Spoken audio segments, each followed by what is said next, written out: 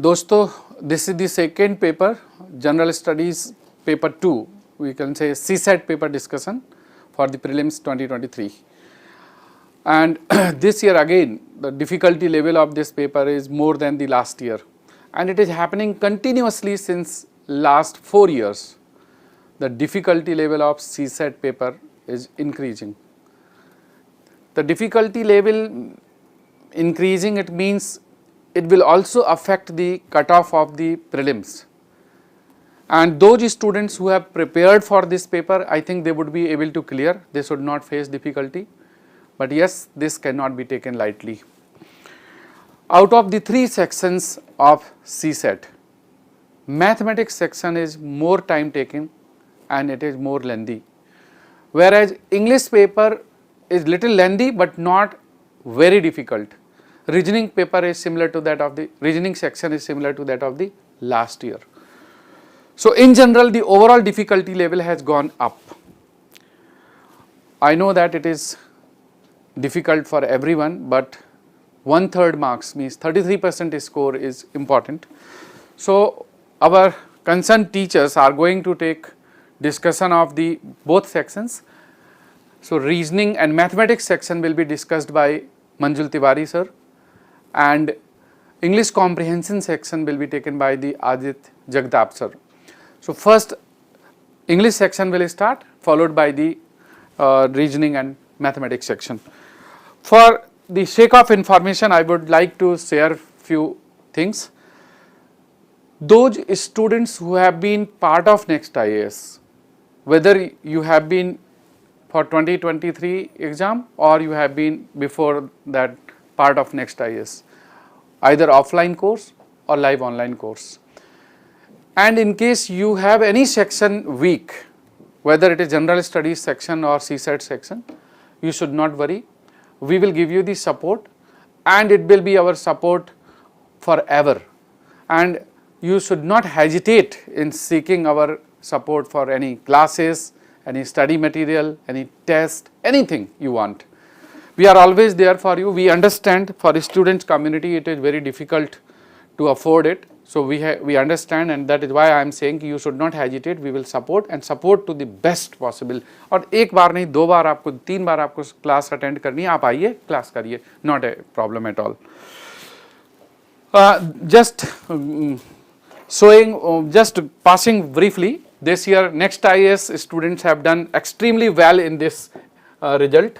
और आप यहाँ पर अगर देखेंगे तो one thing which is very inspiring, that classroom student, he was rank 5, it was 5th rank and it was first attempt.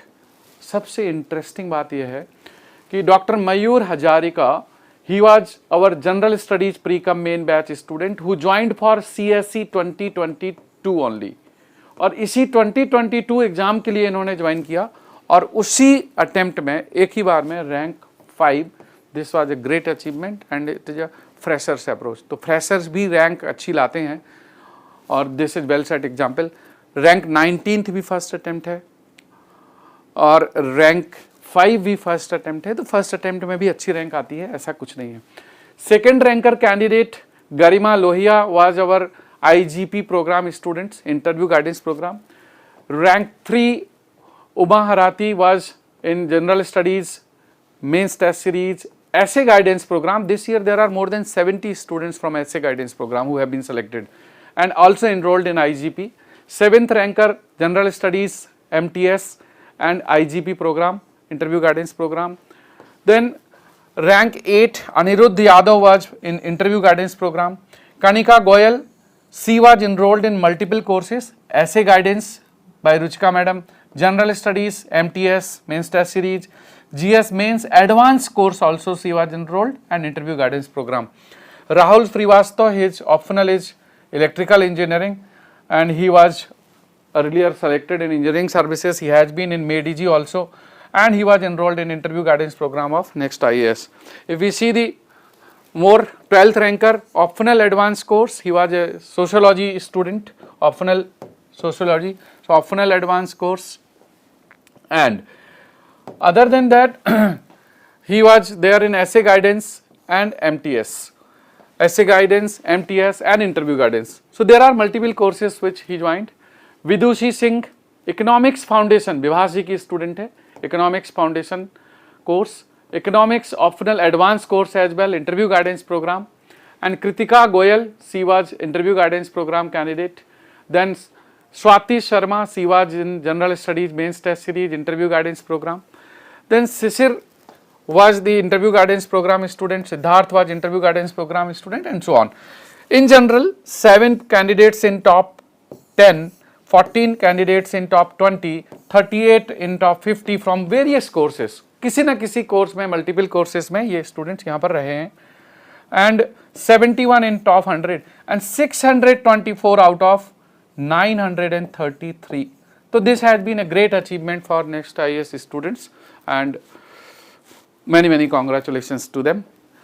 अगर हम बात करते हैं कि Next IAS how many courses we offer, तो General Studies Foundation, this is the main course of the Next IAS, General Studies Foundation course and optional foundation.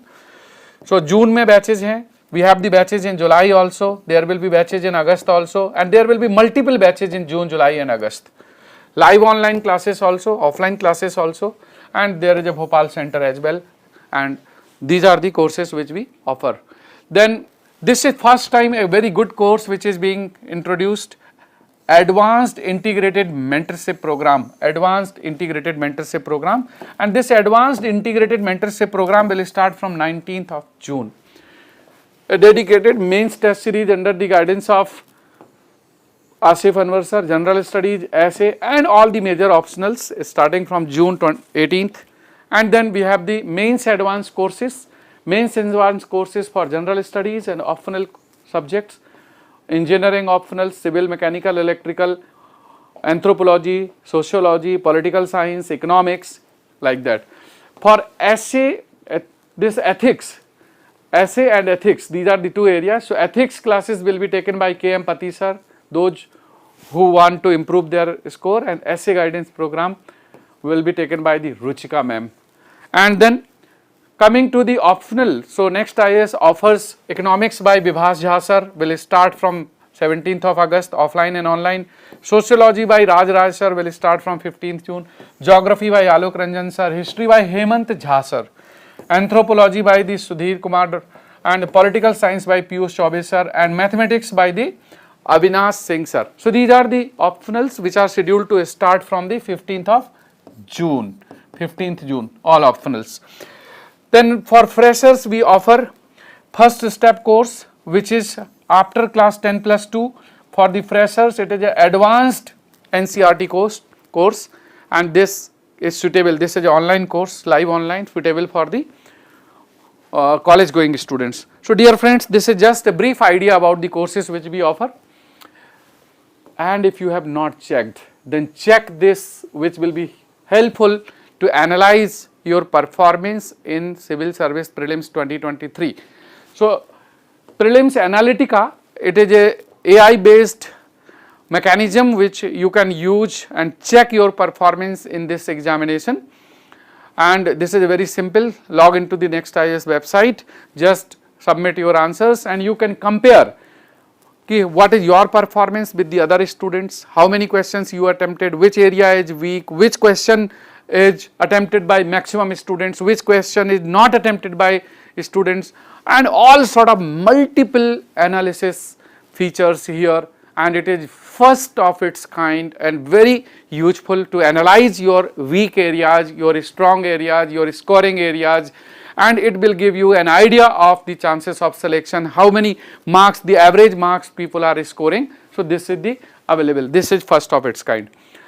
Just for idea, the cutoff which has been predicted by the Next IAS team, we believe that the paper 1 General Studies was also tough and paper 2 is also tough. So depending on the difficulty level, and because of this difficulty level, we believe that the cutoff is likely to come down, and here 2020 it was cutoff 92.51 general, 2021 it was 87.54, and just last result it was 88.22. This is general cutoff. Last year also we predicted around 87 plus minus 2 marks and it was in the same range. This year Next IAS faculty members have predicted कि cutoff will come down, it may be in the range of 81 to 85 marks. So it pays somewhere 83 plus minus 2, 81 to 85 marks, this is expected cutoff. For the EWS it is 78 plus minus 2 marks, OBC, SC and ST category, these are the predicted cutoffs. This is on the basis of difficulty level of the question paper.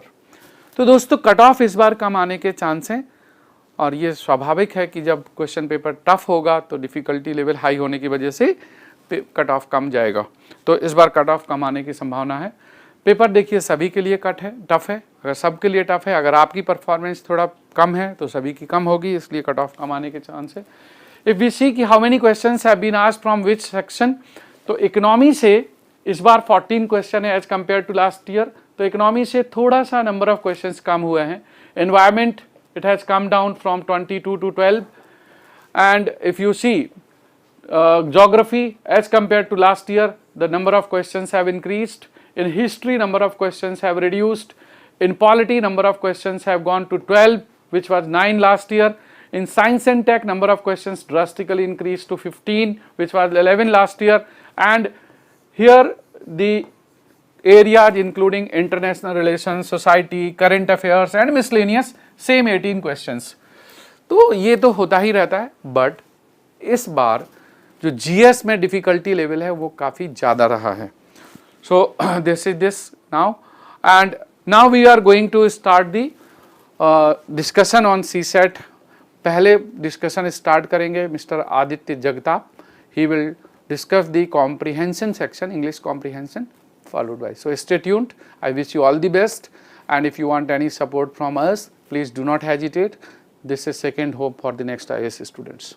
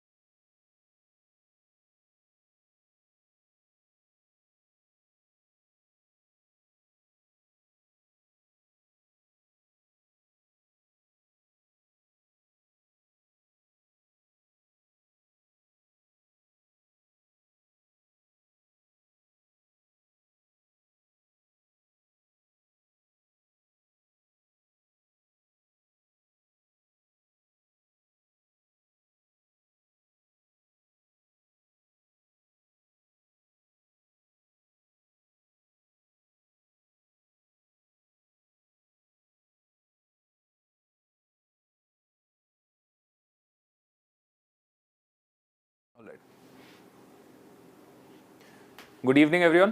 So, my name is Aditya Jagtap. I'll be talking to you about the verbal part of the CSAT exam. Before we get started, obviously, I need to discuss overall how the CSAT paper was. So, overall, we can say it was somewhere close to moderate. That is because of the mathematics part and the reasoning part, especially the mathematics part, and Manjul sir will cover that in detail. What we are studying today is, however, the verbal part of the CSAT exam that was conducted today. Now, verbal part I would say is easy to moderate. Most of the questions that we have done in verbal have been asked before. So, just a moment. So, I just want to categorize these questions into the question types that have been asked before. So, inference, assumption, ठीक है.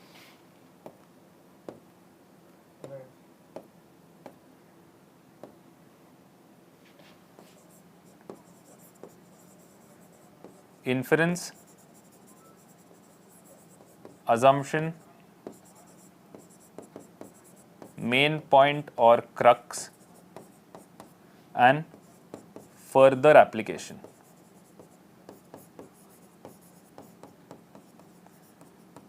So ठीक है, first off I want to start by saying that the verbal part of the CSAT paper was predictable. We did predict it to a certain degree.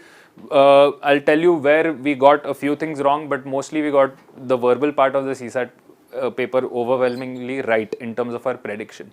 Now for inference questions, what has changed is, and I'll discuss this shortly, inference questions, there are total 5 inference questions. There are total 7 assumption questions. And there is 1 further application question. But the main change, so if you notice, these are just somewhere close to 13 questions. So all the remaining questions have come from main point or crux. 14 questions have been asked from main point or crux. This itself tells us that the level of difficulty is slightly lower. Now for assumption and inference, we have held 2 sessions each. And we have solved somewhere close to 60 questions in each session. And for main point and crux questions, so we have solved somewhere close to 200 to 300 questions. Because in each class, apart from having 2 specific classes for it, in each class for each paragraph, we discuss the main point of the author. I'll be discussing that today as well. Alright. And further application questions, these are these rarely asked difficult questions. Only 1 has been asked. So usually what the part that we got wrong was, usually main point questions used to be 4 to 5 because they were usually a easier part of the paper. This time it has been increased to 14 questions. And inference and assumption questions, which are usually confusing for students, those have been reduced. Okay, but where has the paper gotten a little difficult, has gotten a little challenging for students is in the area of total number of words or how much ever essentially information we have to go through to solve the passages. So we have 27 questions. But the problem with these questions was that for many questions, passages were more lengthy. The options were more lengthy. Options also lengthy. So passages lengthy the, options lengthy the. And one other change which I want to actually show you is that if you look at, this is the second question from set B, if you look at this word, best reflects the crux. तो ये usually bold में आता था print होके. So a lot of students didn't end up making mistakes. ये आजकल normally print कर रहे हैं लोग. So oftentimes we get confused कि क्या पूछ रहे लोग. So these are the 3 sort of changes that they have made. Not really changes but minor changes, but length changes actually affected how much time students took. And this more lengthy really affects the overall entire attempt only. मतलब maths का attempt affect हो जाएगा, reasoning का attempt आपका affect हो जाएगा lengthiness से. So this has added to the overall level of difficulty, but as we can tell, the questions have remained predictable. Right, let's go to the, yes. Let's go to the first passage in the first slide.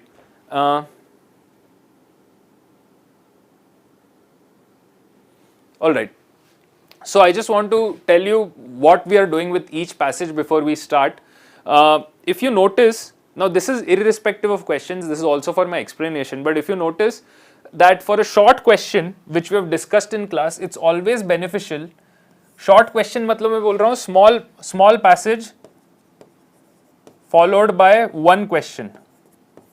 This is a short question. अगर एक passage के 2 questions होंगे 3 questions होंगे तो it doesn't really apply, but always pay attention to what the question is asking first. We are being asked about assumptions. So let's look at the passage now in the light of that. Always pay attention to what the question stem is asking in short.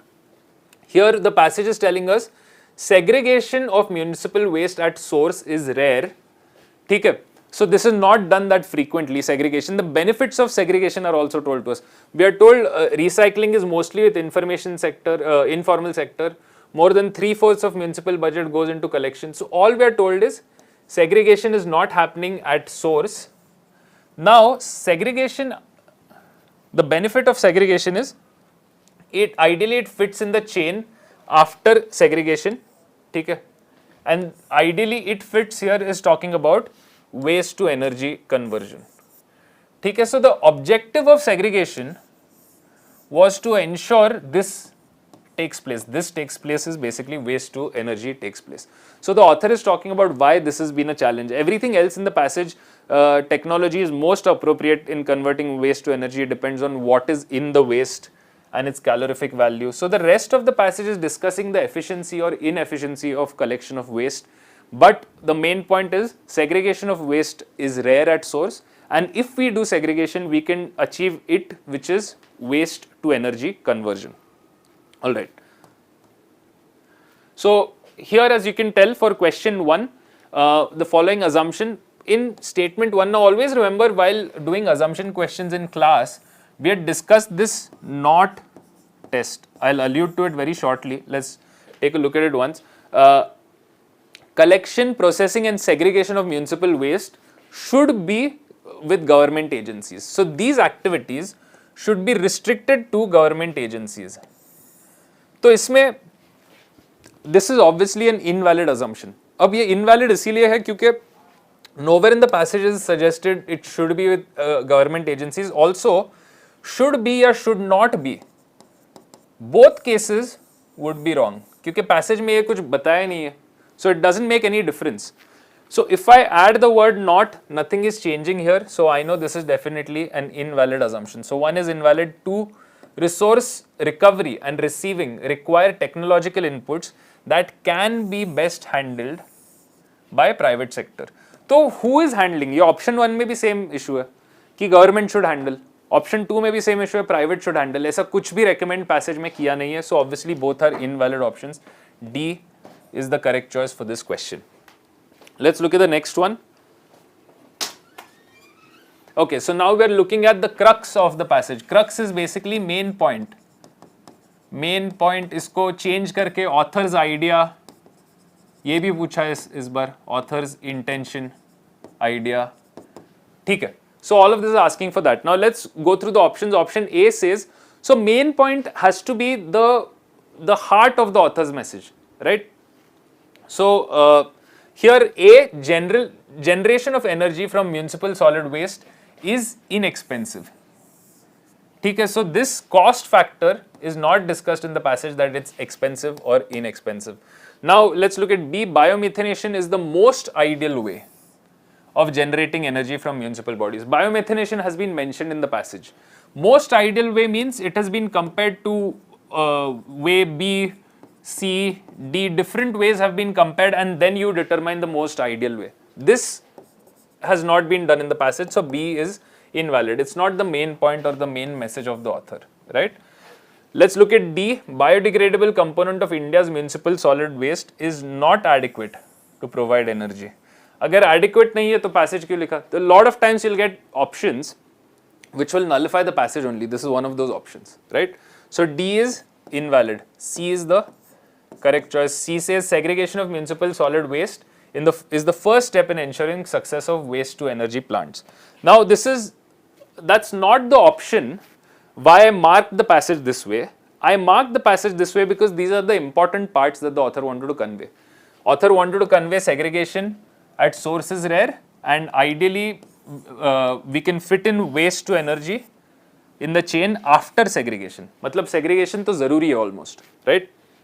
So this is what option C was saying here. Segregation of municipal waste is the first step in ensuring the success of waste to energy plants. All right. Now let's look at passage 2. Here we'll go through the passage first, but of course the questions here are assumption based questions and again crux of the author question. Let's look at the passage. There is a claim that organic farming is inherently safer. ये author इसको claim बोल रहा है. But sometimes if we just read these green words, organic farming is inherently safer, but sometimes certain organic farming practices may contain toxic chemicals. ठीक है, तो author essentially wanted to communicate these things. The person who will mark the passage while reading in an efficient way will be more accurate in their answer. If you just mark everything, you don't know which is important, which is not important. Okay, so the author here is saying कि inherently safe नहीं है organic farming. There are some risks associated with it, and we should know when to use it and how much to use it. That is what we need to know about organic farming and pesticides. But it can contain toxic elements. So in short, organic farming can contain toxic elements. Now let's look at the question. Based on the following, based on the passage, the following assumptions have been made. एक चीज याद रखनी है कि assumptions, inferences and fact based questions वो passage के कहीं से भी आ सकते हैं. Like main point can be one thing which we have marked. We have already marked it, right? One thing in a few words, but one thing. These can be created from anywhere in the passage, so we'll have to search along with the option to find out if it's the correct option or not. Let's look at one. Organic farming is inherently unsafe for both farmers and consumers. So I've already marked that people think it's inherently safe. So is inherently unsafe for both? This has not been stated in the passage. So is inherently unsafe is not inherently unsafe. Both of these choices do not create any change in the passage. The passage remains intact even if I add the word not, even if I remove the word not. In short, one is an invalid assumption. Two, farmers and consumers need to be educated about eco-friendly food. Now passage is talking about what? Passage throughout is talking about organic farming. Many students, I feel, based on whatever we have solved as well, many students have gone with 2 as valid because farmers and consumers need to be educated. Ye part to sahi hai. There's no problem with this part. Most students will read this part and mark it, but it's not the answer choice. Because about eco-friendly food, no discussion about food in the passage. No mention of eco-friendly food in the passage. So the right choice is option D. This is again a question that I think many students may have gotten wrong because they haven't read the last word. Alright, D is the correct choice for this question. Let's look at the next one. Okay, now which one of the following statements best reflects the most logical, rational and practical message? As you could tell earlier, this they have stopped making in bold. Okay? This full thing from most to message would be in bold and italics. We just need to pay attention to one word. So careful reading of the question would be a little more careful than usual because bold में नहीं है. Okay, let's look at A. Main point ही ढूंढ रहे हम लोग, author का main message ढूंढ रहे. So in A, in India, organic farming should not be promoted as a substitute for conventional farming. So organic farming should not be promoted. Not discussed in the passage, not the main point of the author, not the main message of the author. So A is invalid. B, there are no safe organic alternatives to chemical fertilizers. कोई safe organic alternatives नहीं है to chemical fertilizers. Invalid, not stated in the passage and not the main point of the passage. So both A and B are incorrect. Let's look at D. The aim of organic farming should not be to generate huge profits. The aim of organic farming not as such discussed in the passage. Should be या should not be to generate huge profits as there is still no global market. ये पूरा ही गलत है. There is no mention of the main point of the author. C is the only possible choice. In India, farmers need to be guided and helped to make their organic farming sustainable. Like we have discussed here, awareness is needed. Not is still young and they are confused about which product to use. We are told here, unfortunately, we don't know how much to use and when to use. So clearly more awareness is required. Here in India, farmers need to be guided and helped. C is the correct choice. Let's look at the next passage. Okay. Easy way to again read the main point of the passage, just read the words I've marked. Consumption patterns have changed substantially. Okay. And it's impacting food and nutrition security. Further, intensive monoculture and agriculture practices can perpetuate the bad things. So these words indicate more or less what the author's main point is. The author was talking about food consumption patterns have changed. This has been negative. Its impact is negative. Intensive monoculture is also discussed in the light of this. Now, production has increased is told to us in the passage. It has not sufficiently addressed malnutrition. So even though there is supply, nutrition is the problem, right? We are discussing nutrition as the problem and nutrition security. This is the major problem here. Most of the other part of the passage is easy. Those passages where I feel I need to read and explain and simplify it further, I'll do so. Here if you look at question 5, now like I said, the other change in the exam has been longer options and questions, right? If the question stem is longer, if the passages are longer, if the options are longer, we need to invest more time, and that has obviously caused a problem with the rest of the questions you've solved. So based on the above passage, the following assumptions have been made. Let's look at 1. To implement SDGs and to achieve zero hunger goal. पहले तो यहाँ तक ही problematic है, ये SDGs भी कहीं पे भी mention नहीं है, nowhere mentioned. Zero hunger goal nowhere mentioned. Monocultural agricultural practices are inevitable, they are necessary. So in short, monoculture is necessary. ये passage पे कहीं पे भी बोला नहीं है. So even though the first half of the option is already problematic, this is outright extreme, not stated in the passage. So 1 is invalid. Now if 1 is invalid, option A, by the way, comparing paper 1 and paper 2, both में these kind of options are rare this time, but if you get those options, make sure you use them. इसमें if 1 is invalid, that eliminates option A and D. So all you need to check, दोनों में 3 common है, ठीक है, तो 3 तो check करने की जरूरत भी नहीं है. All you need to check are 2 and 4, इनमें से एक, right? So let's start with 2 here. Dependence on a few crops has negative consequences for human health and the ecosystem. So monoculture being negative has been discussed in the passage. So dependence on a few crops has negative consequences for human health and ecosystem. This seems to be valid. Let's look at 4. For the present, monoculture agricultural practices, farmers receive subsidies in various ways, and therefore they do not tend to consider crop diversity. So in short, this is saying farmers receive subsidies. Don't read any of the other parts, words in the option, because they confuse students, right? Let's just read the words. Farmers receive subsidies, therefore they do not tend to consider crop diversity. This is also invalid assumption. कहीं पे भी बोला नहीं है कि farmer receive subsidies and therefore उनका consideration or their ability to consider crop diversity and other factors goes for a toss because they are receiving subsidies. Nowhere told. So 4 is invalid. So obviously we are going with option B, right? इसमें 4 invalid हो गया. We are going with option B. Okay, so I'll just explain options B and statements 2 and 3 or option B. Statement 2, I've already told you that dependence on a few crops is negative, has been discussed in the passage. Now let's look at 3. Government policies regarding food planning need to incorporate nutritional security.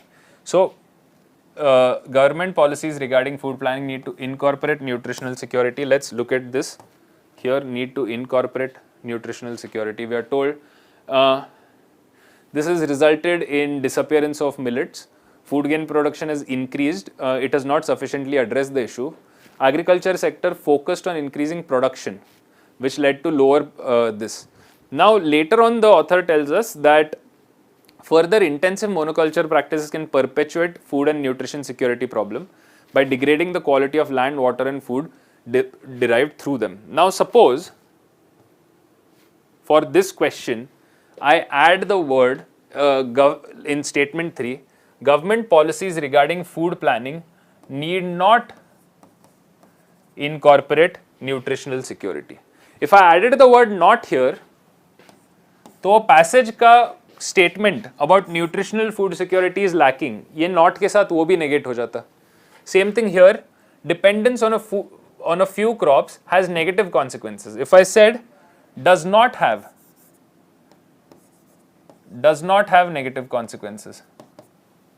So again, some part of the passage would have become incorrect. So the benefit of getting so many assumption questions in the exam, as we have discussed it in class before, the benefit is I can check whether a particular option is right or wrong.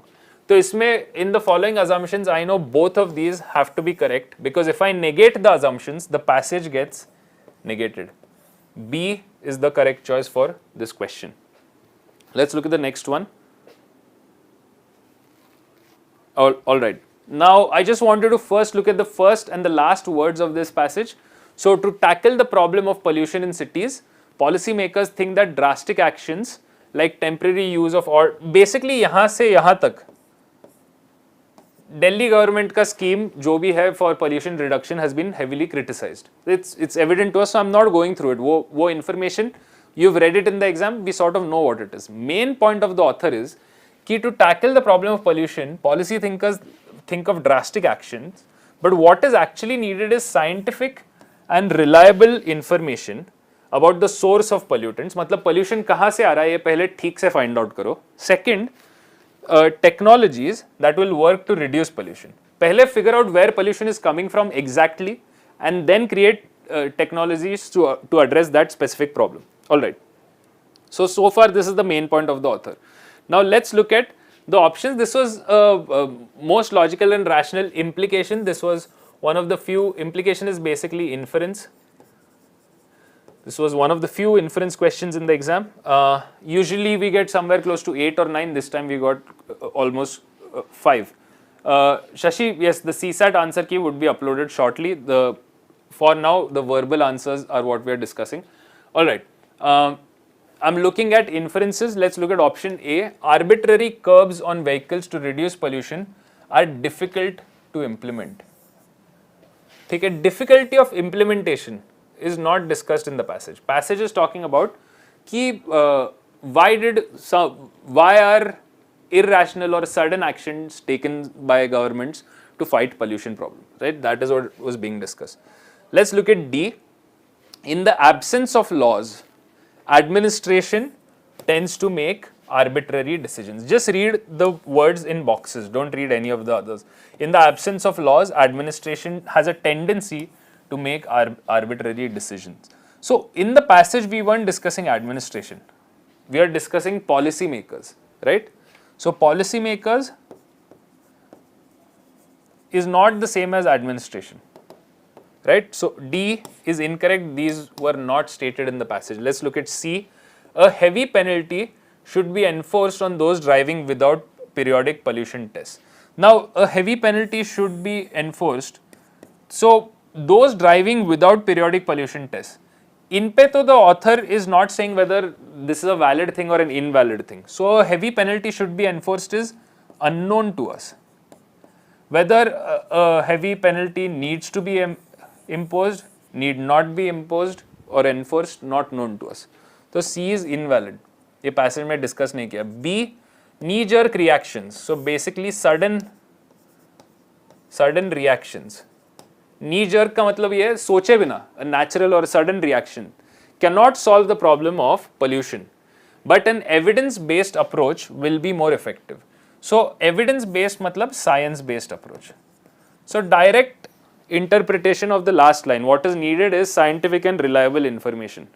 What is needed is evidence-based approach. Option B is the clear choice. Not a question we could afford to get wrong. This I'm hoping everyone got right. B is the correct choice. Although the change is, like I said, passages thode lambe. We still got only short passages. We didn't get one with 4 questions or 3 questions, but the passages are slightly long. All right. Let's look at this question. This was a little. That's great to know, Himanshu. Those of you who are getting right or wrong, please keep a track of it. So, just a moment.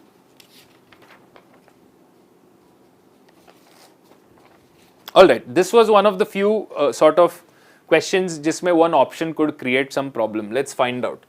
Let's look at good corporate governance to provide accountability. This is what it's useful for. And investors look to place their funds where the standards are met. Okay, investors want to place their funds where good governance standards are met so that they know how their money is being used.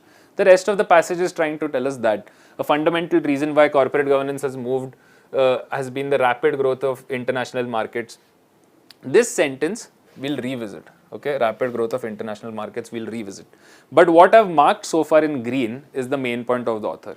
Key investors look to have good governance so that they can put their money there and they know that their money is safe, basically. ठीक है. अब Let's look at the questions. So this is also one of the few inference questions. So an inference is basically a conclusion we make based on two facts. So the example that I often give is dark clouds and water everywhere. Suppose you step out of the house and you see dark clouds and water everywhere. So you put fact A and fact B together and you infer fact C, which is rain. There are dark clouds everywhere and water is everywhere. So your inference is it has just rained. So you've taken two facts and come up with a new fact. Alright, this is what a traditional inference will look like. That is not necessarily how each question is asked, but it's good for us to know. Let's look at option A here.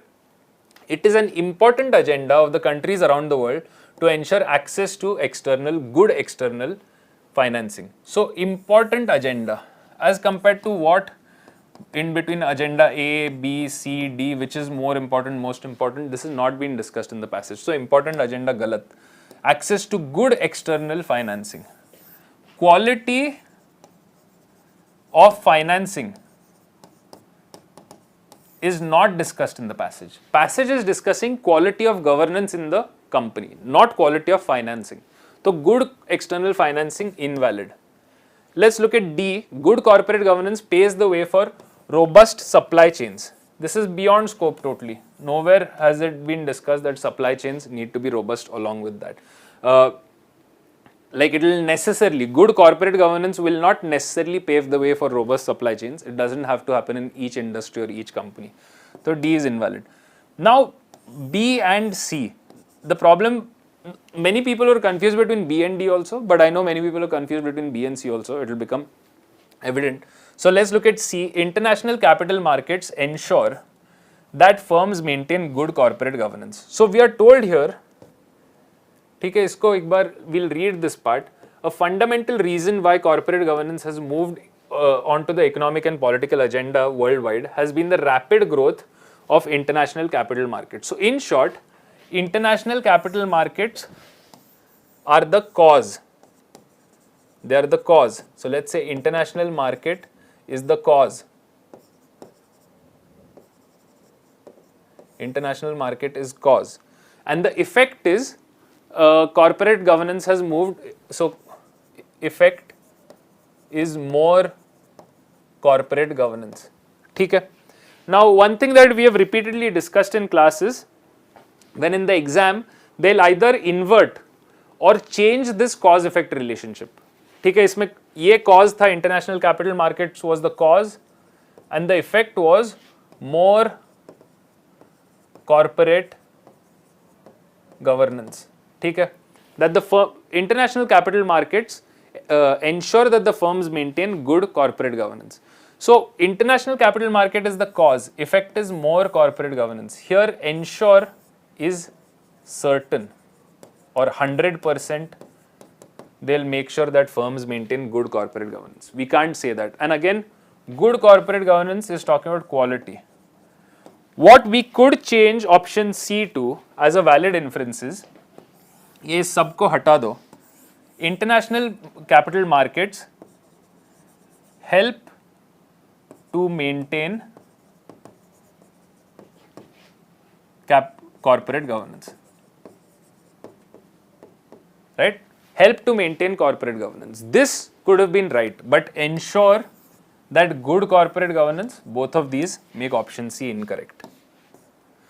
Alright, we are left with only B. Good corporate governance improves the credibility of the firms. We are told this just by this line, investors look to place their funds where the standards are met. Right, standards are met. Uska matlab, good corporate governance improves the credibility of the firms. So credibility of the firms is basically where standards are met. Alright, so for this question, B is the right choice. Let's look at the next one. This was a easy question, of course. Ek option was problematic, but the question overall is easy. Let's look at this. Elephants are landscape architects, and in which way they shape the landscape is given from start to end. So they affect a big part of the ecosystem. All right. Now let's look at the question, which one of the following best reflects the most logical rational inference? So that can be drawn. Let's look at A. The home range of elephants needs to be a vast area of rich biodiversity. So needs to be a vast area of rich biodiversity. ये दोनों we can't infer. To infer something, to conclude something, I need a fact associated with it in the passage. कहीं पे भी amount of area not discussed, कहीं पे भी level of biodiversity in the system not discussed. So A invalid. Let's look at B. Elephants are the keystone species and they benefit the diversity. Now ये elephants are the keystone species. पहले तो passage में, from the passage, we are told to answer all the questions based on the passage. Passage में keystone species not discussed. Whether elephant is a keystone species or not discussed. So ये क्या है ये भी बोला नहीं है passage में, और whether it is a keystone species or not discussed or implied. Unless and until I know elephant versus, let's say, tiger versus bison versus rhino, only then in a passage where multiple species are discussed and one species ka impact is much more than the others, only then can we say keystone, right? So keystone passage se bol nahi sakte. Let's look at, many people have gone with B, that's why I'm saying. C, rich biodiversity cannot be maintained. Ye cannot be maintained, to passage kyun likha fir? So this is one of those questions like we have discussed in class, lot of options will negate the entire passage. So this is one of those, this is obviously incorrect.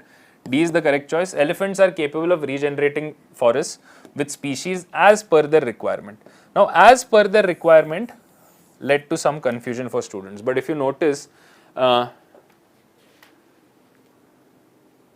in times of drought, तो उनका requirement हो, in times of drought, requirement basically, they access water by digging.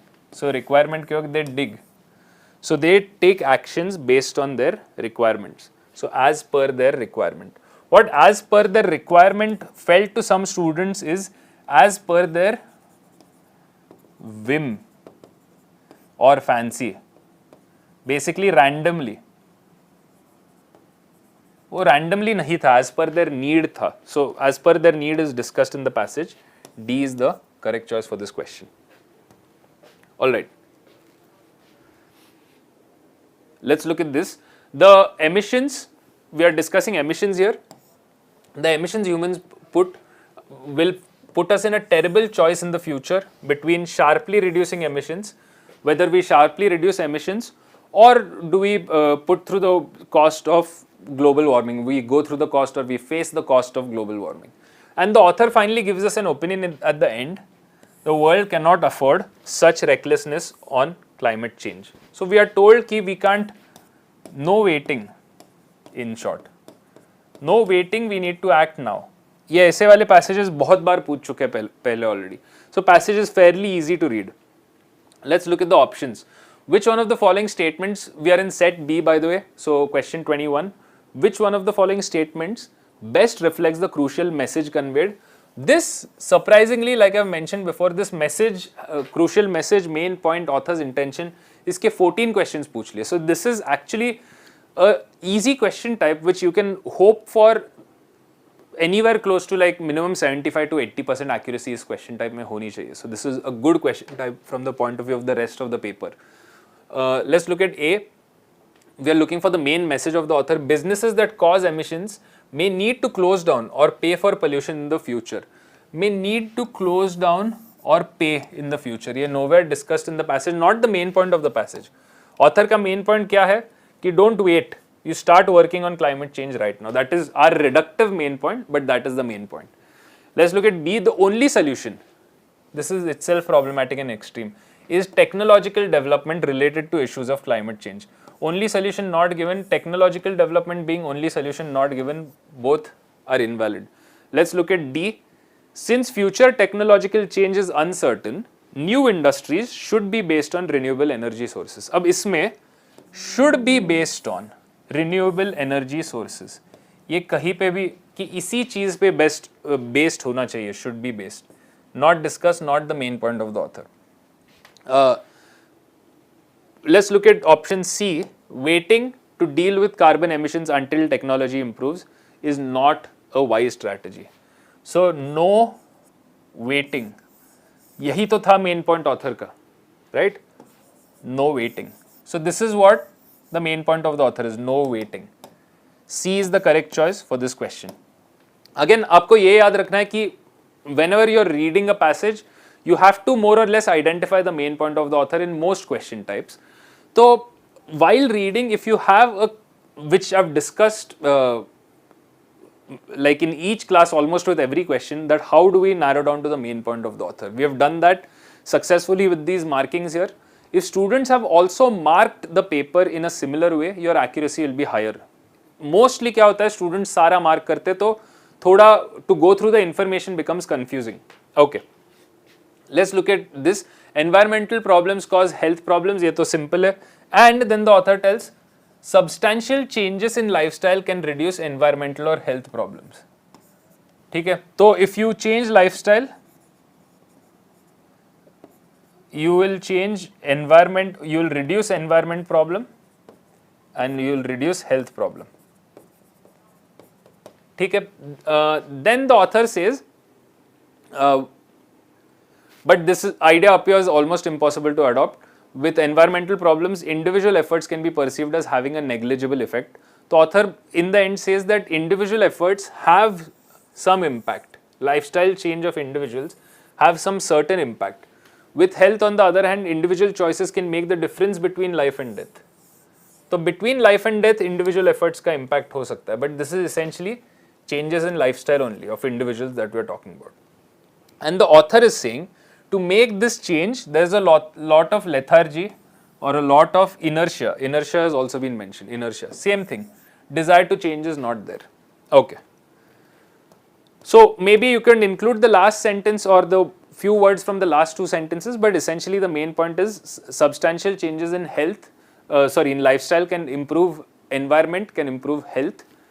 So let's look at the options.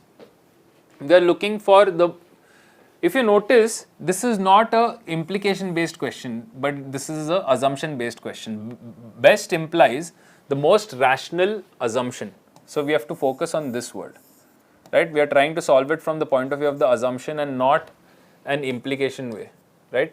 Okay.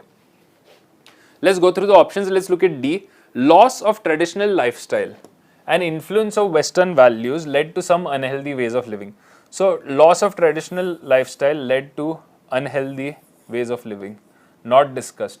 Influence of West led to unhealthy way of living, not discussed. D is outright invalid. We don't need to discuss it further. Let's look at C. Health can be protected even if environmental problems go on unattended. Now isme, this is another question 22 in set B, that may have confused students, and that is because of option C and option A. Let's look at option C. Health can be protected even if environmental problems go on unattended. So isme, let's say I change lifestyle. Change lifestyle. So if I change lifestyle, health will improve. ठीक है, and suppose करो कि if I've changed my lifestyle, my health is improving, so my health is constantly improving. ठीक है, but this can happen even if, and the environment is constantly being degraded, right? So this is the map of the environment. So even if this is happening to the environment, my life can go in this direction. That is what option C is saying, and it's incorrect because, let's look at here, we are told with environmental problems, individual efforts can be perceived as having negligible effects. With health, on the other hand, individual choices can make the difference between life and death. So here, just right, the actual part is here. Environmental problems cause health problems. So, like I showed you, if this is my health chart, it has been consistently improving because of lifestyle changes, right? And the environment chart is like this, right? Environment is falling. So the first sentence says environmental problems cause health problems. So this drop in the whatever balance of environment is going to affect this graph as well. This graph is connected to environment being stable as well, right? So that is why option C is incorrect. Health can be protected even if environment problems go on unattended is incorrect. Health cannot be protected होना चाहिए था even if environmental, ये even हट जाता if environmental problems go on unattended. If I added the word not here and removed even, फिर option C सही हो सकता है, otherwise option C is invalid. Alright, so D and C are gone. B, it is the job of the government to solve our environmental problems. ये passage में कहीं पे भी implied नहीं है, या we can't assume it. Even if I say it is not the job of the government, तो भी ये assumption is not going to affect the passage at all. It is the job, it is not the job, this is not going to affect the passage. So B, C, D are invalid, A is the correct choice. We are likely to spend more money on cure than on prevention. ठीक है? So this question between A and C is problematic, but what I want you to consider, and this is the only problematic question as such, like we can put a star mark here next to A as to what UPSC may or may not do. There are two more problematic questions, but not as problematic as this, because we are likely to spend more money on cure than prevention. ये कहाँ से आ रहा है? So we are told here कि let's say environmental problem हटाने में inertia है and health problem हटाने में, let's say यहाँ पे कहाँ पे health problem हटाने में there is lethargy. So to get rid of environmental problem there is inertia, to get rid of health there is lethargy. So these things aren't going to move. So we are going to therefore spend more on cure than prevention. ठीक है? So this we can say is a valid assumption after we see in the light of this. But of course option C seems like a tempting choice, पर ये गलत है. Can be protected नहीं हो सकता. Cannot. दोनों साथ में चलेंगे. Health and environment both will impact a person's life. All right. A is the right choice for this question. Let's look at the next one. ठीक है, इसमें this passage was, I've just marked the main point. Many people are not eating the right food. Right food are not eating nutritious food. Nutritious food लिखना. This is basically the main point of the author. कि nutritious food हम लोग खा नहीं रहे. उसके चलते there is increasing NCDs. Part of the reason is that nutrition is under threat worldwide is that our food systems are not properly responding to nutritional needs. तो अपने food systems को nutritional needs के साथ align करना है. That is what the author's idea or message seems to be. Let's look at the question. We are looking for the main point of the author or the crux, right? Baki students, how is it going so far? Himanshu, Shashi, all right. Let's look at question 23. Which one of the following best reflects the crux? Let's look at option A. The scheme of UBI should be implemented worldwide. ये कहीं पे भी discuss नहीं है that it should be implemented worldwide. D. Using modern food processes, we must fortify food items. So ये modern food will help fortify, not discussed in the passage, nowhere stated, cannot be the main point. अगर mention नहीं है passage में in any way, shape or form, तो main point नहीं हो सकता. Let's look at C.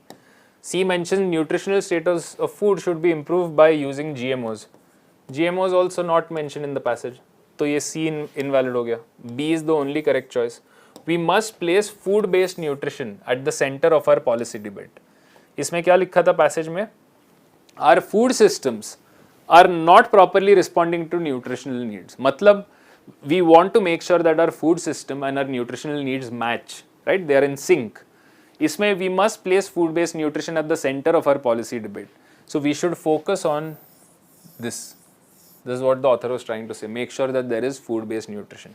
Policy debate not directly stated, but if I said that we must place food-based nutrition at the center of our debate, it still applies, right? At the center of our policy debate, nothing much changes. So B is the correct choice, especially when A, C and D are outright incorrect. All right. Now let's look at this question.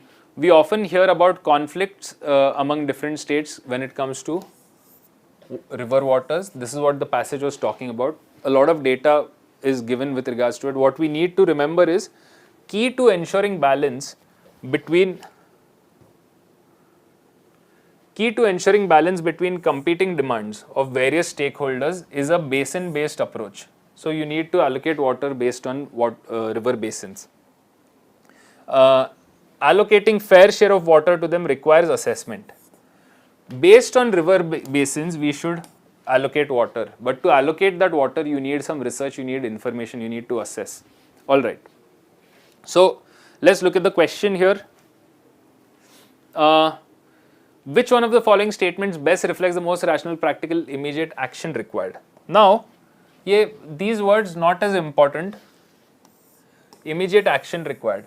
If you remember, I categorized the questions as assumption, inference, main point. Yahi teen type main aaye. Further application questions are basically critical reasoning questions. We've spent a lot of time solving these questions. ये usually 3 से 4 आते हैं, इस बार एक ही आया. ठीक है, immediate action required. So we need to determine which action can resolve the problem. पहले problem क्या था कि ये basin based approach नहीं है तो river dispute चल रहा है. ठीक है. To have basin based approach of allocating river waters properly, you need to make sure that you assess पहले कि किसका पानी किसको दे, ये assess करना पड़ेगा. Right? That is what the passage was talking about. Let's look at these options. Let's look at D. To mitigate water crisis, water demand of sectors such as agriculture and industry should be reduced. ये water demand should be reduced, completely invalid. ये further application में नहीं हो सकता. C. Water channels should be created. Again, passage is talking about exactly how to address this problem. Basin based approach लगाओ. Assessment के बाद basin based approach लगाओ. So nowhere can I say new water channels between regions of water surplus and water deficit should be created, not stated in the passage. Let's look at B. All river systems of the country should be linked and huge aquifers created. All river systems, we can't say. Maybe if this said maybe major river systems, we could think of it, but all river systems makes B incorrect. A is the correct choice. A national pragmatic legal and policy framework for water allocation should be made. Right? We need a new kind of framework for this. So A is the correct choice for question 31.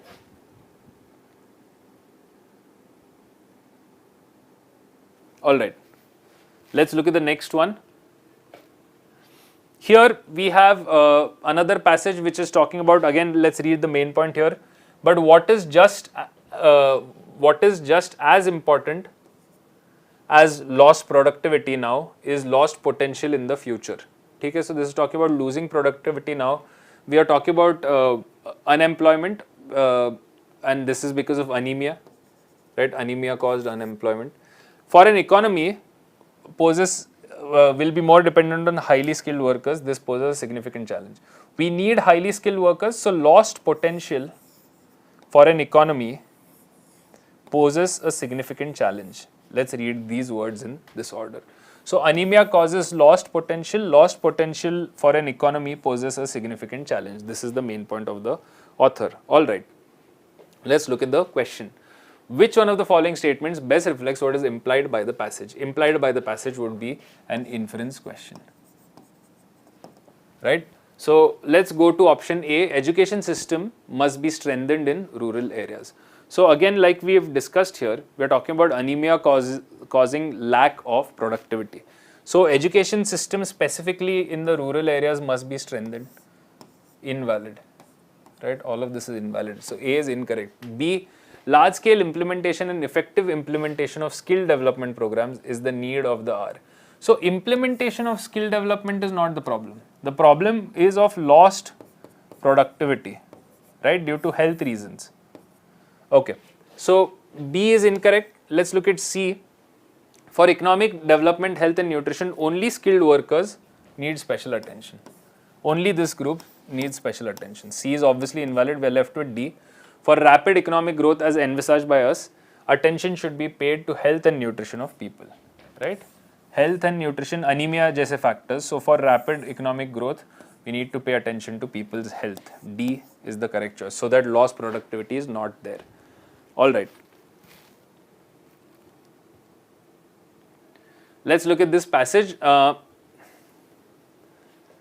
In India, majority of farmers are marginal and small. This is known to us, but this has been told to us again. So one cannot expect autonomous adaptation. Because of this, we can't expect automatic adaptation. What we need is whether farmers are adapting to agricultural practices to climate change depends on whether they perceive it or not. So ये farmers adaptation is dependent upon whether they perceive climate change or not, right? So this is what the perceive matlab notice, study, accept matlab in the sense कि they know that this is a metric to follow, climate change is a metric to follow. All right. So the main point is clear. Let's look at the question. We are looking for the most rational message conveyed. Main point of the author ढूंढ रहे. So let's look at option A. Adaptation to climate change and mitigation response are basically the responsibilities of the government. Is extreme and of the government is incorrect. This has not been stated in the passage. Climate change causes a change in government policies. So causes a change in government policies, not necessarily regarding land use patterns in the country. Causes मतलब ये suggest कर रहा है कि if climate change happens, policy change happens. Like if A happens, B happens. वैसे कोई relationship passage में discuss नहीं है. Alright, so B is invalid. Let's look at D. Since mitigation is not possible, if mitigation is not possible, passage क्यों लिखा? Like I said, this is that option which will negate the entire passage. If mitigation is not possible, government should come up with policies for quick response to climate change. ये government should come up with policies. ये passage में mentioned है, just these words. But that does not make option D correct and that does not make option B also correct. These are invalid for other reasons.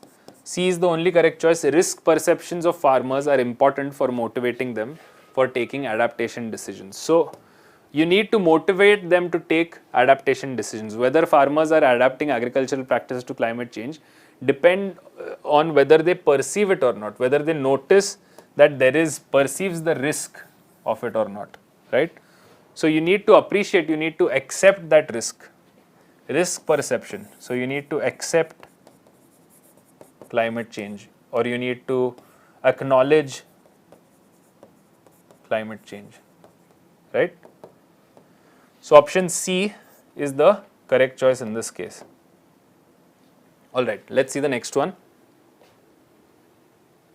Okay. If you guys have any doubts so far, please do ask. So we'll read the main point of the author here. Unemployment rate is frequently used as a measure of poor performance. Okay? But the author says unemployment rate is not the measure of poor performance. ये inaccurate picture है, right? Unemployment rate is a frequently used measure of poor performance is inaccurate according to our author. ये गलत है. So what is correct? The unemployment challenge is greater for people with secondary or higher education. ठीक है? बाकी के लोग are just waiting to get a job. They don't want the jobs that are available. They are just waiting to get the ideal job, quote unquote ideal job. So this is what is causing this so-called unemployment. Okay, let's look at the question. Here we are asked most likely reflects as to what the author of the passage intends. So the author intends is a main point or crux question. Okay. Now let's look at A. Enrollment in schools and colleges is high, but there is no quality education. Quality education is lacking. A. This is invalid. Okay, nowhere in the passage stated. Let's look at D. We are looking for the main point of the author, like I said, author's intention. D. Education system should be properly designed so as to enable the educated people to be self-employed. We aren't talking about kind of employment in the passage. Notice the trick that is played here by the examiner. We aren't looking for kind of employment. The author is not saying public service, the author is not saying private service, the author is not saying self-employed, right? None of these are stated. So people to be self-employed, we need education system to be designed a certain way. Invalid.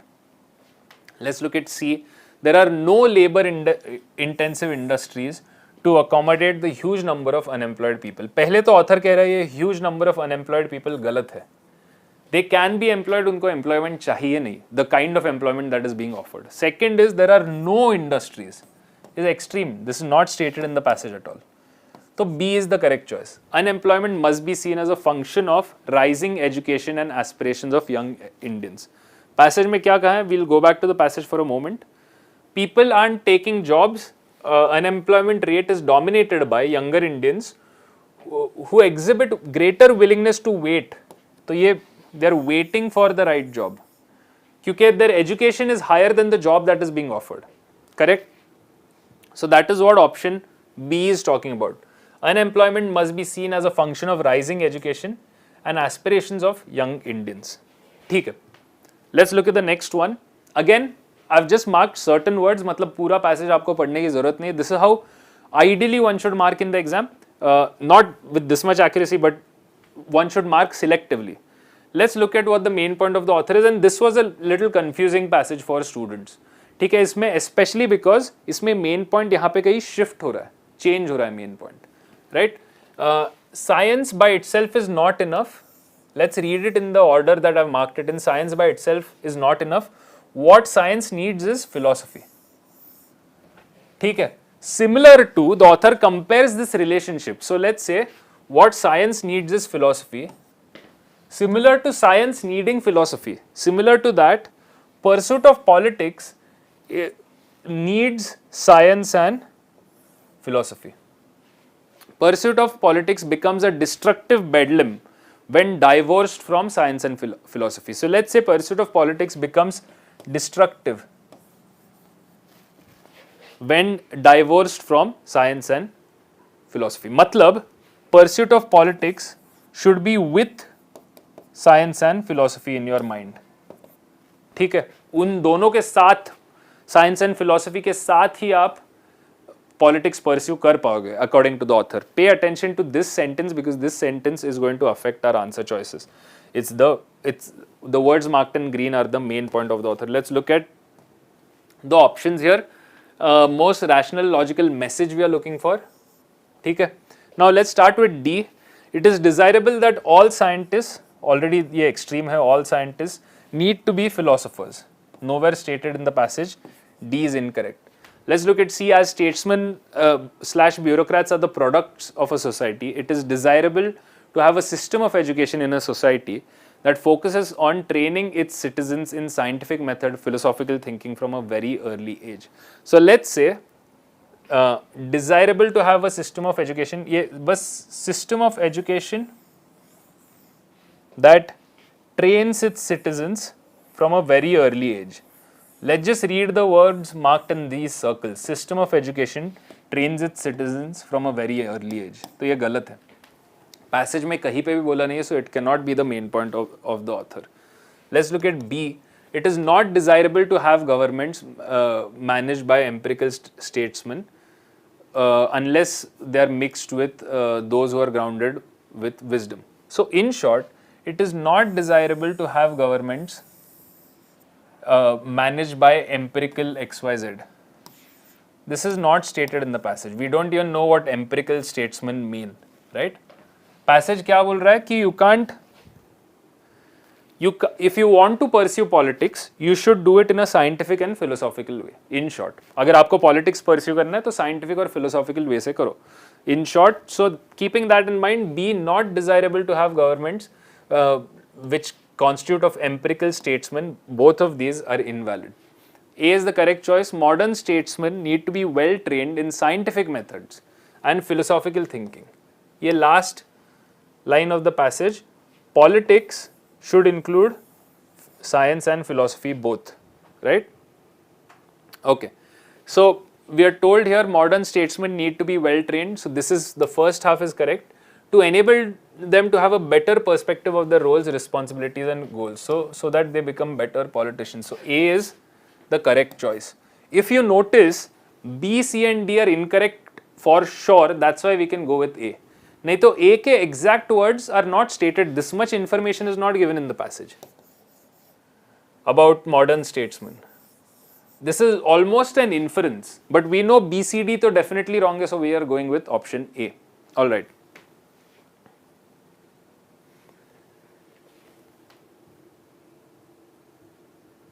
All right. Now let's look at this question. This almost felt like a paper 1 question. I don't want you to answer this from paper 1 में. हमेशा एक दो passage ऐसे आएंगे तो they'll try to use our knowledge from paper 1 in an incorrect way. Let's try and solve this. इसमें main point author का ये है कि goal, what is the goal of the state?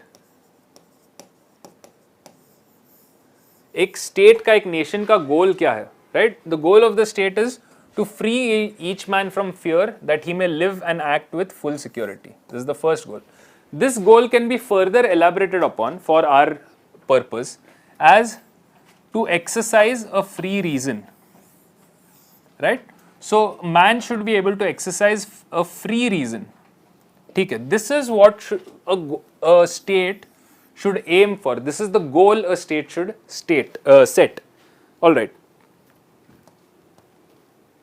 Let's look at the question. Based on the above passage, which one of the following terms best expresses the ultimate goal of the state? Okay, so best expresses ultimate goal of the state is basically an inference question. Personal safety. Now, first, तो health of body and mind. ये health of body would be and mind would be reductive. Let's say reductive and inaccurate. इसको reductive इसीलिए कह रहा हूँ, passage में लिखा है कि may live with full security and without injury to himself and or his neighbor. So the end of the state, I repeat, is not to make. So this is, for example, this is not covering health of the body from the point of view that is discussed in the passage. Passage is saying from a protective point of view. External harm se roko, external fear se roko, right? This is not talking about whether we should have healthier, physically healthier citizens. So health of body invalid. Now A and C, A में personal safety, ये personal safety is physical safety, is also reductive. It doesn't capture what the ultimate goal of the state is. Ultimate goal of the state is a free capacity to employ reason freely, right? Reason being intellect or questioning freely, right? So ये physical safety is also reductive. It doesn't capture what the author's idea of ultimate goal is. And communal harmony in the way we colloquially use it is between religions. So again, not discussed in the passage. A, B and C भी गलत हो गया. D is the only possible choice. A free reason, a free intellect, a free questioning mind. So this is liberty. So 43, correct answer is D. Try not to solve it using your own knowledge or paper 1 type of question. Try and solve it with a passage and you'll be more accurate. Although I think इस question में accuracy वैसे भी काफ़ी high होगी. Let's look at this, the next question. This passage was a little difficult to read, but if we simplify, this passages like these could take a little bit of time. I'll read through it. This is one of the passages that I'll explain fully. But again, I expect you to mark it very precisely in the exam, so it will help you. So the paradox of choice is illustrated by someone's story. This person was a philosopher who wrote about free will. ठीक है? This paradox of choice is explained by this person who wrote about free will. And he also wrote about the inability to choose between many choices. So we are told a story. In a story, a donkey stands between two equally appealing stacks of hay, unable to decide.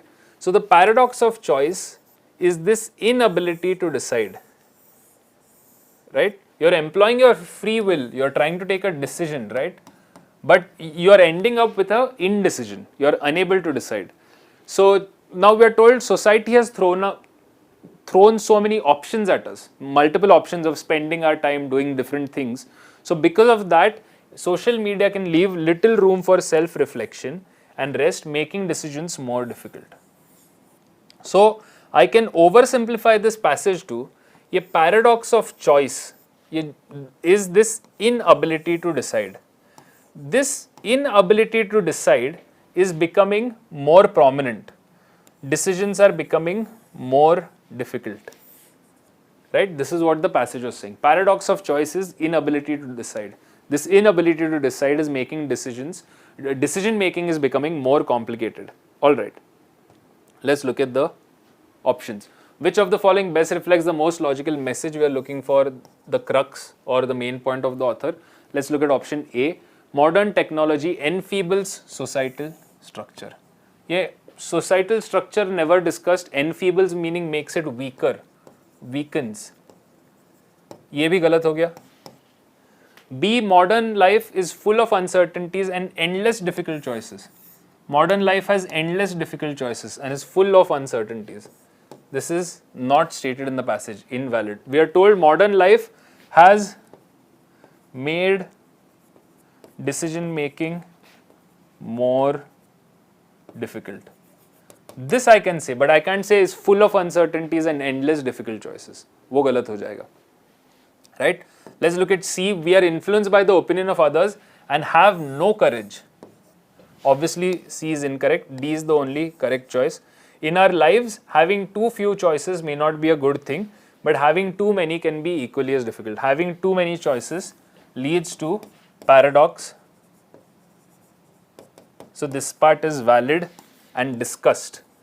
Now the first half, the second half of option D is valid and discussed clearly, no problems.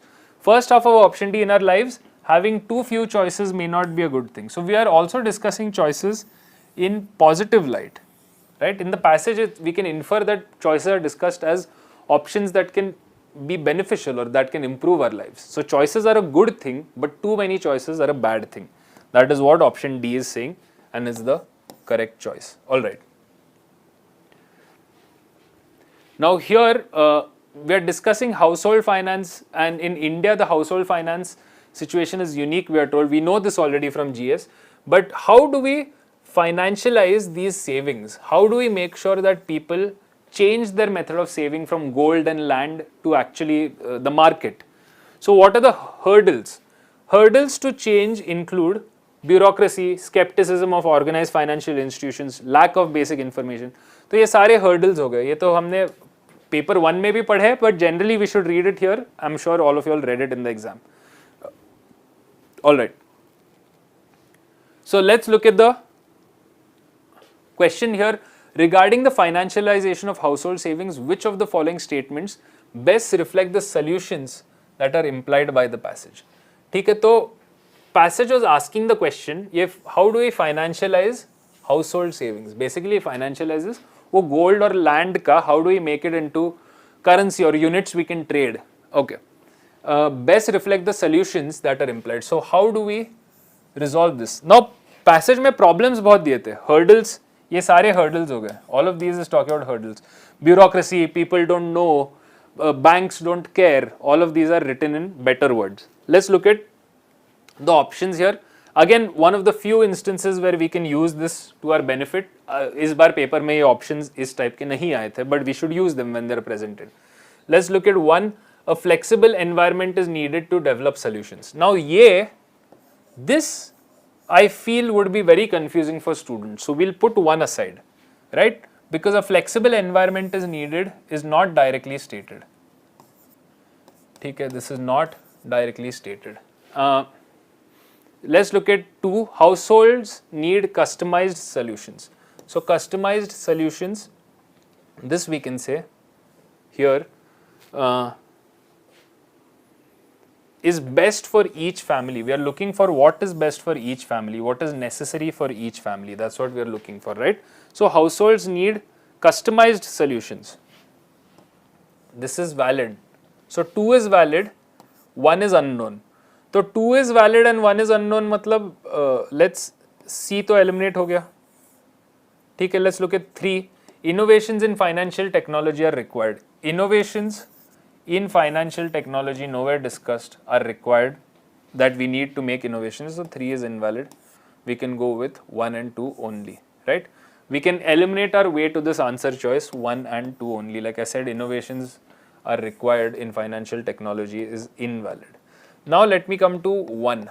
1 is valid because a flexible environment is needed. This means let's interpret this as lesser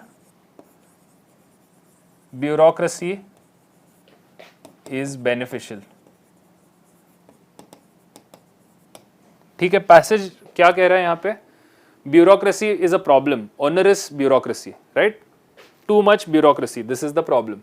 So this problem has been discussed in the passage. So therefore I can say a flexible environment is needed means lesser bureaucracy is needed, right? So the correct answer choice here is A. This was a little problematic for some students, the ones I've interacted with so far. Let's look at this question now. Here also a little complicated way to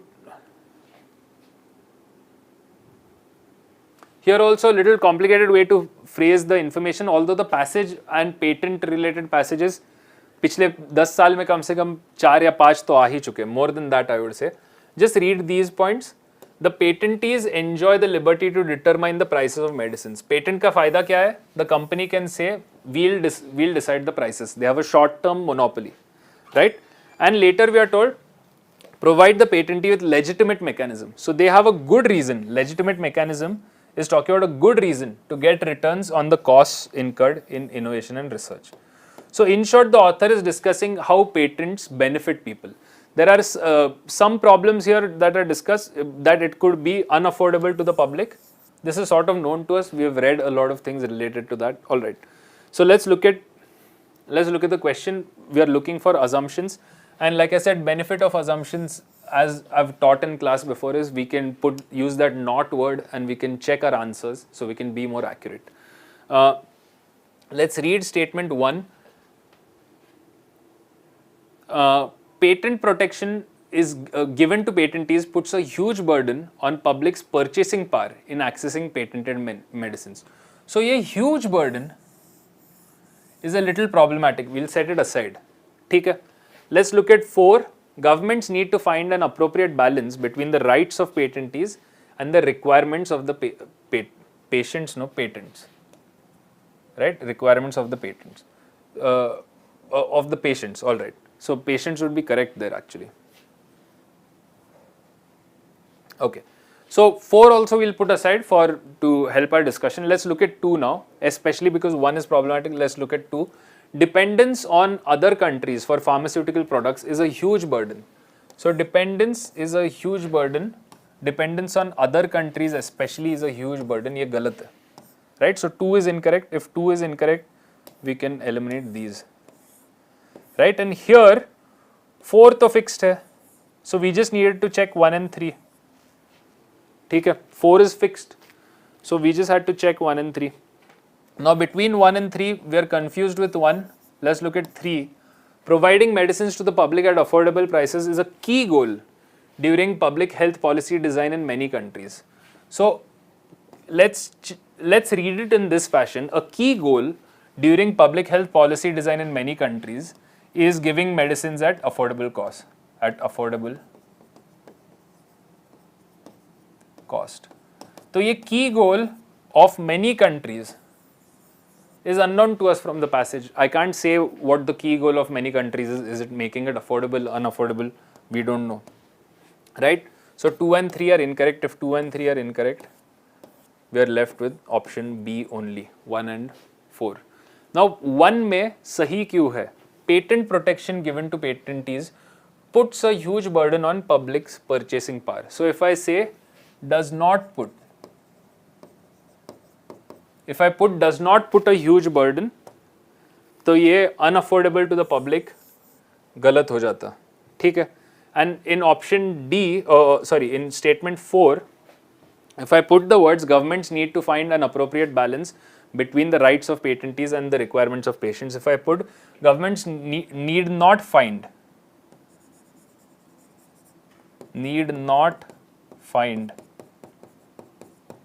an appropriate balance. So if I said that, then this idea that the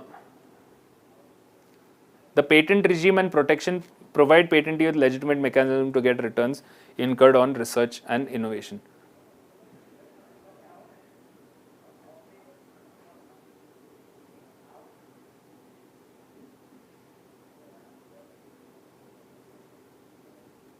All right, I was just going through the leftover part of the passage, but if I make governments need not find, so again the requirement of the patient or unaffordability for the patient, all of those factors would get negatively affected.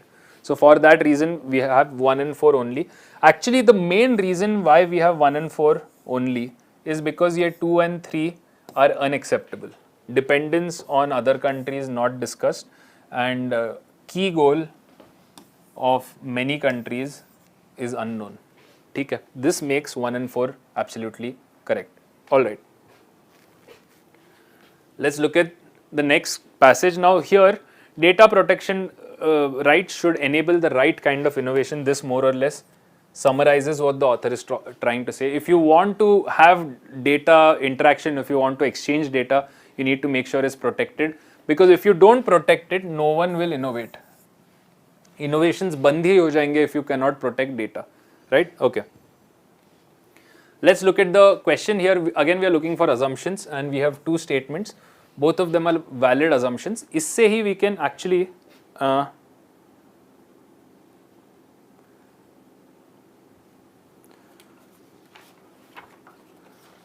just a moment, everyone.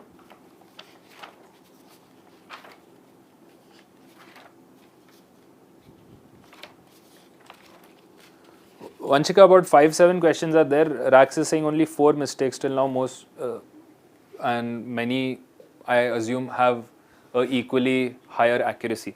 तो वो not का test में इसीलिए बोल रहा था, this is clear from this passage. In this passage हम लोग ये डिस्कस कर रहे हैं कि without data protection people won't innovate because there is no incentive to innovate. So let's look at statement 1. Protection of privacy is not just a right, but it has value to the economy. So is not just a right. Passage में तो लिखा है कि it's treated as a like. The ultimate control of data must reside with the. So ultimate control must reside with the individual. मतलब क्या वो right? It's a right, right? अब legal right है, constitutional right है, we don't care, but it is a right. But it has value to the economy. So it has value to the economy is specifically said because it changes level of innovation, right? More or less. So 1 is valid. 2, there is a fundamental link between privacy and innovation. Again, because privacy, how much privacy will determine how much innovation, right? So there is a fundamental link. So both are valid. Option C is the correct choice. What I want you to remember is, and use it in case you ever have to, if I said there is not a fundamental link, there is no fundamental link between privacy and innovation, वो passage का section गलत हो जाता. So in a valid assumption, in the case of assumption, in a valid assumption, if I negate the assumption, the passage also gets negated. This is what we have discussed in class many times. C is the correct choice. All right.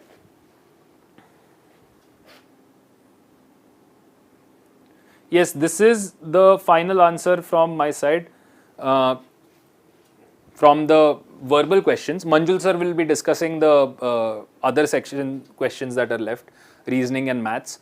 Let's look at the passage. Again, please pay attention to these words, which is forest foods often provide a safety net during periods of food shortages, and we are told important contributions during seasonal crop production. Forest food से shortages के वक्त it can help support the shortage. So the author is talking about whether we should use agriculture food or forest food, and the author then tells us that forest food during gaps of production can actually meet those shortages. ठीक है. Let's look at the question. We are talking about the most logical message again, which is the main point of the author crux. Let's look at A. Food yielding trees should replace other trees.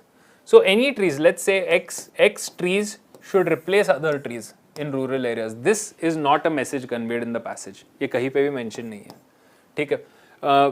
B. Food security cannot be ensured in India. If it cannot be ensured, then why did you write the passage? Why did you ask us to read the passage? So obviously it can be ensured. This is one of those options. Like I said, कई बार ऐसे options आते हैं जिससे passage ही negate हो जाएगा. Option B is one of those. Let's look at C. Wastelands and degraded areas should be converted. ये wasteland and degraded areas nowhere discussed in the passage, should be converted, nowhere discussed. तो main message तो नहीं हो सकता. D. Agro systems should be developed in addition to or along with conventional agriculture. So agro ecosystems. right? So you're developing something that has agriculture yet ecology. Right. This is what the passage was discussing, agri and ecology being forest. So agro ecosystems should be developed in addition to or along with conventional agriculture to meet gaps in production.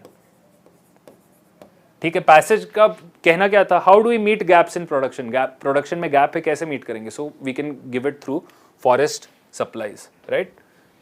So D is the correct choice for question number 61.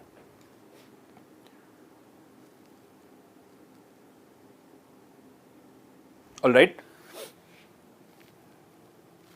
let's look at the next one.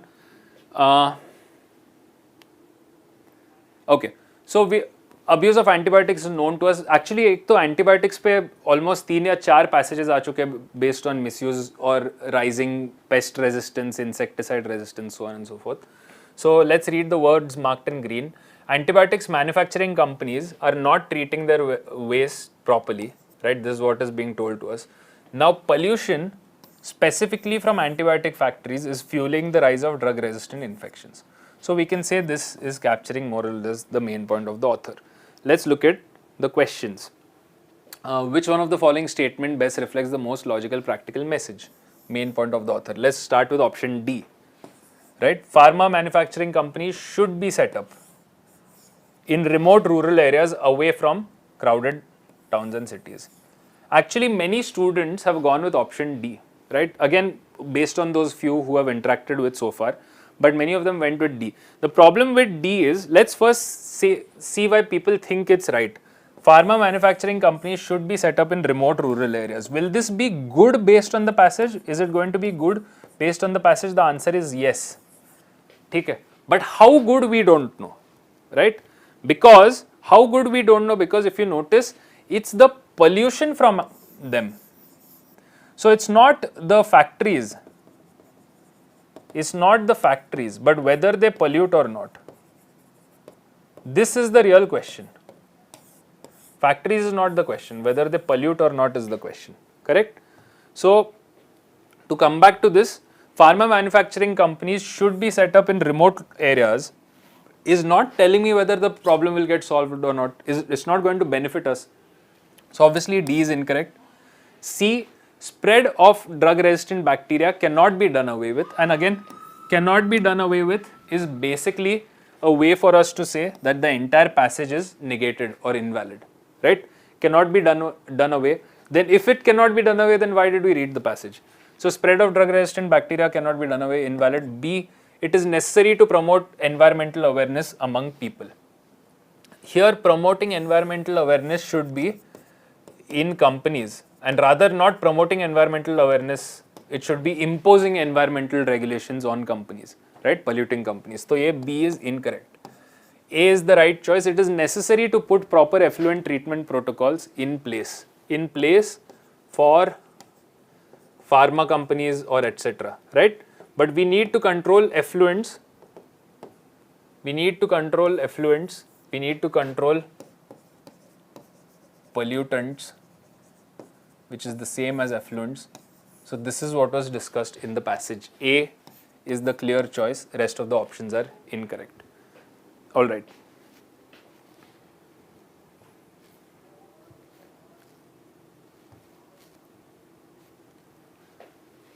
Let's look at this passage now. We are talking about benefits of good quality school education, right? And the author is saying these benefits will only accrue after you have acquired some gateway skills, right? You've passed and you've acquired some level of skill, so then you'll get the benefits. Let's read the last line. Without a strong learning foundation at primary level, there can be no improvement in the higher education or skill development. So strong learning foundation to chahiye hi chahiye, and only then we can hope to have a higher development after that. Let's look at the options. Which one of the following statements best reflects the crux? Let's start with option D. Let's read these words. Parents are unaware. We are not discussing awareness levels of parents in the passage. Nowhere is it discussed or mentioned. So parents of many school children are illiterate and unaware. D is invalid. Let's look at C. Our education system should focus more on imparting skills during higher education. We'll put option C aside. I want to come back to it later. Let's look at option B. India is unable to become a global power because it is not focusing or promoting knowledge economy. Right? Because of that specific reason, India is unable to become a global power. So India's ability to become a global power, whether it's there, whether it's not there, passage में discuss नहीं किया, right? So is able, is unable, invalid. Let's look at A. To become a global power, India needs to invest in universal quality education. Now इसमें to become a global power, we'll put this part aside, right? Let's look back at the passage. This education benefits can be accrued only after getting some level of skills. Like one learns to walk before running, similarly advanced skills must be picked up after learning some skills. The advent of knowledge based economy poses new challenges, and we are told without a strong learning foundation at the primary level there can be no improvement. So if you notice what I wanted to point out, yet to become a global power, India, this is not mentioned directly, right? India is unable to become a global power, so this part also in option B, this ability to mention a global power is not discussed. Now India needs to invest in universal quality education. Okay, India needs to focus on universal quality education. Can this apply? Or let's look at C. Our education system should focus more on imparting skills during higher education, right? Here more on imparting skills during higher education. So here this is one of those questions where I think A or C, we don't know which UPSC will pick, but I know that I would go with option A. Now the reason, this is one of those few questions where this has happened this year. The reason being is our education system should focus more on X rather than Y.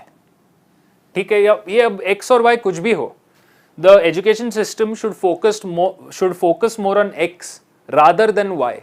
ये हम लोग passage से बोल नहीं सकते.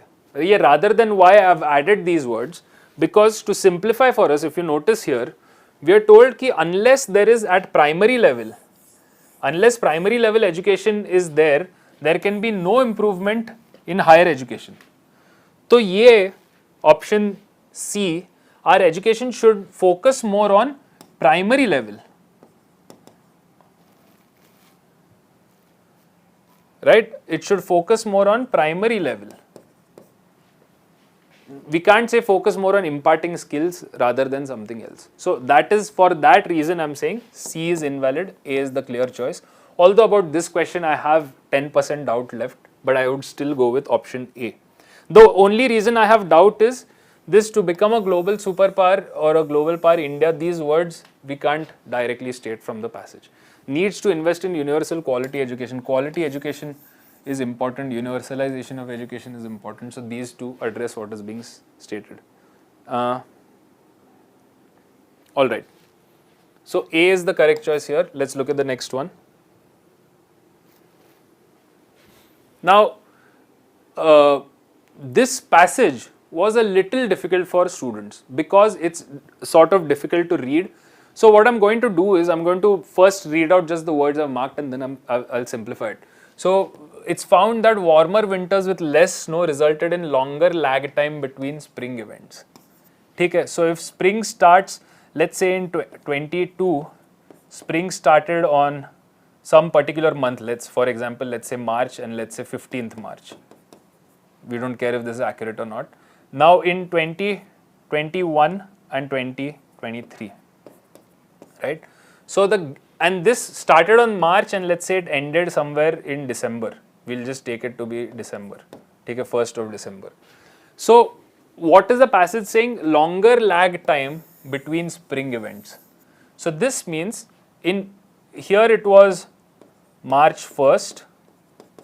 So here it is March 15th. So longer lag time. And maybe this year it will be April 1st. So in short, this is talking about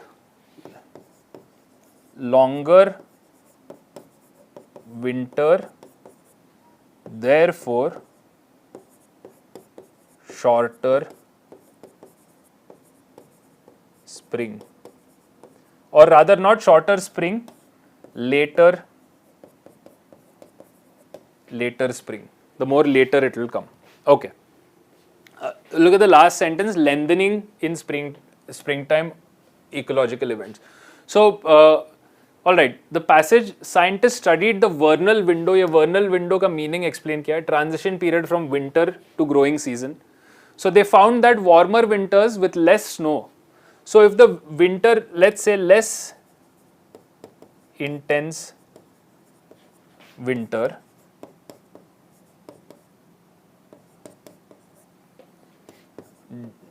delays spring, ये है author का मेन पॉइंट. ठीक है, less intense winter delays spring. We are told this आगे भी, this change in the spring time table has ecological, social and economic consequences for agriculture, fisheries, tourism. As the ice melts earlier, the birds don't return, causing a delay or lengthening in the springtime ecological events.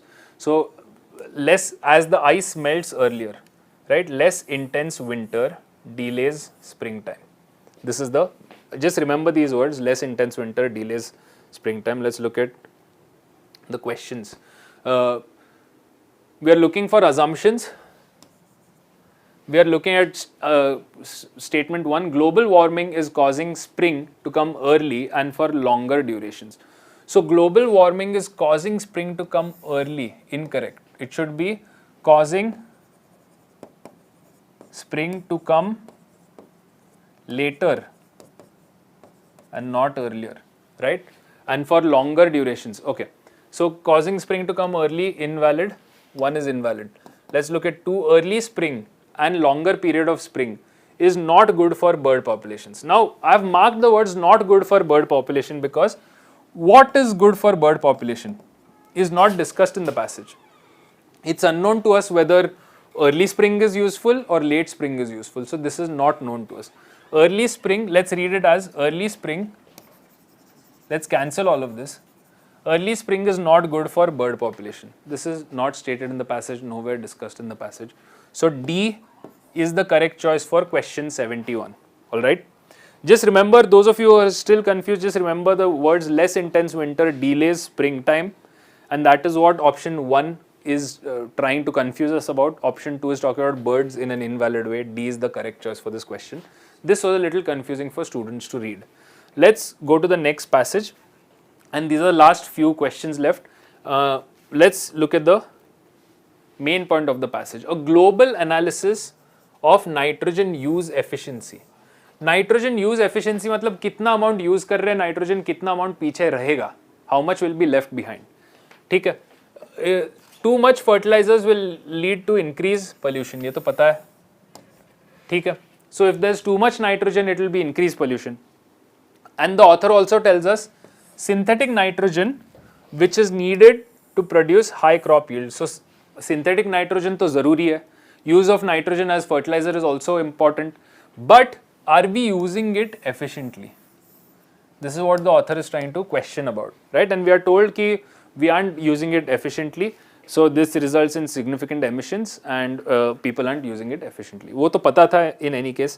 Let's look at the question stem. We are looking for the crucial message implied by the passage. तो main point of the author ढूंढ रहे. Let's look at D. Conventional agriculture should be replaced. ये कहीं पे भी passage में conventional agriculture should be replace, not discussed. So D is incorrect. Just reading these two words will tell us, these two sets of words will tell us D is incorrect. Let's look at C. Alternatives should be identified and cultivated. Alternative crops should be identified and cultivated. Again, nowhere discussed कि crop selection of crops is causing a problem, not discussed in the passage. Let's look at B. Production of synthetic nitrogen fertilizers cannot be stopped. ये can be stopped होता तो भी main point नहीं होता, because the author is saying synthetic fertilizers are needed for high crop yields. You need them, right? So cannot be stopped, invalid. Let's look at A. An enhanced efficiency of use of nitrogen is imperative. So are you using nitrogen in an efficient way? This is important, this is imperative for us, this is correct for both food production and environment. So this is going to impact both production of food as discussed and environment, because we are discussing pollution or pollutants. A is the correct choice for question 72. In this case, I don't think for this question there will be any challenge, although I felt it could be initially. For the last question, there are some challenges. Alright, the main challenge for the last question here for verbal is that pehle to main point is a little difficult. So what I've done is I've just marked the sentence at the bottom of the passage, but we'll just go through it. Along with sustainable lifestyle, climate justice is regarded as significant principle in environmental parlance. So sustainable lifestyle plus climate justice. So these are important when it comes to the topic of environment. Both principles have bearings on political economic choices. So sustainable lifestyle, climate justice, both have political, social implications, economic implications. Ye pata hai. So far, in our climate change summits or compacts, both principles have eluded consensus. Both sustainable lifestyle, climate justice, no one has any consensus. Justice, the author tries to define it for us. In the climate change has scientific as well as socio-political connotations. So we are told now finally what the connotations or what the meaning of this justice could be. The crucial question in the next few years will be how resources, technologies and regulations are used to support the victims of climate change. So let's mark the words how to support the victims of climate change. And then rest of the passage, justice in climate is not confined to actions or related to mitigation, but includes wider notion of support for adaptation to climate change, compensation for loss and damage. So in short, the main point of the author becomes clear somewhere here in the second half of the passage, which is usually hard for students to pick up on. Okay. Now, let's, keeping in our mind this question, how the victims of climate change can be benefited. Let's just keep this question in our minds and let's look at the actual question that was asked. Rational and crucial message kya hai passage ka? Again, main point. Let's look at option A. Climate justice should be ingrained in detail in the rules of all the new climate compacts. So in detail, in all the rules here, all of this is extreme and beyond scope of the passage. Like we've mentioned many times in class, extreme beyond scope. Let's look at B. Environmental resources are unevenly distributed and exploited across the globe. So we'll put B aside. We'll come to it later. Let's look at D. Climate change in all its connotations is mostly due to developed countries. So climate change is mostly due to developed countries. Ye galat hai. And therefore their share of burden should be more. This is also wrong. This option was created because if we have read this topic in GS in newspapers, we'll think option D is right. But wo passage mein mentioned nahi. Alright. Now let's look at option B and option C. Option C is saying there is an impending issue of dealing with huge number of climate change victims or climate refugees. ठीक है. Now we are looking for the main point of the author. ठीक है. यहाँ पे the author has tried to answer the question how victims of, here the author has tried to answer the question how the victims of climate change, how can they be helped out? How can we make compensation or regulations for them, right? We are discussing climate justice. So when I look at option C, there is an impending issue of dealing with a huge number of climate change victims. This is valid. And climate refugees, this is also valid. But is it better than option B? Many students have gone with option B. The problem with option B is, and I don't want to get technical, option B may be an inference.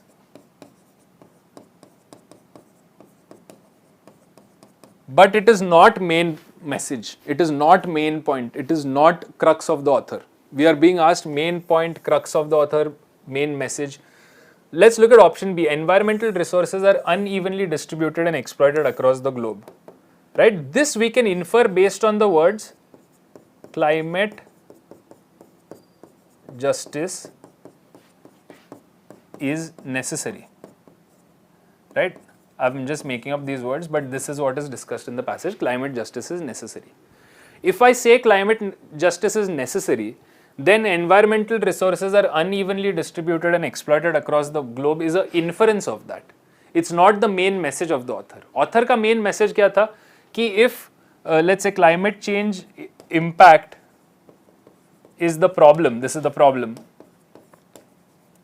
what solution can we offer to this problem? So we can help out the victims. We should focus on helping out victims. Victims should be helped. That's the solution. Option C is therefore the main message of the passage and not option B. Right? This was a little tricky for students. So that's it. We have covered 27 questions. We have covered 27 verbal questions. I would say most of these questions are easy to moderate, right? There are 3 questions which we can consider difficult because of the questions. Most questions are easy to moderate only because of length, but mostly easy. The other thing is that question types that were discussed mostly were assumption. Like I said, somewhere close to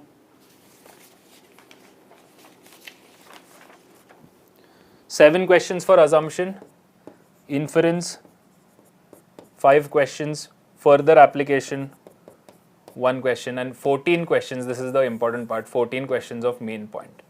By the way, since we have conducted more than 2 classes and we have solved close to 300 questions, I hope that all of you all have had a good paper based on what we have taught here, and I hope you use these principles to be accurate. So thank you everyone. For the remaining questions, Manjul sir will be here shortly to explain to you how the other quant and maths questions have gone. So thank you everyone. I'll see you. All the best.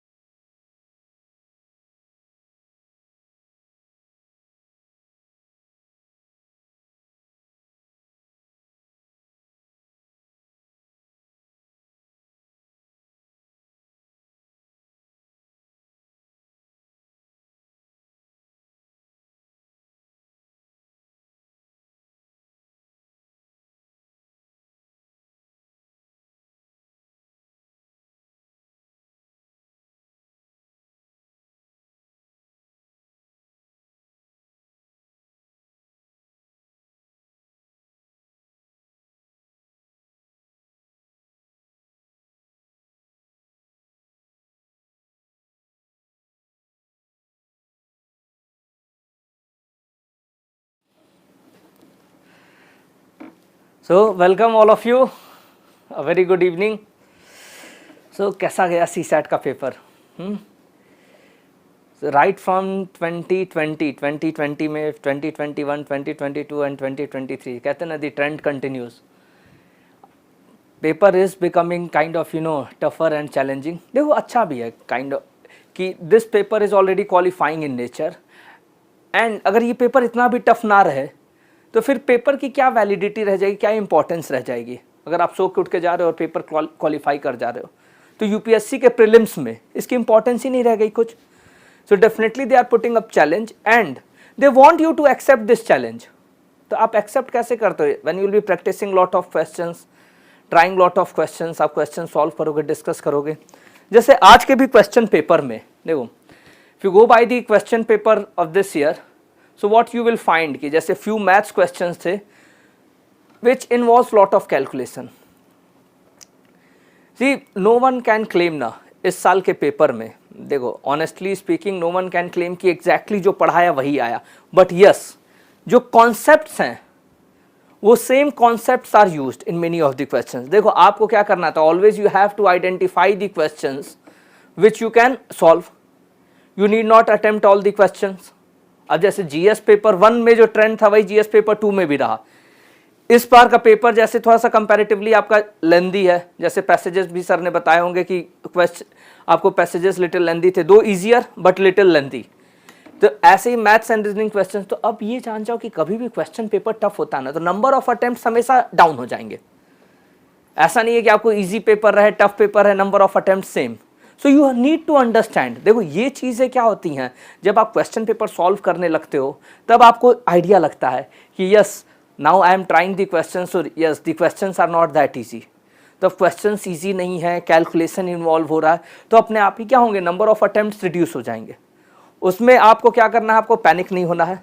आपको पता है कि हाँ ठीक है, अगर आप 45 questions भी अटेम्प्ट कर रहे हो, 45 ठीक है, इट्स फाइन, एब्सोल्युटली फाइन. आपको फोकस किस पे करना है, एक्यूरेसी पे करना है. Because lower number of questions if you are attempting, definitely आपको क्या होता है, एक्यूरेसी के chances. So here this year also kind of question थे. कुछ क्वेश्चंस में लैंग्वेज ऐसा है कि लिटिल कंफ्यूजन भी है.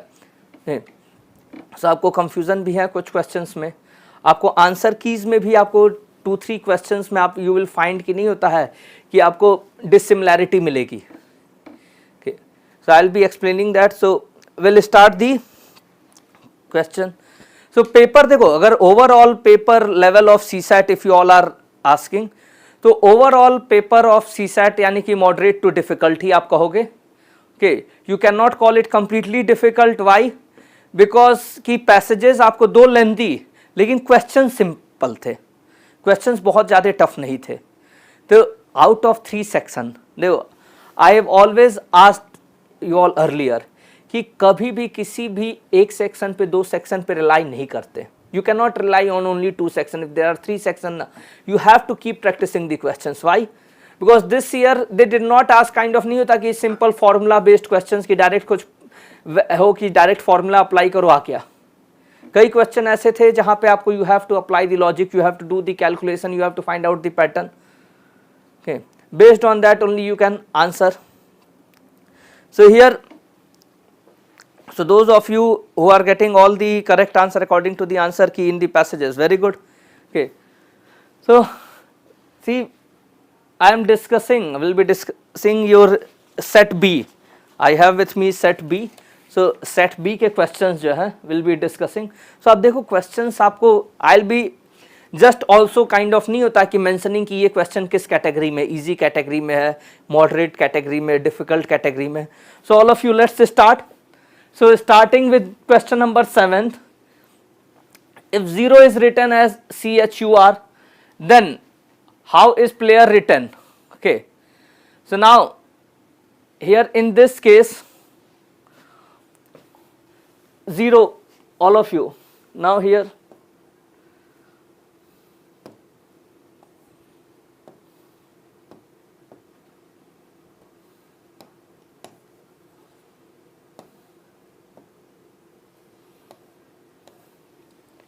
if 0 is written as, यहाँ 0 is written as CHUR, तो जनरली ये कोडिंग डिकोडिंग के जितने भी क्वेश्चंस होते हैं, तो कोडिंग डिकोडिंग के क्वेश्चंस में आप किससे स्टार्ट करते हो?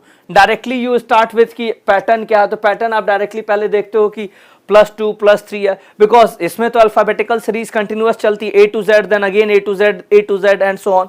सो Z, then AB, you have C, E, F, G, then you have H. So it seems O, P, Q, you have R. So yes, यानी कि आपका क्या है? Gap of 2 letters, then the third one. So now you have to find out how is player written. जब आपको you have to find out the code for player. So P के लिए QR gone, S. तो अब देखो S है. Many a times I have asked you all कि B question specific, हमेशा क्या रहो क्वेश्चन स्पेसिफिक. एस फर्स्ट है. अब यहाँ पे क्या है ना, जैसे ही एस फर्स्ट आया, अब यहाँ पे लास्ट वन में आप क्या देखते हो? What do you find in the last one? T T T. 3 options contain T, 1 option contain you. तो आप क्या करते हो? ऑप्शन एक बार रिस्क भी लेते हो. You take the risk. So R से now here from this R, if you take a gap of 2 letters, so ST you get U. So for RU PS. So अब देखो इस क्वेश्चन को solve करने में, in solving this question you won't take more than 30 seconds. So first and last से ही काम हो गया आपका, फर्स्ट एंड लास्ट से ही आपका काम हो गया.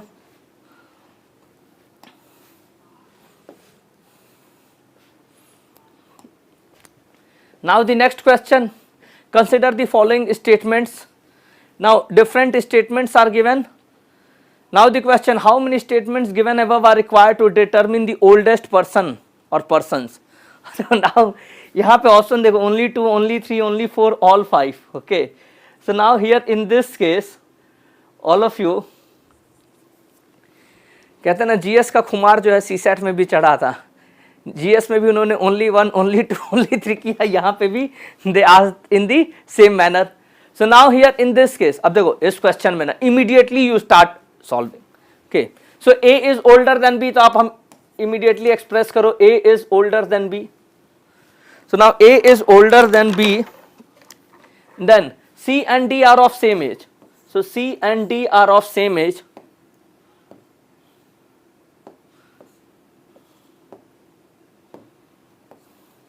C and D are of same age.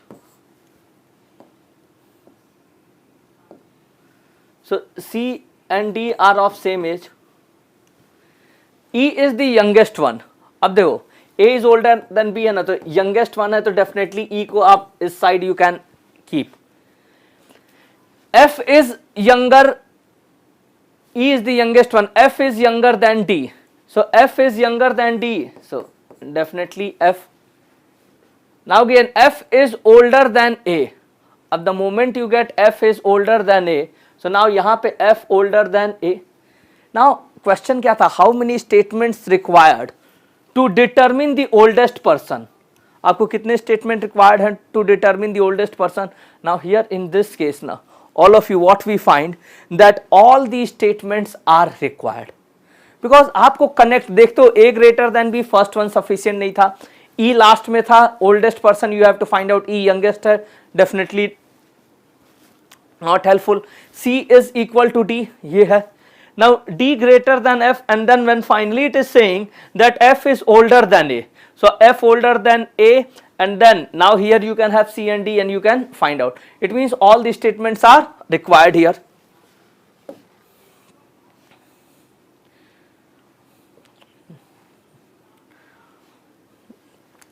Now next question, question number 9. Consider the following question and the statements. There are 5 members A, B, C, D, E in a family. The question is, what is the relation of E to B? हमेशा देखो B question is specific. You have to find out the relation of E to B. Then 4 statements are given. You have to find out which one of the following is correct in respect of the above question and statement. 1, 2 and 3 sufficient. 1, 2, 3 and 4, all 4 together sufficient and all. Okay. So this is the exact question. So now all of you here in this case, A and B are a married couple. So A and B are a married couple.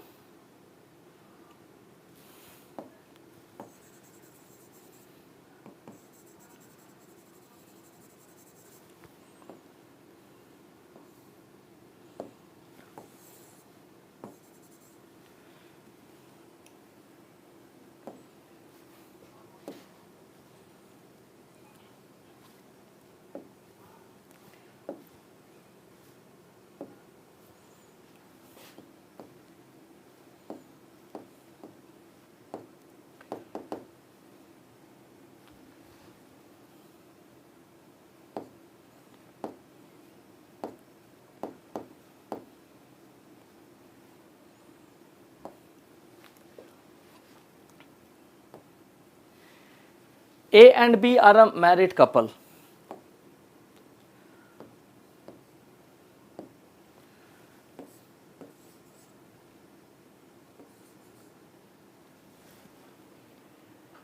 All of you, just can you hold on for a minute, please?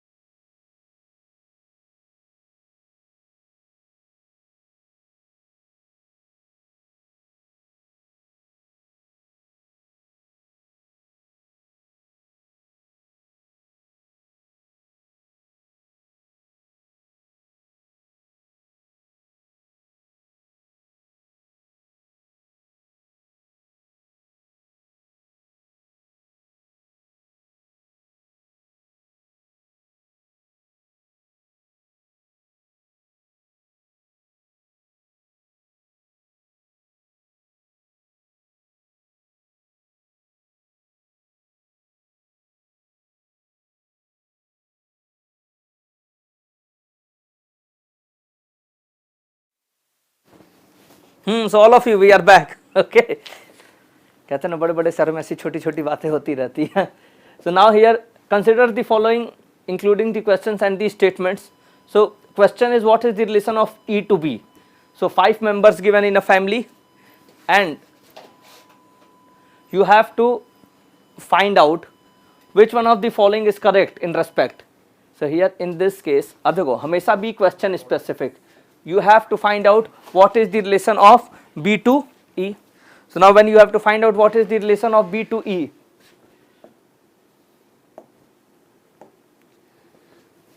E to B, then A and B are married couple. आपको A and B are married couple. Okay. D is father of C. D is father of C. E is D's son. E is D's son. So here I am just adding. E is D's son. So we are adding here. A and C are sisters. अब हमेशा याद रखना, यहाँ पे option देख लो, option A and option B. It is saying statement 1, 2 and 3 are sufficient. So when statement 1, 2 and 3 यहाँ तक था, क्वेश्चन है E to B. अब यहाँ पे just using statement first, second and third, E and B में we cannot determine any relation. अब यहाँ पे देखना 1, 3 and 4 पे जब आप आते हो कि second, third and fourth here in this case कि आपको here actually in question it is statement 1, 3rd and 4th are sufficient to answer the question. So उस केस में 1, 3rd and 4th में भी क्या होगा कि जब आप 1, 3rd and 4th करो ना तो आपको C वाला ये जो सेकंड स्टेटमेंट था कि D is father of C ये नहीं रहेगा. And then A and C are sisters, it will be useless for us. So here in this question definitely we require all the 4 statements. The moment you know that A and C are sisters, so A and C are sisters, and then A and B are couple, and now you can easily find out the relation of E to B. So now here in this case you can easily find out the relation of E to B. So all of you here in this question definitely all these statements are required. Now given, choose the group which is different from the others. Now here in this case when you choose the group which is different from others, so 17, 37, 47, 97, 31, 53, 41, 53, 67, 71, 73, 79, 83, 83, 89, 91, 97. देखो अभी तक till now whatever questions we are discussing, all the questions are easy one. अभी तक ये सारे easy questions हैं. अब the moment you look at the numbers, देखो कभी भी नंबर देखते हो ना तो माइंड में कुछ क्लिक करता है. Therefore I ask you कि आप प्रैक्टिस करते रहो, कभी भी माइंड में कुछ क्लिक कर 17, 37, 47, 97, 31, 41. So all these numbers are what? It seems कि सारे नंबर क्या हैं? Prime number. So seems prime number 17 है, हाँ 37 भी है, 47. So now here all the number seems to be a kind of what? Prime number. The moment जैसे ही आपको क्लियर हुआ कि हाँ सारे नंबर क्या हैं? आपको प्राइम नंबर के फॉर्म में. So now सारे नंबर प्राइम नंबर, तो any group क्या है? Which is different from the others. It means any group which does not contain any prime number will be the answer. So now here, अब इसीलिए कहते हैं ना कई बार टेबल याद रखो. If you remember the table, mind में 91 देखते ही तो याद रखने का क्या मतलब होता है कि 91 देखो तो क्लिक करें, हाँ 13 into 7 91. So immediately क्लिक करेगा the moment you know कि 13 into 7 91 and 91 is not a prime number. Now 91 is not a prime number, definitely this one will be the answer. So see, we have taken 4 questions, all 4 questions are easy. Now we come to the next question number 14. So now question number 14 is 7 plus 9. Again this is a coding decoding question. आपको coding decoding question है. 7 plus 9 plus 10 equals to 8, 9 plus 11 plus 30 equals to 5, 11 plus 7 plus 21 equals to 13. What is the value? अब देखो 7 plus this sign, I am just reading it plus now. Just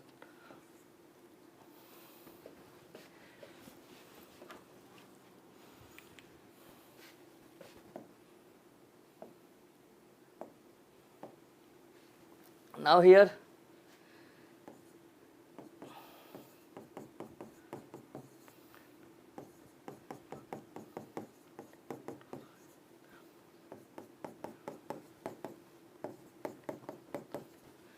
so find the value of 23 plus 4 plus 15. You have to find out. Although 7 9 10 किया 26 आया। यहाँ पे now here कई बार नहीं तो mind में क्लिक करता है, एग्जाम में इमीडिएट ऐसा नहीं है कि फर्स्ट स्टेप में ही आपको फर्स्ट गो में ही एग्जैक्ट पैटर्न आ गया। 10 + 7 17 - 9 8 seems 30 + 9 39 - 11 नो डेफिनेटली नॉट 5। तब इमीडिएटली आपको क्या हो गया, क्लिक हो गया ये पैटर्न नहीं है। अब यहाँ पे देखो हमेशा क्या है ना कि 7 9 10 है या 8 है, 9 11 30 यानी कि लार्जर नंबर है, बट यहाँ here sum is kind of what, यहाँ पे ये जो कोडिंग है now in code you are getting just 5, तो it mean the pattern can be different. 7 + 9 + 10 7 9 16 + 10 26, 9 + 11 20 + 30 50, 11 + 17 28 + 21 that is 49. So now all of you here in this case, अब जैसे ही सम किया actual सम तो 26 आया, 2 + 6 8, सम ऑफ द डिजिट 5 + 0 जो सम ऑफ द नंबर है उसमें 5 + 0 5, यहाँ 11 + 7 + 21 49 दैट इज 4 + 9 13। तो अब क्या हो गया यहाँ 23 + 4 + 15, सो 23 + 4 + 15, सब इमीडिएटली अब क्या करोगे 23 + 4 27, 27 + 15 यू गेट 42, और 42 में फिर फाइनली क्या करना है, तो सम ऑफ द नंबर है, sum of the digits. Okay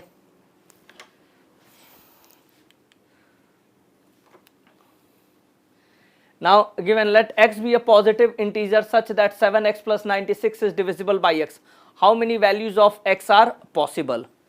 So now here x be a positive integer such that 7x + 96 is divisible by x, ये क्या है perfectly divisible है x से। now if perfectly divisible तो अब इसको क्या करो expand करो, 7x by x + 96 by x, now this one is perfectly divisible, x cancel, ये आपको perfectly divisible, now 96 by x, now all of you here अब देखो this is perfectly divisible, now 96 also has to be perfectly divisible। अब what is asked from us, how many values of x are possible, अब ये क्या कह रहा है x की कितनी values possible है। अब इस केस में all of you अब से को सिंपल सा कॉन्सेप्ट क्या है, यहाँ पे 96 x से परफेक्टली डिविजिबल यानी 96 के जितने फैक्टर्स होंगे, 96 के जितने फैक्टर्स होंगे सो परफेक्टली डिविजिबल, यानी x क्या है, x the value of x factors of 96, सो अब 96 के कितने फैक्टर्स हो सकते हैं, सो 96 के कितने फैक्टर्स हो सकते हैं। सो नाउ ऑल ऑफ यू यहाँ पे फॉर्मूला भी है प्लस डायरेक्ट आप क्या कर सकते हो, you can directly also solve की, फैक्टर्स फाइंड आउट करने में भी बहुत टाइम नहीं लगेगा, कैलकुलेशन स्पीड आपकी एवरेज भी है तब भी। अदरवाइज 96 है आपको 32 × 3, 32 × 3 है 2 to the power 5 × 3 to the power 1, so number of factors होते हैं, ये पावर 5 है तो 5 + 1 × 1 + 1, सो 6 × 2 that is 12 number of factors.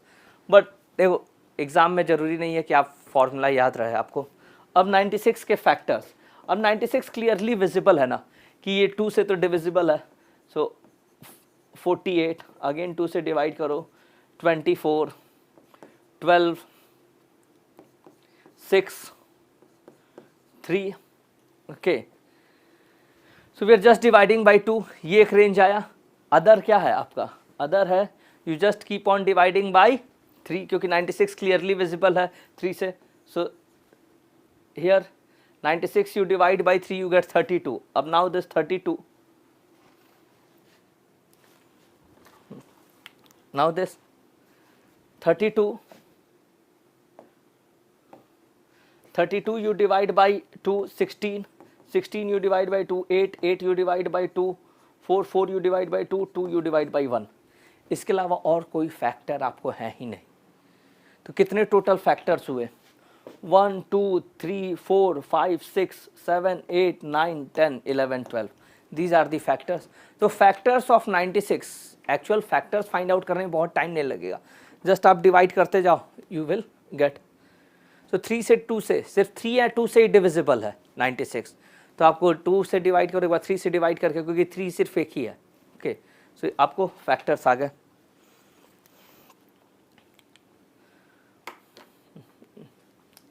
Now here next question है। Next question you can say it's kind of little tricky है, बहुत ट्रिकी नहीं है, लिटिल ट्रिकी है।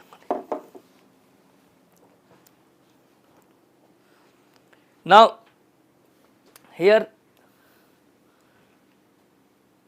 Distinct single, what is the greatest value. अब देखो डिजिट्स कहाँ से कहाँ तक होते हैं, 0 to 9 ही डिजिट्स होते हैं, 0 1 2 3 4 5 6 7 8 9।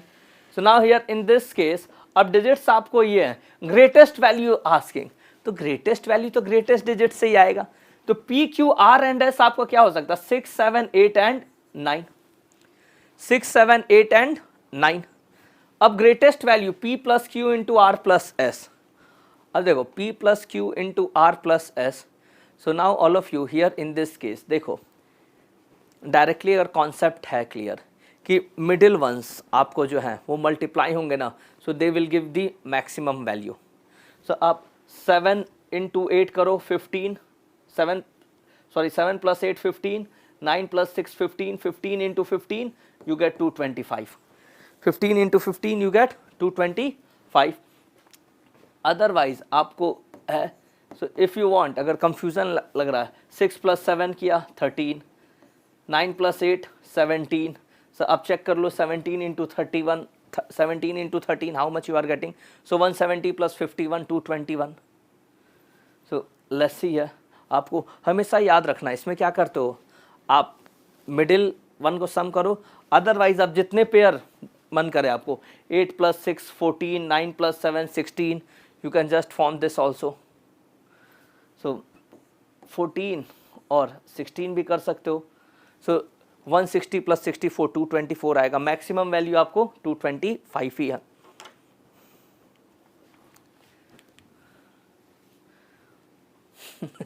Now this is one question which is you know kind of pure calculation based question, और इसमें कैलकुलेशन भी चाहिए, पेशेंस भी चाहिए।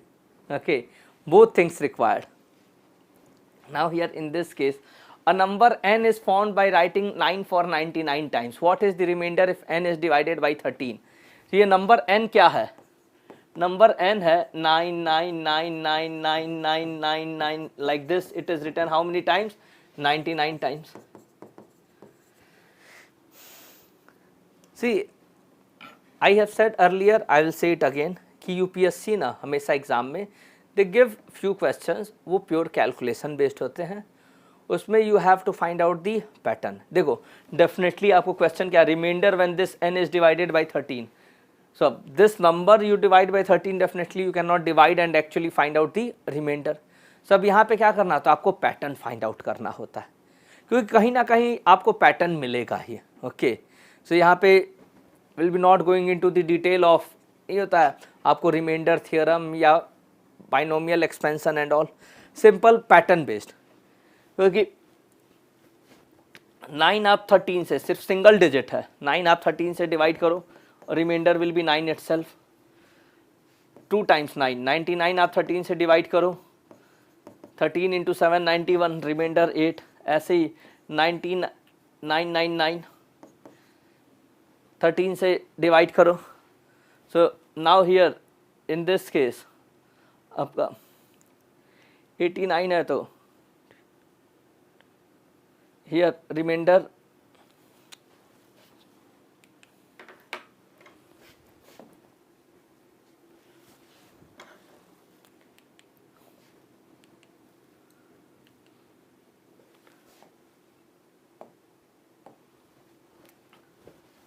here remainder is 11। आप ऐसे ही 999 नहीं होता है, 4 टाइम्स 9 डिवाइड करोगे, फाइनली जब आप आओगे ना 999 6 टाइम्स, 999 6 टाइम्स जब आप 13 से डिवाइड करते हो, then you get remainder 0, then you get remainder 0। So अब 999 6 टाइम्स आप डिवाइड करोगे तो यू गेट रिमाइंडर 0। तो अब यहाँ पे ये देखो 6 times will give remainder 0, next 6 times will give remainder 0, next 6 times will give remainder 0। तो आपको रिमाइंडर 0 0 0 0 आ गया, फाइनली आपको कितने ग्रुप बन जाएंगे, यानी कि 16 बने, आपको रिमाइंडर 0 आ गया।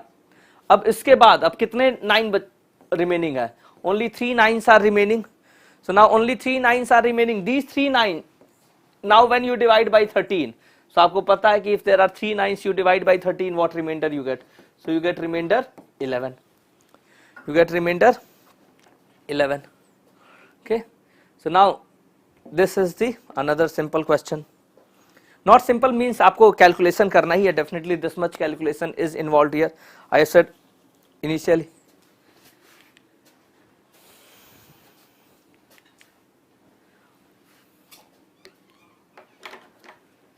Now another question, each digit of a 9 digit number is 1, it is multiplied by itself, what is the sum of the digits of the resulting number? अब देखो अब इस केस में क्या कह रहा है कि एक नंबर है 9 digit number, all digits are 1, तो आपके सारे डिजिट्स 1 है, तो it mean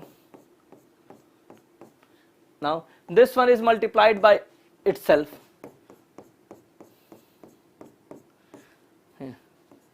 now here in this number जो फाइनल आपको प्रोडक्ट आएगा, in that product you have to find out sum of the digits. Again now this question ना, this is again pattern based question. हमेशा आप, it's not necessary कि आप क्या करोगे, आप फॉर्मूला याद रखो एग्जाम में, लेकिन आपको क्या करना होता है इन सब कैलकुलेशन बेस्ड क्वेश्चन में ना, हमेशा आपको क्या करना होता है, पैटर्न फाइंड आउट करना है।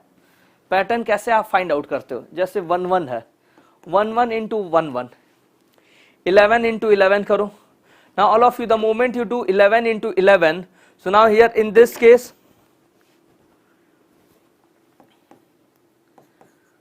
121, now 121 में sum of the digits क्या आया, 4, sum of the digits is 4। now here, now next time आप क्या करो, next time 111 into 111, 111 into 111, so you get how much, so 111 into 111, so now 13231, so now you get 123,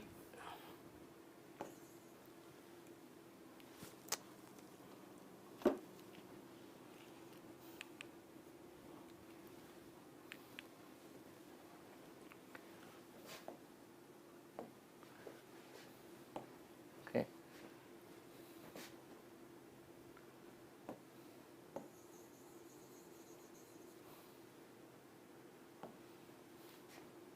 one two three two one, so now here you get 1 2 3 2 1। अब इसमें sum of the digits check करो, sum of the digits, now you check, you see you get 9। सब देखो अब exam में आपके पास इतना time नहीं रहता, अब देखो डेफिनेट आपको आंसर है ना, तो पैटर्न भी आपको डेफिनेट है, इसमें नन ऑफ दीज या फिर कैन नॉट बी डिटरमिन्ड तो है नहीं।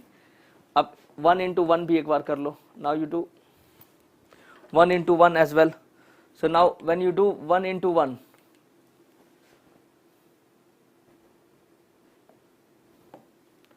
one into 1, so you get 1, sum of the digit is also 1। तो अब यहाँ पे क्या दिया, सिंगल डिजिट था, sum of the digit 1, 2 digits है तो 2 into 2 sum of the digit 4, 3 digits है so 3 into 3 9, so अब 9 डिजिट्स है so 9 into 9 81, directly sum of the digits क्या हो जाएगा, sum of the digits will be 81, direct pattern है। ओके, सो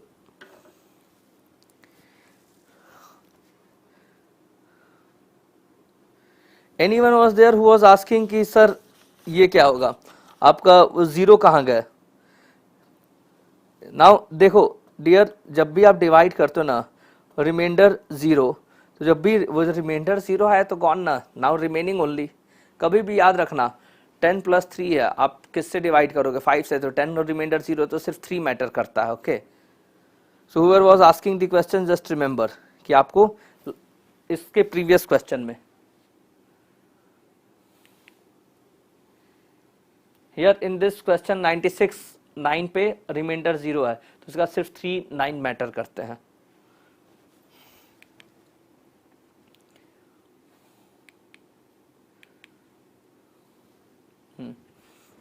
देखो now all of you, this is again I will say कि ये इजी क्वेश्चन है, क्योंकि दीज टाइप ऑफ क्वेश्चंस में डेफिनेटली आप प्रैक्टिस करते हो। अगर आपने तैयारी की है सीसैट की तो इस टाइप के क्वेश्चंस आप प्रैक्टिस किए ही होगे। Now here, what is sum of all the digits which appear in all the integers from 10 to 100?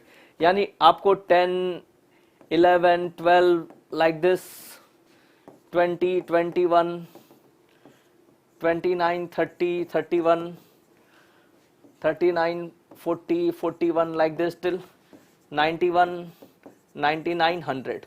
So आपको क्या करना है, sum of the digits find out करना है, यानी 1 + 0 + 1 + 1 + 1 + 2 + 1 + 3 एंड सो ऑन। सो आपको you have to find out sum of the digits. अब इसमें क्या करो, अब देखो हमेशा क्या करना है, you have to find out the exact pattern. 10 to 19 आपको 1 की how many times it will be added, 10 times. 20 to 29 2 will be added how many times, 10 times. Okay, similarly 30 to 39 3 will be added 10 times. 40 to 49 4 will be added 10 times. Like this 90 to 99 9 will be added 10 times. So आपको 1 add हो रहा है। देखो first I am taking this 10th digit, याद रखना आई am taking only 10th digit, तो आपको 10th digit का सम क्या हो गया। Now here 10th digit, now in this case 10th digit sum,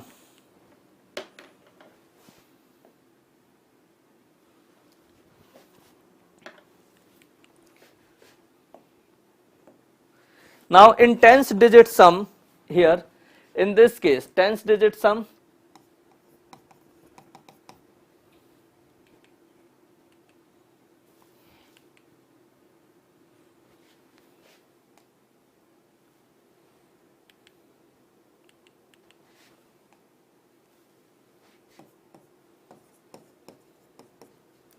tenth digit some 1 is 10 times, देखो 1 + 2 + 3 up to 9 ना, it is 45 and each one is used 10 times, so 45 into 10 450. Unit digit sum, now when you talk about unit digit sum, so आप जब unit digit sum की बात करते हो तो अब ध्यान देना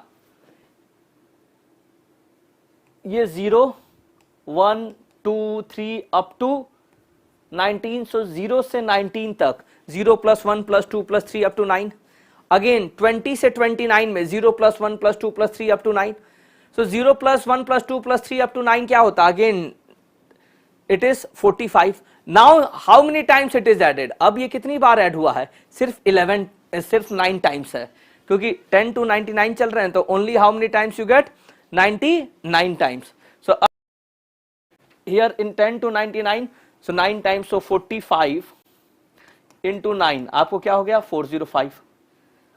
so ये सम किया आपने 855, तो ये कहां तक सम आ गया, 99 तक, एंड 100 में सम ऑफ द डिजिट क्या, 1 + 0 + 0 that is 1, so 855 + 1 that is 856.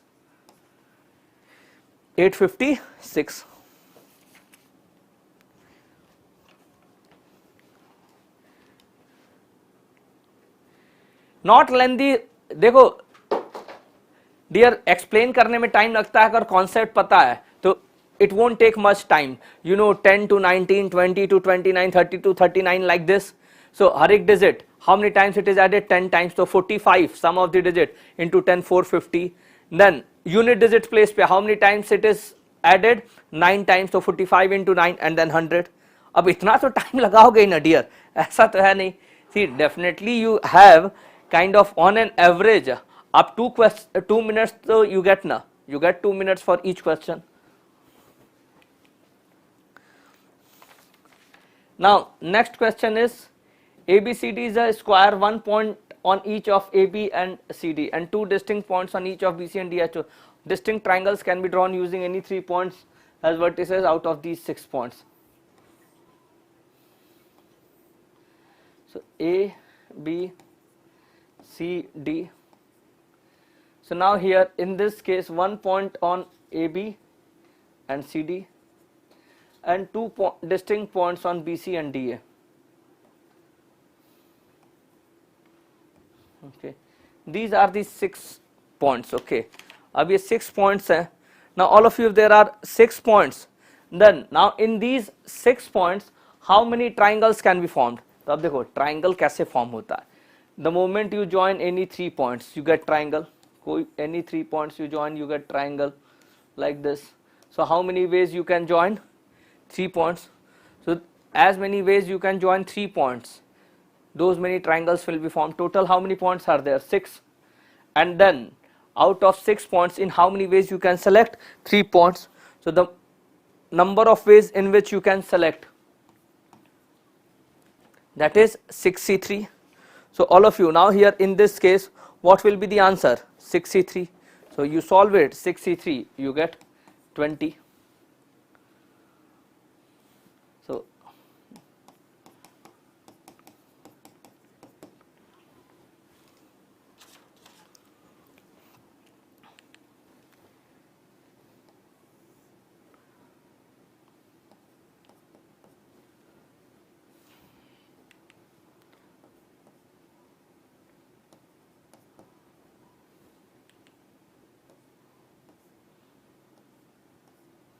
that is 20 ways. That is 20 ways. Okay. Now all of you, this is one question ना. ये question है where आपको kind of नहीं होता कि answer keys में आपको confusion मिलेगा. Here given 3 of the 5 positive integers p, q, r, s, t are even, 2 of them are odd, not necessarily in the order. Consider the following. P plus q plus r minus s minus t is definitely even. 2p plus q plus 2r minus 2s plus t is definitely odd. Okay. So both are talking about definitely. Which of the above statements are correct? Now here in this case, first statement p plus q plus r. अब याद रखना all of you, p plus q plus r minus s minus t is definitely even, first one. अब इस case में ना हमेशा याद रखना कि a plus b is same as b plus a plus b minus c या फिर a minus c plus b करो, again you get the same thing. तो इसमें sequence matter नहीं करता. Here in this case sequence matter नहीं करता. आपको क्या हो रहा है? Here in this case आपको क्या है? 3 numbers are even and 2 of them are odd. So आपको 3 numbers या तो even sum हो रहे हैं या even subtract हो रहे हैं, यानी कि difference आ रहा है. अब याद रखना even plus even भी even है, even minus even भी even है. So even तो आपस में plus होंगे या minus होंगे? आपका result क्या आया? Result will be your even only. So 3 numbers आपस में, ये p plus q plus r हो या q plus r minus s हो या r minus s minus t हो, वो आपस में सम हो या फिर डिफरेंस हो, हमेशा क्या रहेंगे? वो इवन रहेंगे. अब बाकी now the remaining 2 numbers. Now remaining 2 numbers में अब देखो, even plus odd you get odd. एक ऑड ऐड हुआ इवन में, ऑड हो गया. But again when odd is added, so odd plus odd is even. Similarly, even minus odd is odd, and then again odd plus odd भी even है, odd minus odd भी even है. So now here in this case definitely first one क्या होगा आपको? First one is definitely even, आपको correct है. अब second one आ जाओ all of you. अब second one ध्यान से देखना. 2p plus q plus 2r minus 2s plus t, it is saying is definitely odd. अब आपको क्या कह रहा है? Is definitely odd. Now here in this case, now please remember, if a number is even or odd, the moment it is multiplied by 2 आपको क्या हो जाता है? even. So अब इस केस में these 3, 2p 2r 2s, 2p plus 2r minus 2s, ये आपका क्या आएगा? This will be definitely even. 2p plus 2r minus 2s, या this one will be definitely, ये आपको even हो गया. So अब आपका even है even plus q plus t, even plus q plus t. अब ये क्या कह रहा है, now all of you here in this case ना, you don't know about these numbers q and t. You don't know about these numbers q and t, whether these q and t, which one is even, which one is odd, both even or both odd. So यहाँ पे q जो है, if suppose q is even,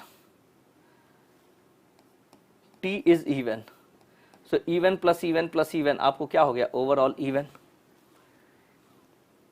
If this one is even, this one is odd, so आपको क्या हो जाएगा, even plus odd, odd. So all of you here in this case, अब in fact अगर q भी odd है, t भी odd है, so odd plus odd भी क्या हो गया, even हो गया. So since we don't know, देखो याद रखना, q and t ना we don't know whether q and t क्या है आपको, q and t is even or odd. So now depending on one being even, one being odd, or both being even or both being odd, आपको क्या होगा, vary होगा. So आप देख रहे हो even भी आ रहा, odd भी आ रहा. So when it is saying is definitely odd, so this one is wrong. So all of you please keep in mind that 24th आपको 2 is wrong. 24th में आपको क्या है, 2 is wrong. So now here in 24th, which correct? So now here correct is only A, only first one is correct.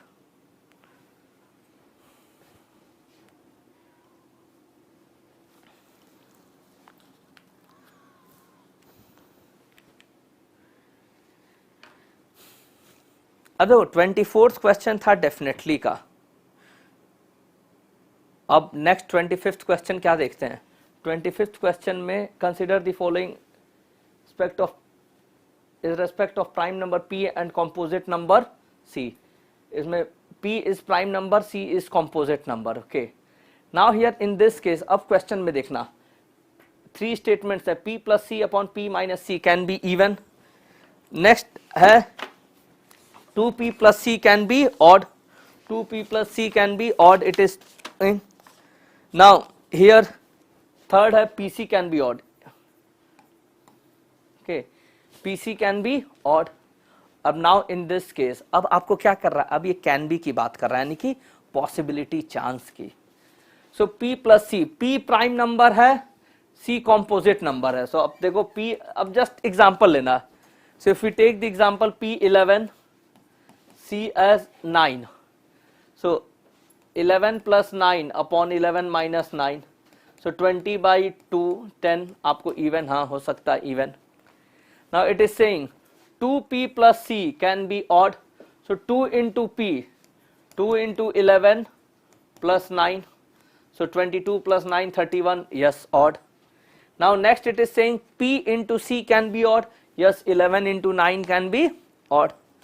So now all of you here in this case, अब ये क्या है, यहाँ पे आपको all the 3 1 2 and 3 all 3 are correct. So now here in this case all 1 2 and 3 are correct.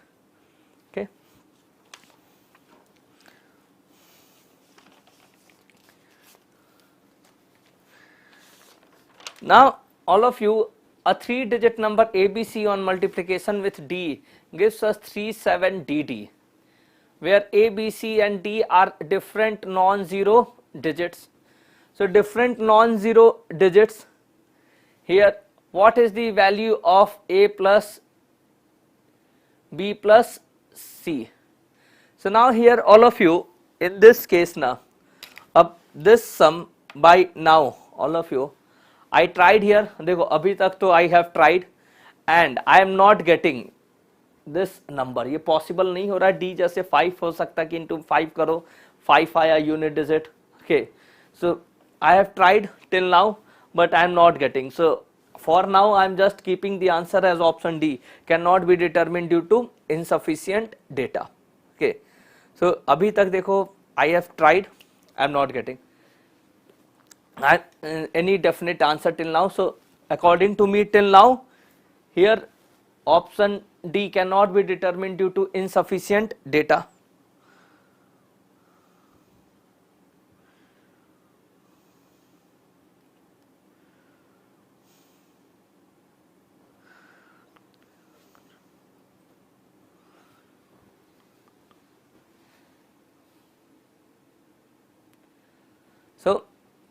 here one of the student here, now it saying, so 3744, here it is saying 3744, and ABC you are taking it as here 936. So 936 into 4, you are getting 3744. So 936 into 4, you are getting 3744. So 9 plus 3, 12 plus 6, 18. So 936 into 4. So yes, 4.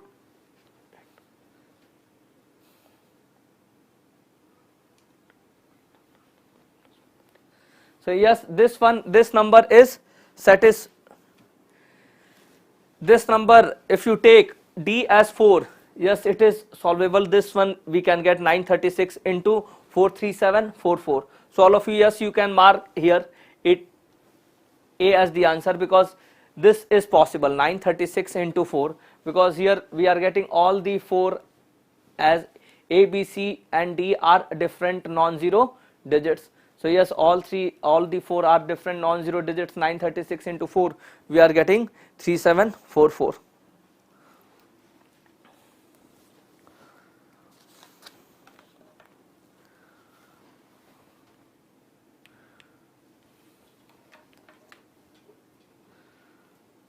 Now next one, for any choices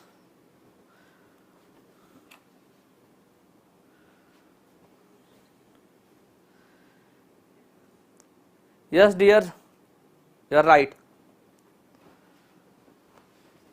हाँ, यहाँ पे देखो hit and trial है, just आप क्या करते हो question number 26 में, आप हिट एंड ट्रायल है, जस्ट यू ट्राई कि नंबर यहाँ पे जैसे 3 है 7 है. So now here in this case आपको the value can not be too much. So आपको ये डी की वैल्यू 9 हियर, ये आपको 9 हो नहीं सकती, because you get different digits, different value. So only possibility आपको कैसे आया कि 4 and 5 में चांसेस थे. सो here in this case only 4. For any next question 27th, so for any choices of value of x, y and z, the 6-digit number of the form x, y, z is divisible by. So here in this case अब देखो x, y, z is divisible by. अब यहाँ पे ना हर एक option में 7, 11, 11, 13, 7, 13, 7, 11, 13.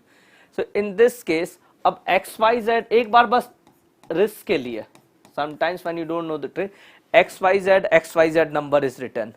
So here just check whether the number is divisible by 11 or not. Why I am saying this? Because क्योंकि 11 आपको क्या है, now here in this case 11 divisibility rule, you know 11 divisibility rule, sum of the digit at odd places, sum of the digit at even places. If their difference is 0 or multiple of 11, then the number will be definitely divisible, okay, or else it will be not. So now here in this case अब यहाँ पे z plus x plus y, here also x plus y plus z, so their difference will be definitely 0. Yes, the number is divisible by 11. Now all of you अब remember एक चीज याद रखना, number is divisible by 11. So आपको option C cancel eliminate हो गया. Now remember अब इसमें क्या करना है ना, हमेशा एग्जाम में याद रखो, कभी भी when you get such type of question na, again it will be a pattern based question. So you take any number 1 2 3 1 2 3. So now you take any number 1 2 3 1 2 3. The moment you take the number as 1 2 3 1 2 3, now you divide it by 7 as well as 13. Now if it will be divisible, so अब याद रखना, if it is divisible immediately you can mark the answer. So now here in this case you will find that yes it is divisible.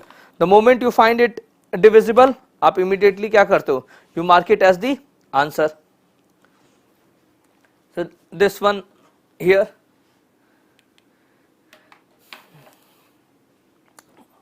Now next one, given 125 identical cubes are arranged in the form of a cubical block, how many cubes are surrounded by the other cubes? अब देखो हमेशा याद रखना all of you, जैसे simple सा concept है ना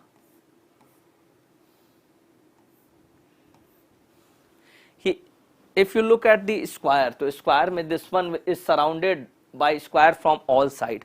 So if there is any cube of 5 by 5 here, अब देखो 125 आइडेंटिकल क्यूब्स हैं, तो 125 आइडेंटिकल क्यूब्स कितने हो जाएंगे, 5 cube is only 125, so 5 cube is only 125.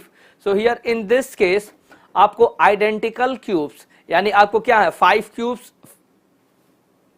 Length, breadth as well as height, 5 cubes are there. Okay, अब आपको टोटल कितने क्यूब्स हो गए, 125 क्यूब्स. तो यहां पे क्या मैटर करता है, 5 क्यूब की लेंथ भी 5, ब्रेथ भी 5, यूनिट साइज ले लिया. अब इसमें क्या कह रहा है कि how many cubes are there which surrounded by each side from cube, यानी we have to find out all the cubes which are inside, जितने भी अंदर हैं क्यूब्स. सो अब देखो सिंपल सा कॉन्सेप्ट है ना कि cube just top layer, you remove the top layer of the cube, you remove the bottom layer of the cube. So top layer, bottom layer gone. So 5 rows हैं, top row, bottom row gone. So 3 rows बचे. Column 5 columns हैं, 1 column gone. So 3 columns and then depth भी 5 है, 1 and 1 gone. So 3 into 3 into 3. जैसे cube वाले question करते थे ना, how many cubes will have no surface painted. जैसे क्यूब्स में क्वेश्चन करते थे ना सरफेस पेंटेड वाले, so how many cubes will have no surface painted, exact वही क्वेश्चन है. देखो यूपीएससी बस चेक करता है आपका कॉन्सेप्ट कितना क्लियर है. क्यूब्स में हमेशा यू सॉल्व क्वेश्चंस कि आपके हाथ से होता है कि if painted so how many cubes will have these 1 surface painted, 0 surface painted, 2 surface painted, 3 surface painted. So अब इनसाइड वाले क्यूब्स क्या होते हैं, none of the surface is painted it because they are covered from cubes from all the side. Similarly here, so this is the question. देखो concept is exactly same, बस language different है. So आपको 5 row है, 5 column, 5 depth है, just one remove, top row, bottom row, side columns gone, front and back. So आपको क्या हो गया, 3 cube. So 3 cube is 27. So how many cubes will be there which will be surrounded by cubes from all sides, 3 cube, that is 20. So again this is easy question. अभी तक question paper में we have found so many easy questions.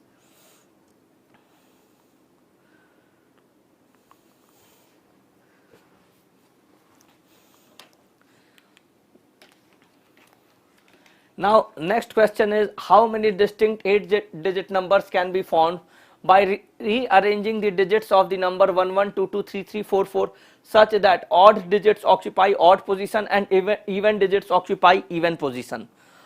Now here in this case अब digits आपके क्या है 1 2 3 and 4. Total each digit is repeated 2 times. So total number of position कितनी हो गई 8 positions. So total number of positions are 8. So अब देखो, so now there are 8 positions. तो आपको first, third, fifth and seventh must be filled by odd. तो अब देखो इस केस में जैसे 1 1 3 3. Okay, and even positions must be filled by even digits. So 2 2 4 4. अब यहां सिंपल सा कॉन्सेप्ट है, देखो 4 digits है ना. So these 4 digits in how many ways you can arrange in these 4 places. जैसे 4 places हैं, in these 4 places because odd places are 4 digits are there. In how many ways you can arrange 4 factorial. But अब यहां पे क्या होता है, ये भी this is 1 both 1. Now if they interchange their position will a new number be formed? No. सब इस केस में क्या करते हो, now we see how many times digits are repeated.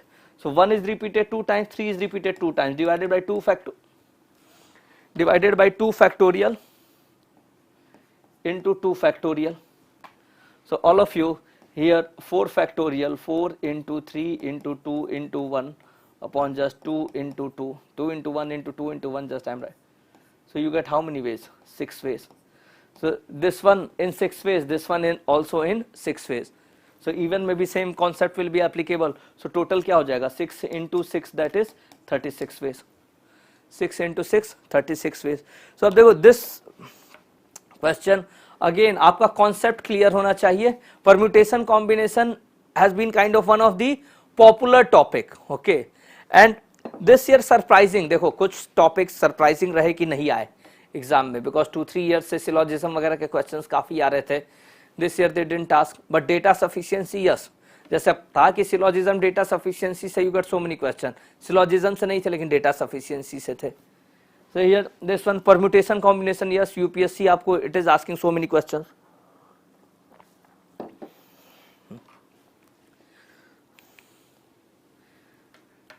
Now question number 30.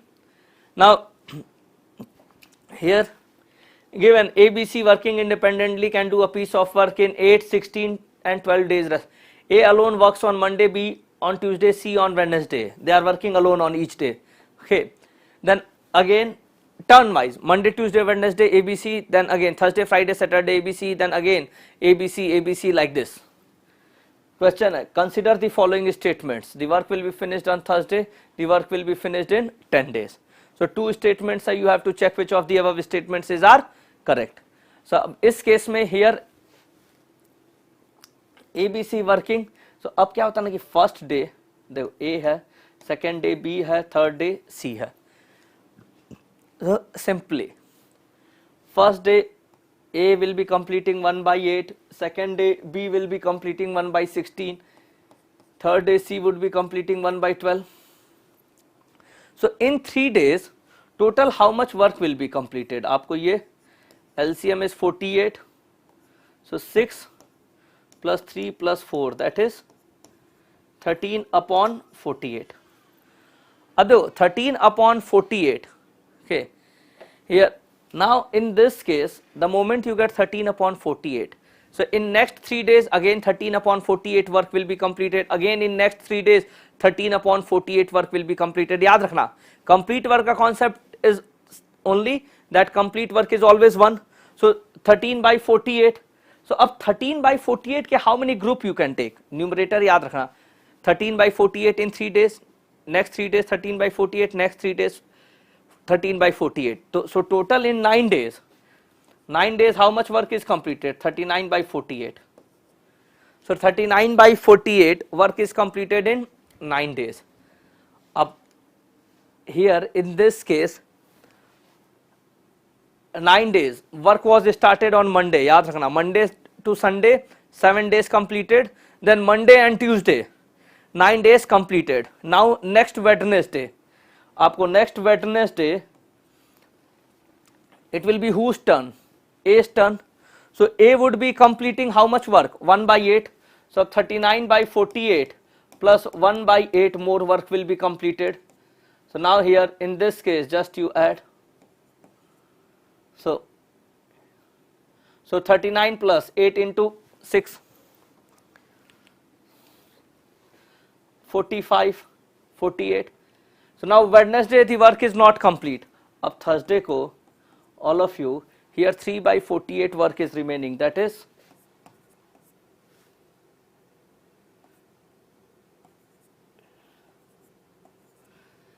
is how much work is remaining now? Remaining work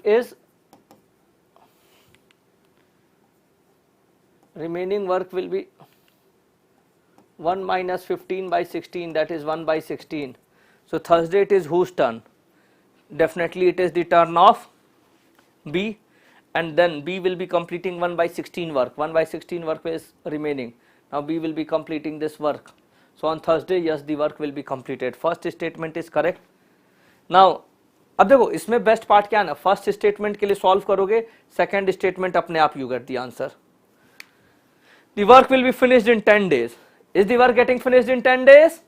no. देखो 9 days तो यहाँ पे थे. This Wednesday was 10th day and then this Thursday is your 11th day. So work is getting completed in 11 days. So 30th answer is what? Your A only. Now here next question is, so all of you, AB here given, Raj has 10 pairs of red, 9 pairs of white and 8 pairs of black shoes in a box. If he randomly picks shoes one by one from the box to get a red pair of shoes to wear, what is the maximum number of attempts he has to make? Okay, 10 pair red, 9 pair white and 8 pairs of black. बड़े ही interesting choice है वाकई में. इसको UPSC देने की तो जरूरत नहीं है, इतने पेयर ऑफ शूज ऑलरेडी हैं. ओके, सो नाउ राज के पास red colour, how many red? 10 pair. देखो हमेशा क्वेश्चन पढ़ा करो ध्यान से. 10 पेयर है ना, So it means how many shoes are there? 20. Then white, now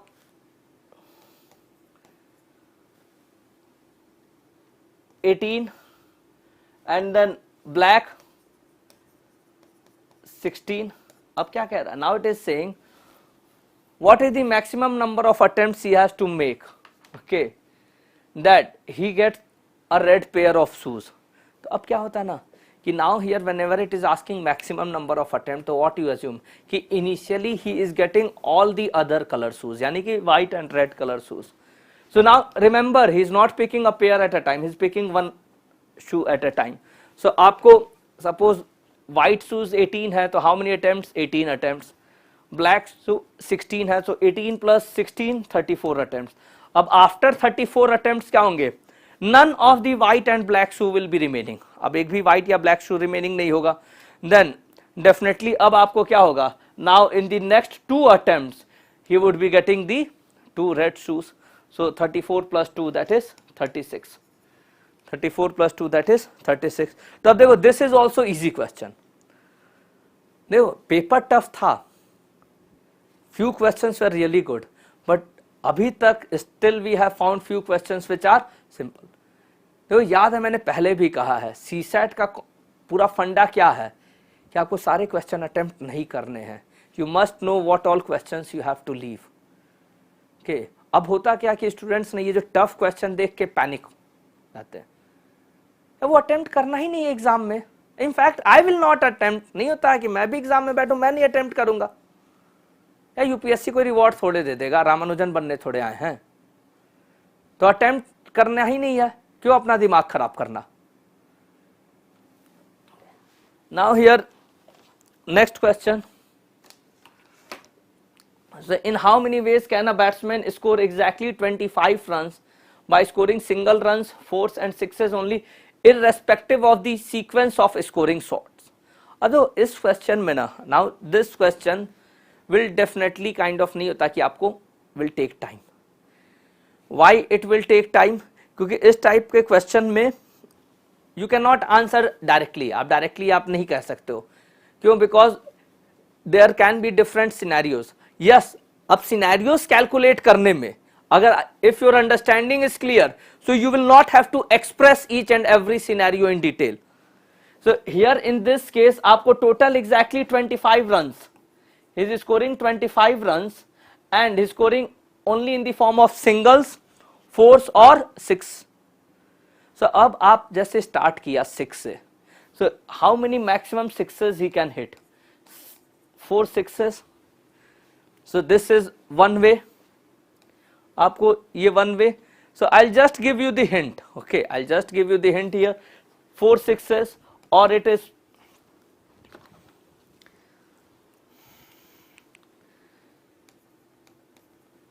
3 sixes,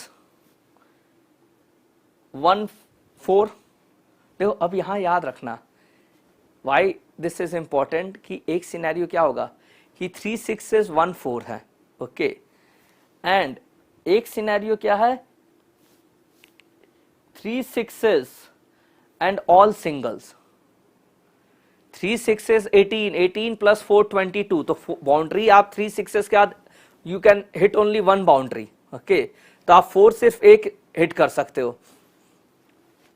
यहां पे बाकी singles and here in this case. So remember these two are different way of scoring the run.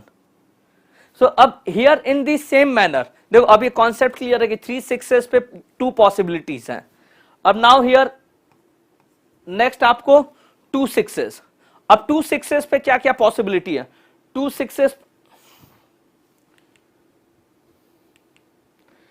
sixes possibility है. If there are 2 sixes, maximum how many boundaries you can score? 3 boundaries. 2 sixes you can score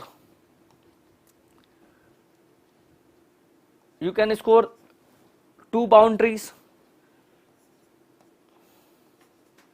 2 sixes you can score 1 boundary. सब देखो अब यहाँ पे concept कि along with sixes how many boundaries you can score. So along with sixes, how many boundaries you can score? Just you have to keep this thing in mind. Okay. So यहाँ पे the moment this is clear कि here 3, अब देखो एक scenario यहीं पे क्या होता है, साथ ही में side by side 2 6s and all single. Here 2 6s 2 4. Now other will be 2 6s 2 4 here all single, and then 2 6s 1 4 all single. So now these many different scenarios are there. So with respect to 6, अब 1 6 से ऐसे ही, अब 1 6 पे how many 4s are possible? So आप कितने 4 hit कर सकते हो? मैक्सिमम 4 4.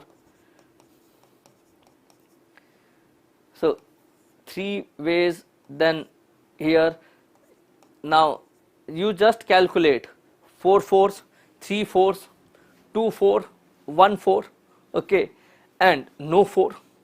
So ये possibilities हैं. So now all of you just remember, अब इसमें pattern क्या है? 0 4 यहाँ पे. Now 1 4 and 2 single. Here this is only one way. 4 6s पे only one way. Here you will be getting 2 ways. कि 3 6s पे along with one boundary without a boundary. Now here 2 6s पे, now 2 6s 3 4s, 2 6s 2 4s, 2 6s 1 4, 2 6s no 4. So these are the different scenarios. So आपको क्या करना है? Just you have to keep this thing in mind and you have to keep on adding. बस ये add करना, and then along with 5 all the possibilities are 4 4s ले चुके. अब now here in this case, now the other 2 possibilities are, देखो यहाँ पे we will consider here 5 4s की एक possibility है आपको,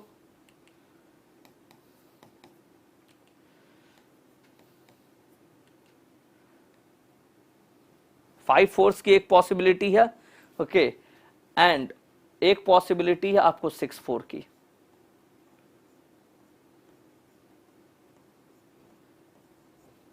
एक पॉसिबिलिटी है आपको 6 4 की. एंड देन याद रखना ओनली सिंगल्स पे there is only one possibility कि ऑल आर सिंगल्स, क्योंकि बाकी सिंगल के जो कॉम्बिनेशन है, जितने भी combination, so all of you will be here only. So you just count the total number of possibility. So this way you solve the question. So देखो in explanation definitely it will take time because I have to write everything. But आप जब exam में solve करते हो तो आपको possibilities ये clear रहती है कि हाँ 6 4 how many boundaries you can hit because total runs is what 25. So maximum 6s 4 थे, 4 6s 3 6s 2 6s 1 6. इस पे कितनी पॉसिबिलिटीज है? एंड देन 4 पे 6 4s and 5 4s because बाकी जो है आप इसमें ऑलरेडी कवर किए होंगे. Okay, so you just count, you get the answer.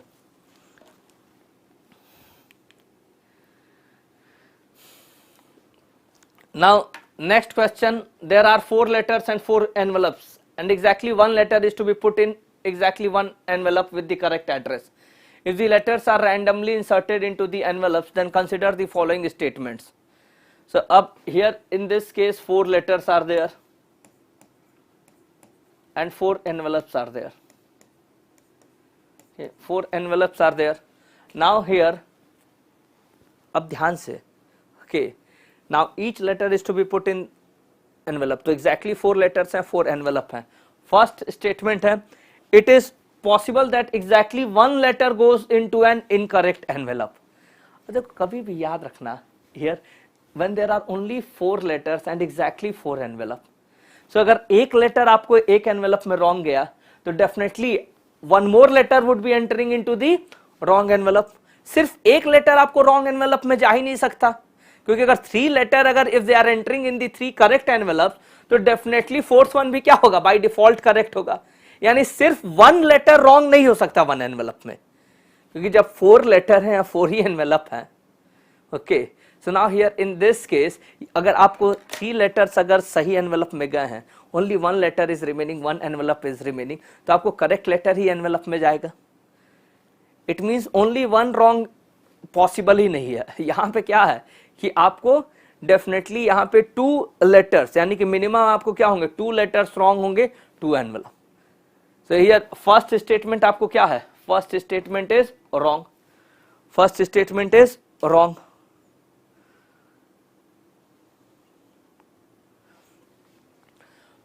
Now second statement, there are only 6 ways in which 2 letters can go into the correct envelope. अब यहाँ पे how many envelopes are there? 4 ना. Out of 4, 2, in how many ways 2 can go into the correct? सब 4 में से क्या करना है? 2 select करना है. तो यूपीएससी ने इस बार जम के नहीं होता, परम्यूटेशन कॉम्बिनेशन से जम के question they have asked. So out of 4 you can select 2 in how many ways? 4c2 तो अभी we have done the calculation of 4c2 what value you get? 4c2 is 6. So yes, there are only 6 ways. 4c2 solve करो, 6 है.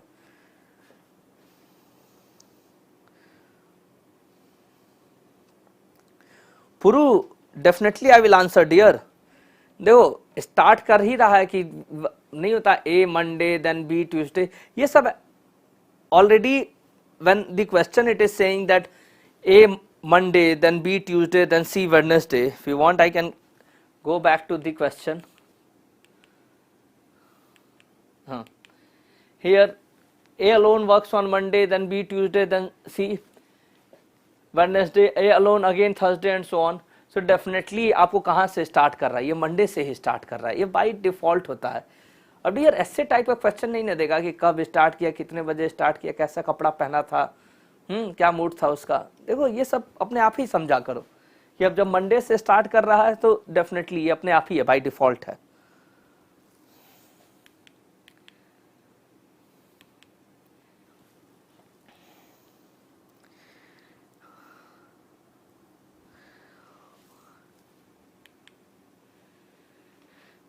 Question number 37. अरे UPSC ना again कुछ questions जो हैं they are asking such calculation based question. देखो calculation इसलिए important है. अगेन दिस इज यूपीएससी ज्ञान. हाँ dear, I think 35th you will get 18.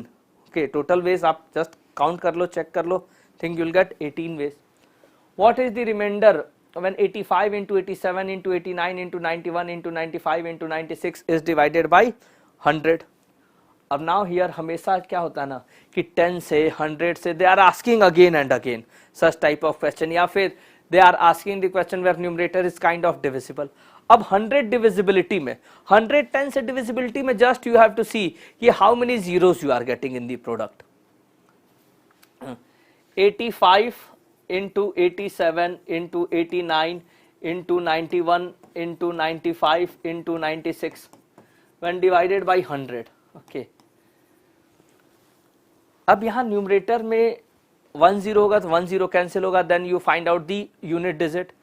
तो if there are 2 zeros it means the number will be what perfectly divisible. अब zeros कहाँ से आते हैं? 0 you get 5 and 2, multiple of 5 and 2 only gives you 0. जैसे ही 5 का multiple and an even number is multiplied, you get a 0. okay, in the product. So अब you have to see how many multiple of 5 and 0 are there, यानी कि कितने, how many pair can be formed. So here 85 है, 95 है.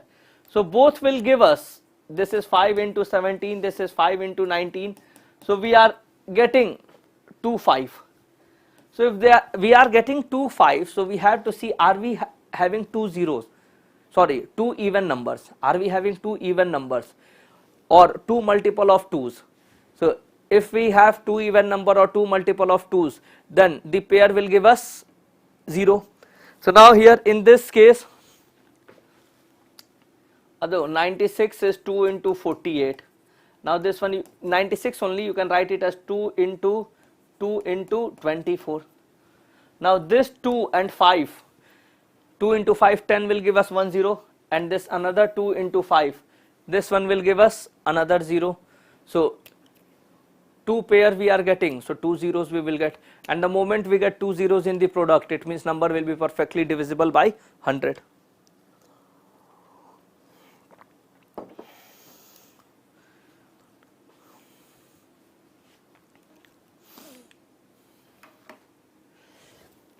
What is the unit digit? देखो cyclicity का concept done cyclicity concept से नहीं होता है कि you have got the direct question here.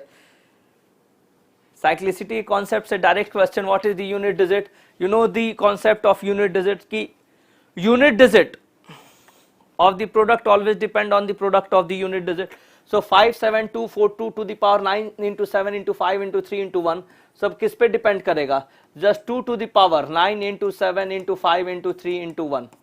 सब इतनी मेहनत कर लो, इतनी मेहनत कर लो. 9 into 7 क्या? 63.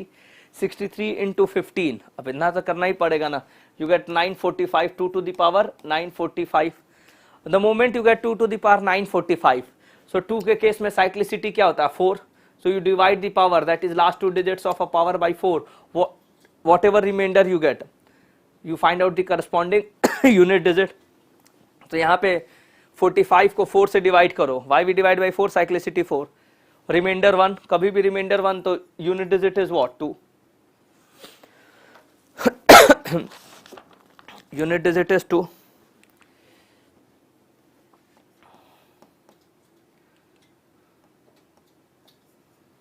Unit digit is 2. So again this was very easy, very simple नहीं होता कि आपको डायरेक्ट क्वेश्चन था.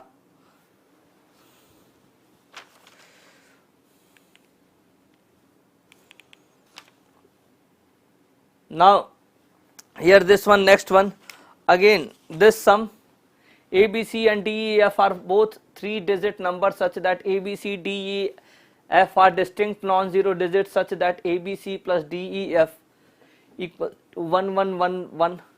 Then what is the value of A plus B plus C plus D plus E plus F? देखो here again in this case this is pure kind of नहीं होता कि calculation based question, आपको combination कभी मिलेंगे तो digit same रहेंगे. Okay, so now here in this case A B C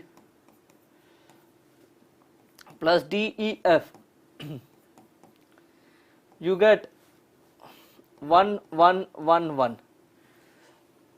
now here when you get 1 1 1 1 तो अब जैसे क्या पॉसिबिलिटी हो?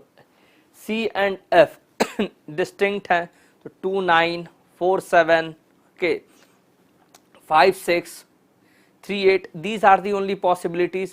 अब आपको याद रखना, all of you please keep in mind कि here in this case definitely यानी कि आपको sum जो है sum is crossing 1000. आपको sum क्या कर रहा है? आपको 1000 क्रॉस कर रहा है. So अब 1000 क्रॉस कर रहा है तो if one number is kind of 900 something तो another number क्या होगा? 200 something, 800 something तो 300 something, 600 something तो around 500, 600 or 400 something also can be. So this way only you have to solve. So now here in this case definitely आप क्या करते हो? Just you look for the options. Just you look for the options. आप क्या करते हो? आप combination set करते हो. Now here because 1 1 1 1 है ना तो बहुत easy हो गया. So here basically आप क्या करते हो? 1 1 1 1 minus A B C you get D E F. So now here in this case अब आपको ये calculation easy रहता है कि just you keep on assuming and then you try to solve.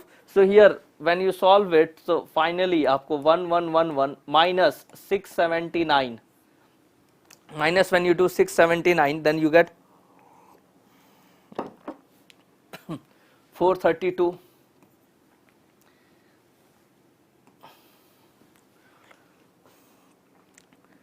So now all of you just check minus 9 2 10 minus 7 3 then 10 minus 6 4. So here this way only, that is combination. Now you have to always look for the combination because देखो हमेशा याद रखना carry रहेगा. 1 आया है ना, एक यहाँ पे सिंपल सा एक और कॉन्सेप्ट है, कॉन्सेप्ट इंपॉर्टेंट है. Here in this case when you are adding it here तो अब यहाँ पे याद रखना कि whenever you will be summing them up both are your distinct numbers. तो यहाँ पे जब you are getting here 1 as the unit digit ना, तो the moment you get here 1 as the unit digit, here the moment you are getting 1 as the unit digit ना, it means 1 क्या होगा? आपको कैरी जाएगा. 1 again it will go carry. यहाँ पे 1 carry आया, so 1 कैरी आया यानी कि B plus E जो ओरिजिनल है उसका सम क्या होगा? 10 होगा. Then only 1 carry 10 plus 1 it will be 11. Again A plus D क्या होगा? A plus D का सम क्या होगा? 10 होगा क्योंकि यहां से फिर 1 कैरी. तो ऑल ऑफ यू रिमेंबर सारा कॉन्सेप्ट क्या होता है इसमें? सम में ना सारा कैरी का है कि आपको C प्लस एफ 11 है तो वन कैरी हमेशा जाएगा क्योंकि और कोई पॉसिबिलिटी होती नहीं है। B प्लस E क्या होगा 10 होगा, B plus E can be 10 then only because one carry is already there,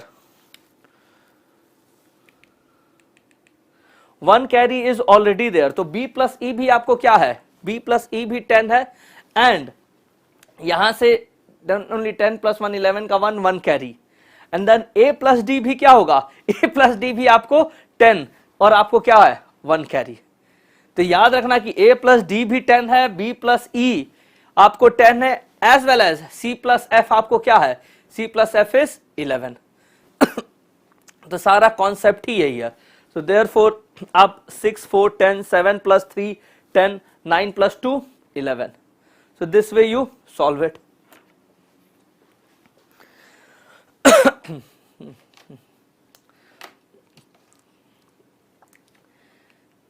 Now here D is a 3-digit number such that the ratio of the number to the sum of its digit is least. What is the difference between the hundredth place and the digits at the units place of D? So अब ये 3-digit number है such that the ratio of the number to the sum of its digit is least. So hundredth place and the digit at unit place of D. So again देखो these type of question है, जैसे क्या होता है आपको whenever you find out the ratio, तो I'll just give you hint first कि 3-digit number है, जैसे for example I take 999, so अब 999 है आपको 999 you divide by sum of the ratio, sorry sum of its digit, so 999 by 27, so 999 upon 27, so here sum of the digit। अब आपको क्या होता है ratio must be least, difference between the digits of at the hundredth place and the digit at the unit place। अब digit at hundredth place and digit at the unit place पे आपको difference क्या है, तो हमेशा क्या होता है ना कि ऑप्शन भी देख लिया करो ना। ऑप्शन हियर हमेशा नहीं होता है कि 7 8 एंड 9, ना 7 8 एंड 9, तो आपको क्या है रेशियो क्या कह रहा है कि लीस्ट है, यानी रेशियो लीस्ट का क्या मतलब होता है कि आपको जो नंबर है ना when you are dividing it by sum of the digits, तो आपको वैल्यू क्या होगी, आपको लीस्ट आनी चाहिए। Moment you are getting least, so आपको डिफरेंस यहाँ 7 8 एंड 9 है। जैसे for example I am taking कि here if the number is 168, so here when you divide by 15, देखो अब आपको क्या करना है smaller, you have to always look for the smaller. Now denominator must be higher and the overall value आपको क्या होनी चाहिए, वो लीस्ट होनी चाहिए।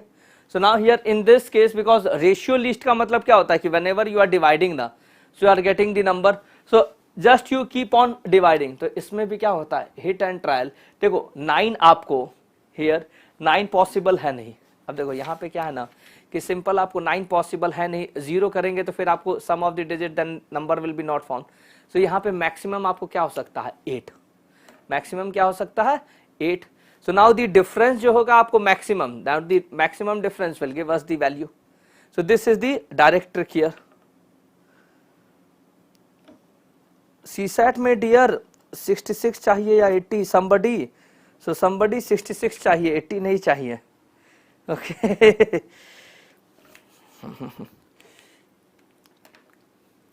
Now next question number 44, again देखो this is very simple very easy question। Why this is simple question, because this is again pattern based question। ये हमेशा ना ये simple आपको pattern based question है, you solve it for the smaller values and then you find out the exact pattern।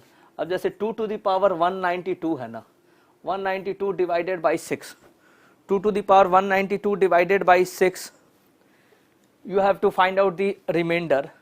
so अब direct 2 to the power 192 नहीं कर सकते सॉल्व, आप क्या करते हो pattern 2 to the power 1 divide करो 6 से, रिमाइंडर क्या आया 2।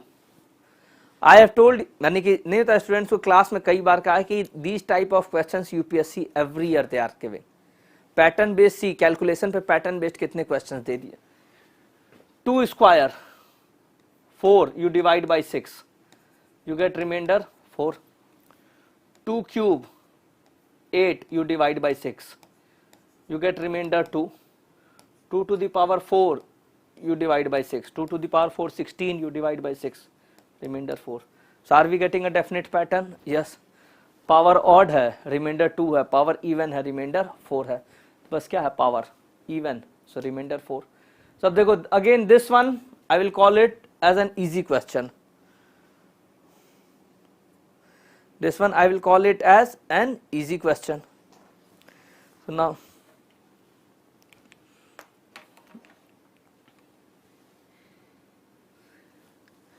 So now all of you, next question, question number 45.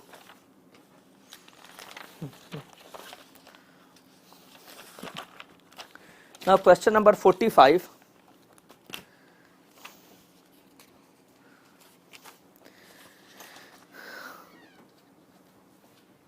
इसमें ना, now consider the sequence, which one of the following completes the sequence. आपको क्या होना चाहिए यहाँ पे exact pattern, आपको you have to find out the exact pattern.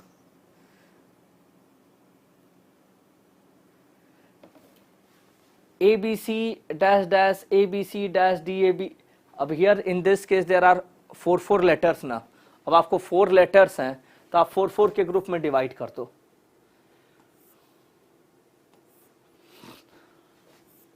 4 के ग्रुप में आप डिवाइड कर दो.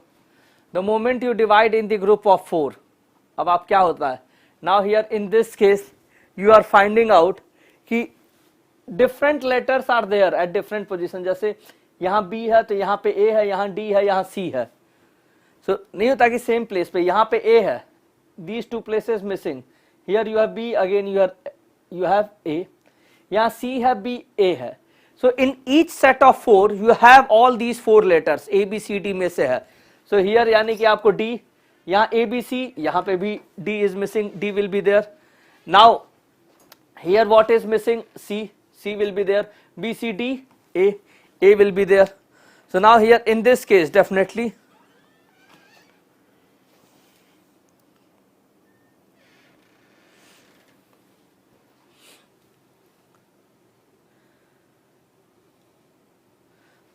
DDCA will be the answer.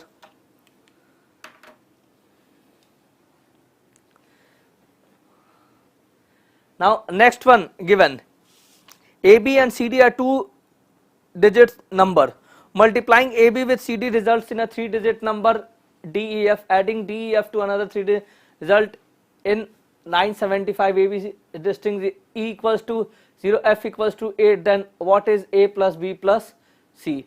अब देखो here in this case now AB and CD are 2-digit numbers, so AB and CD multiplying AB, so AB you are multiplying into CD, you are getting DEF, you are getting DEF, and DEF plus GHI, DEF plus GHI results in 975. This one is 975. Now here in this case already given to us that E is 0, and F is 8. What is the value of A plus B plus C? Now here E is 0 and F is 8, D08 plus GHI, you find 975. So now here in this case अब 8 plus I you are finding out 5, तब यहाँ से I की value निकल गई 7. So here you are getting 7. So 8 plus 7 only 15, 1 carry. So now 0 plus 1 plus H is what? 7. So here from here you get the value of H as 6. यहाँ from here you get the value of H as 6. So H की value यहाँ से 6 आ गई. So now here you are getting 6. So D08 plus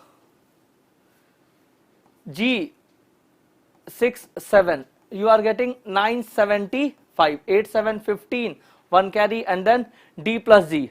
अब देखो D plus G है and D plus G you are getting 9, and remember कि AB into CD, AB into CD only you got D08. So here in this case, so what is A plus B plus C? So A plus B plus C, so आपको 5, 6, 7, 8, 9, आपको यहाँ पे 5 हो गया, 6 हो गया, 7 हो गया, 8 हो गया, 9 ऑलरेडी ऑक्यूपाइड है, बचा क्या 0 से 9 में ही है ना.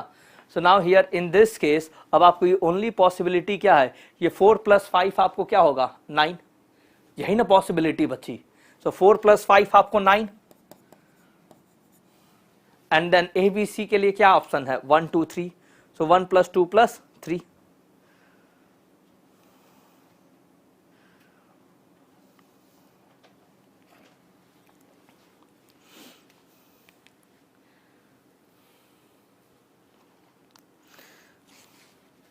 Now next one, consider the following statements in respect of the 5 candidates P, Q, R, S and T. 2 statements are true and 1 statement is false. True statement, one of P and Q was selected for the job. At least one of R and S was false statement. At least one of R and S was selected for the job. Then true statement, at most 2 of R, S and T were selected for the job.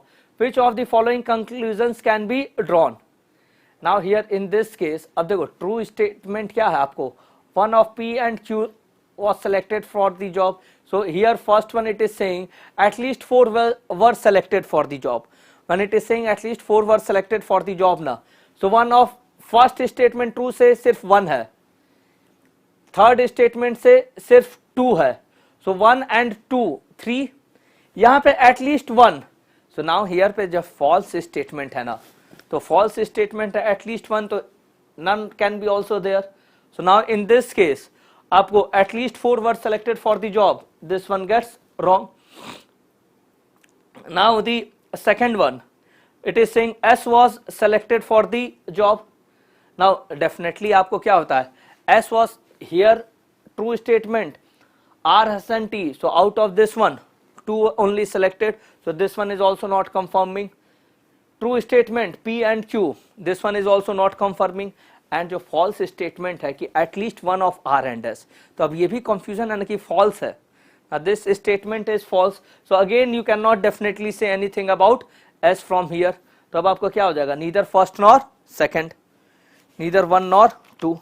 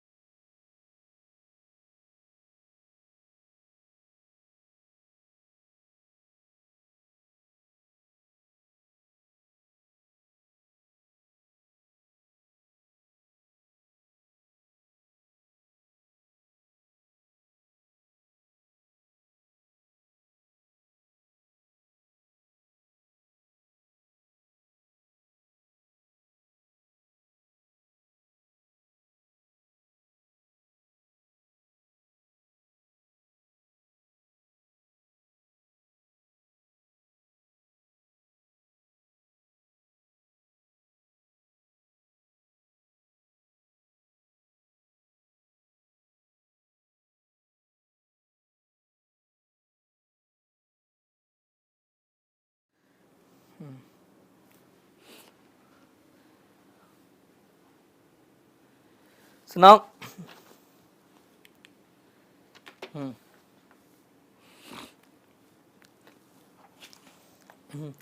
given let P, Q, R, S and T be 5 statements such that if P is true then both Q and S are true. If R and S are true then T is false. अब P true है, okay, P is true, then Q and S also true. Okay, if R and S are true, R and S are true, then T is false. Then T is false.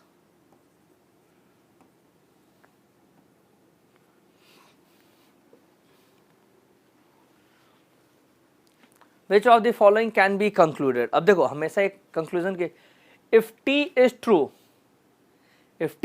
then at least one of P and R must be false. अब देखो now here in this case first statement, if T is true then at least one of P and R must be false. So here अब देखो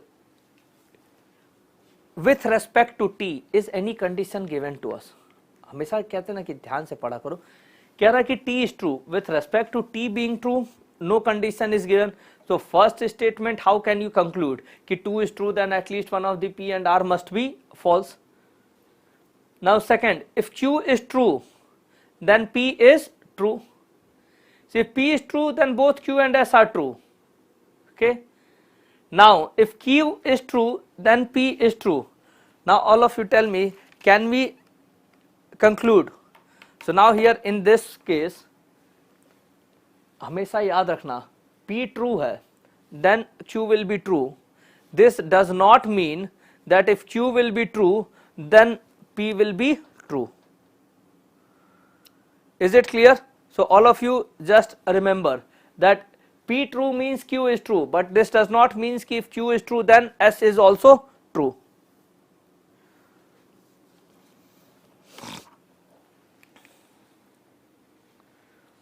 Question number 49. A cuboid of dimension 7 into 5 into 3 is painted red and green and blue on each pair of opposite faces of dimension. Now 7 into 5, 5 into 3, 7 into 3 respectively. Then the cuboid is cut separated into various cubes, each of side length 1 centimeter. Now we have to find out which of the following statements is correct.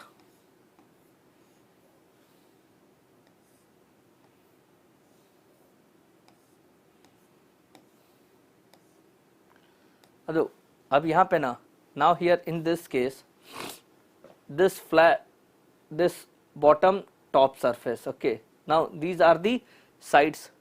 So now here in this case if this one I am taking 7 centimeter, this one is 7 centimeter, this one will be 5 centimeter. So if this is 7, this one will be also 7.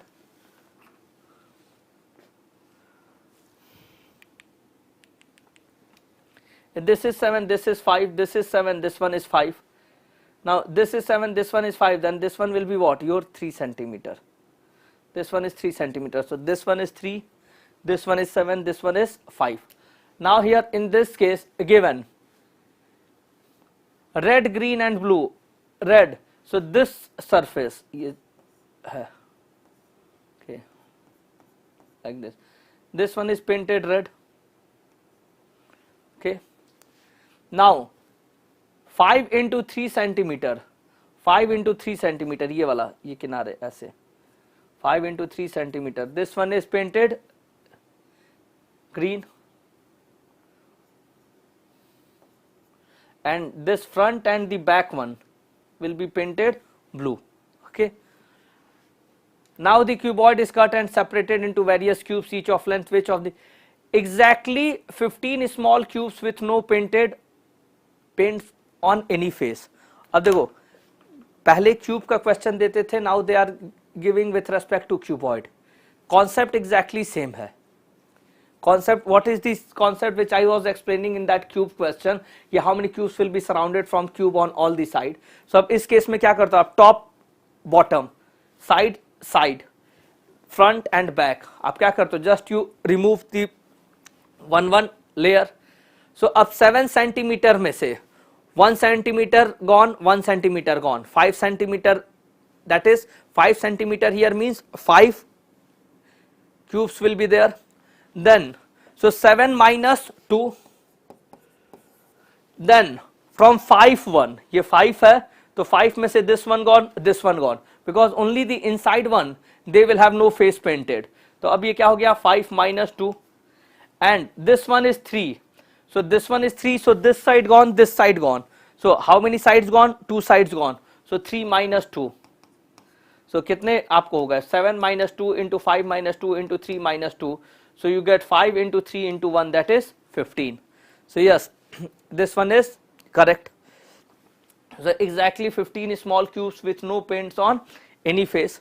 तो ये देखो explain करने में time लगा, otherwise simple वही cube वाला concept है, top player bottom side से फ्रंट एंड बैक, बस हो गया. सो 7 में से 2 गया, 5 में से 2 गया, 3 में से 2 गया, जस्ट मल्टीप्लाई कर दो. Okay, second one it is saying there are exactly 6 small cubes with exactly 2 faces, one face with blue and one face with green. So now it is talking about blue and green. अब देखो when it is talking about blue and green, so now all of you अब यहाँ पे याद रखना कि blue and green, from where you will be getting blue and green, this one is green and the back one is blue. So अब ये 3 centimetre है, ठीक. So exactly 2 दे रहा है, तो जैसे ये 3 है ना, तो मानो इसको ऐसे डिवाइड करो,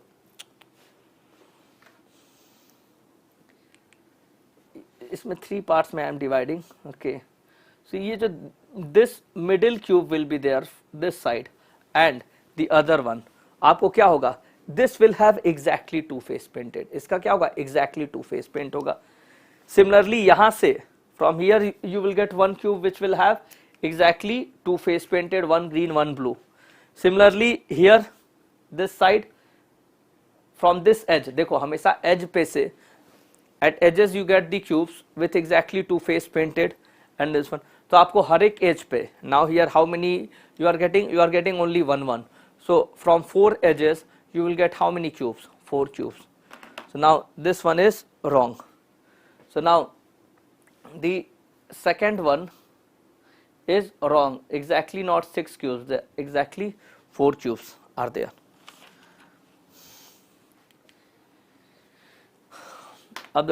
Now this is one question which you definitely attempt in exam. Why you definitely attempt in exam? Because this is one of the very easy question, just you need to have the patience. The letters of the word are arranged alphabetically in reverse order. How many positions of the letters will remain unchanged? So if you have the patience, definitely you will get the correct answer. So now incomprehensibilities.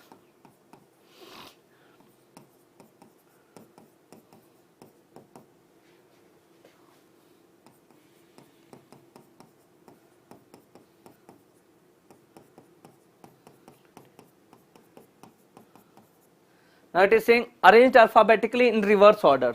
तब reverse order में, तो यहाँ पे अब reverse order में कहाँ से start होगा, सो यहाँ पे रिवर्स ऑर्डर में टी से स्टार्ट होगा. So T then S is there how many times, 2 times. अब यहीं पे करो T S 2 times, then after S you have R how many times, 1 time. So all of you just keep on writing R, then you have P, then you have O, then after O you have how many times N, then you have here M also, M, then here you have L, then here you have I कितनी बार, 1 2 3 4 5, 1 2 3 4 5 times I, then after that you have H, then E also how many times there, 1 2 3 times E is there, then you have C and then you have B. So just check karo ki how many alphabets are there, letters are there exact which are at the same position. Oh yes, we have this one and then we have this one, these 2, so only 2. अब इस question में क्या था, कोई logic नहीं है, question देखो बस ऐसे ही करो. यहाँ तो बस नीचे बस एग्जैक्टली देखना कि you just write down, okay, just below, okay, you write all the letters and then you solve it. So here देखो यूपीएससी आपको पेशेंस वगैरह सब चेक कर रही है. They know that you are already exhausted, but still you have to solve the questions.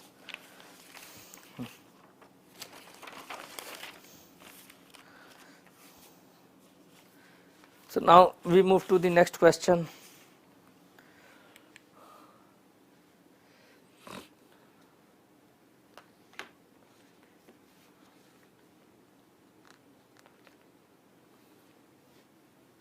Now given in an exam, the maximum marks for each of the 4 papers, namely P, Q, R and S are 100.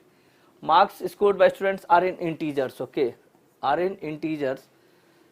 A student can score 99% in n different ways. What is the value of n?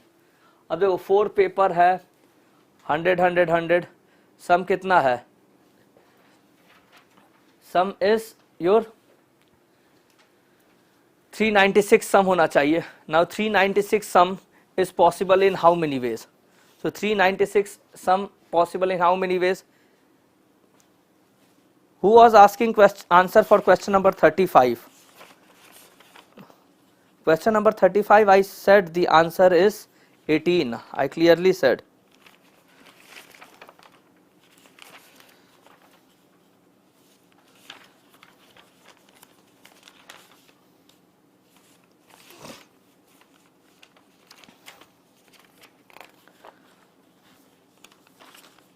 Anyone else asking answer for question number 40 also?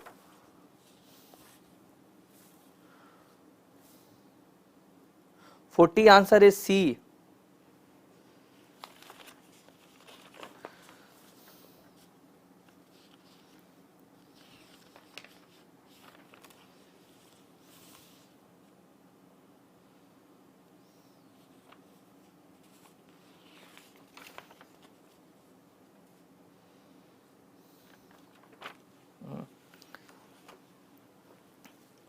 Now let's come to this question number 55. The maximum marks PQ, अब देखो यहाँ पे ना simple है, PQ R and S 4 papers ना, अब यहाँ याद रखना कि here marks same marks नहीं होता कि जैसे 100 in P and Q 100 R 100. So if suppose I am starting with P being 100, okay, P 100, Q 100, R 100, okay. Marks scored by students are integer. A student can score 99% in different ways. Some 99% in different ways. तो अब याद रखना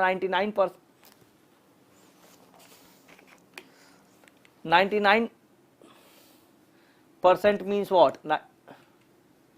99% means 396 marks.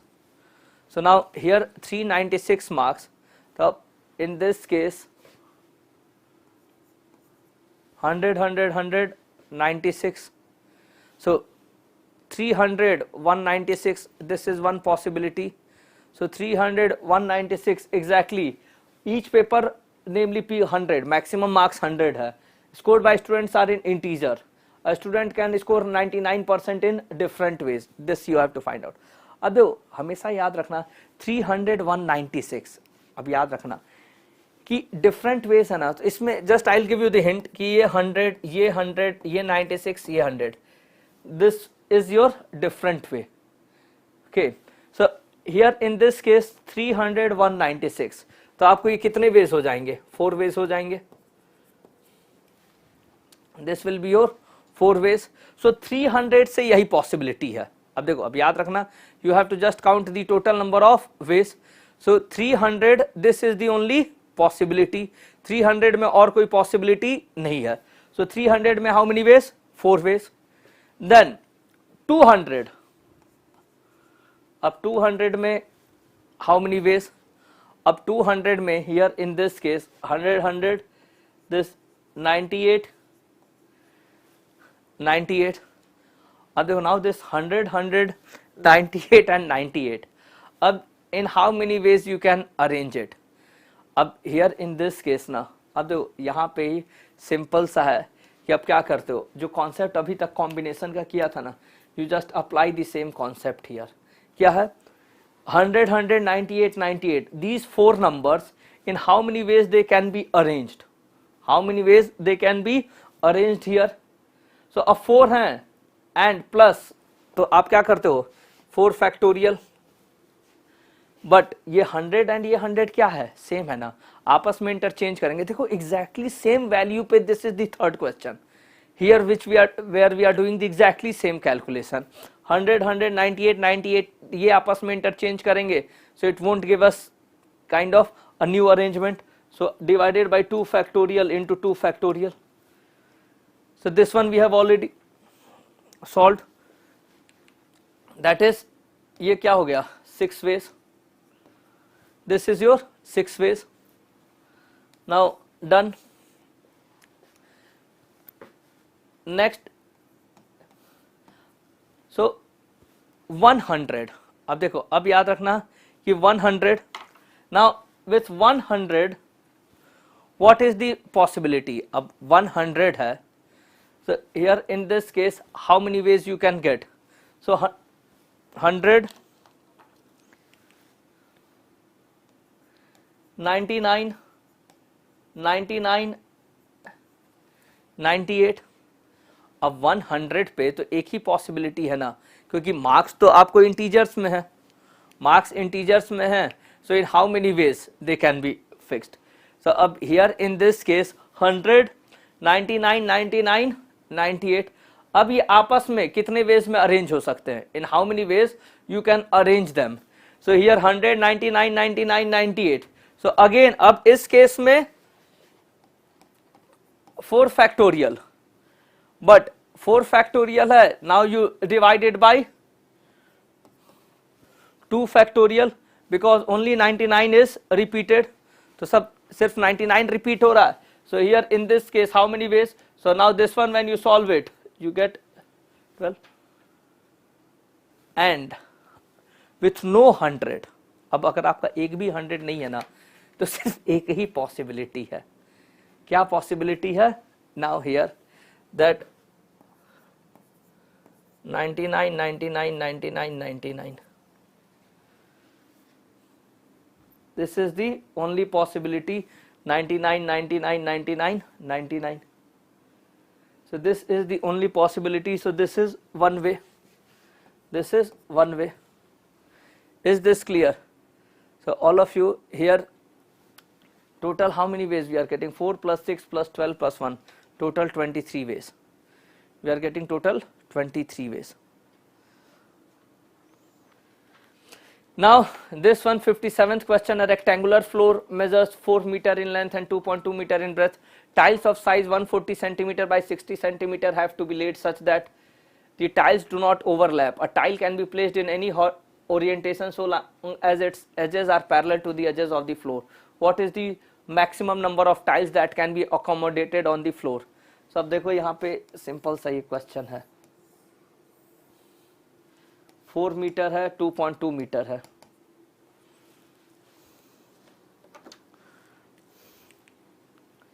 (2.2 meter).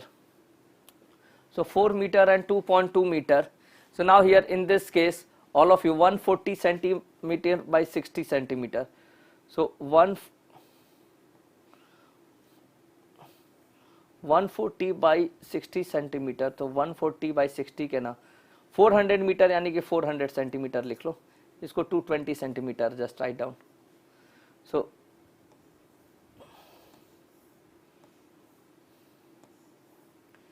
so 60 60 60 180. After this you can not because 220 centimetre. यहाँ पे 140 140 280. Now after that 120 centimetre. अब ऐसे करोगे ना, so you can not, but अब यहां पे ऐसे करके नाउ ऑल ऑफ यू इसको अज्यूम करना 60 ही है. ओके, सो नाउ दिस यहीं तक है ये. सो दीज टू, ये 60 सेंटीमीटर, ये 140 सेंटीमीटर, ये 60 सेंटीमीटर 140, क्योंकि 400 सेंटीमीटर था, 140 140 280. अब now you are just changing the orientation. Okay, just ये फोन था तो पहले ऐसे ऐसे रखा, उसके बाद फोन को ऐसे कर दिया. Okay, so you just changed.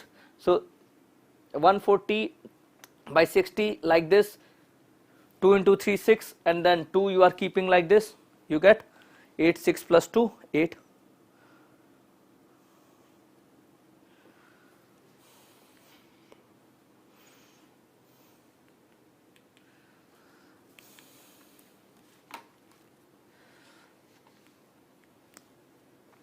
Now question number 60. Question number 60 is, and this is your coded inequality question. From last 2 years they have started giving such type of questions. A plus b means a is neither smaller nor equal to b. A minus b means a is not greater than b. A into b means a is not smaller than b.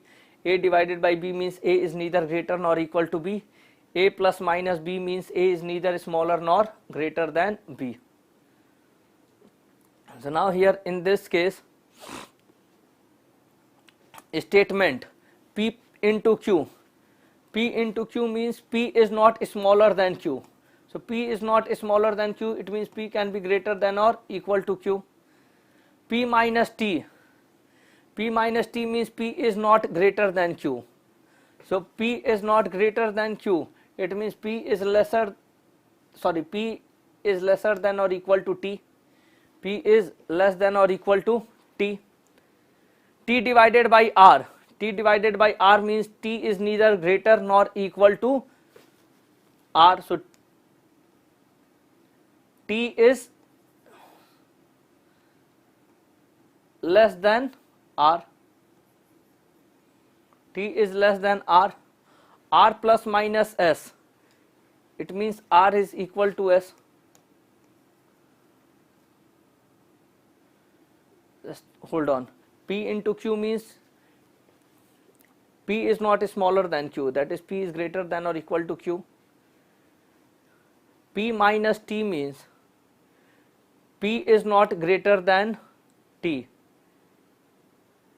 P is not greater than t, it means p is less than or equal to t. And t divided by r means t is neither greater than nor equal to r. So t is less than r, this is equal to r. Conclusion first is q plus minus t. Q plus minus t means q neither smaller nor greater than, that is q is equal, अब देखो t is greater than or equal to p, p is greater than or equal to q. So now here in this case q plus minus t means what? Q is equal to t. So अब देखो now all of you, t greater than or equal to p, p greater than or equal to q. So here in this case t equals to q, definitely you cannot conclude. The first one is wrong. Second one, it is saying s plus q. S plus q means s is neither smaller nor equal, it means s is greater than q. अब देखो s is equal to r greater than t, it means s is greater than t. T greater than or equal to p, it means s is greater than p. And p greater than or equal to q, it means s is greater than q. Yes, second conclusion follows. So here the second one only follow. देखो 40 children are standing in a circle and one of them, child 1 has a ring. The ring is passed clockwise. Child 1 passes on to child 2, child 2 passes on to child 4, child 4 passes on to child 7, so on. After how many such changes including child 1 will the ring be in the hand of child again? अब देखो अभी एक circular उसमें है. So circular इसमें है, तो here in this case this is a circle ना. So 1 2 3 4, so 1 to 2, then 2 to 4, then 4 to 5 6, that is 4 to 7, then 7 to 11, like this, and then again it will be going. So here you have to just find out after how many such changes exactly it will be. Okay, so one, say first change 2, second change 4, third change 7, then 11. देखो here आपको जैसे ही the calculation you know, well exactly you cannot apply directly formula also ना. अब directly formula भी नहीं apply कर सकते, because here 16 plus 6 22, 22 plus 7 29, 29 plus 8 37. अब देखो 37 plus 9 46 है, लेकिन 40 के बाद अगेन 1 पे आ गया, means 1 is started. So 1 would be not getting 37 plus 9, it means 46, that is 6 would be getting. So you have to find out when one will be receiving again.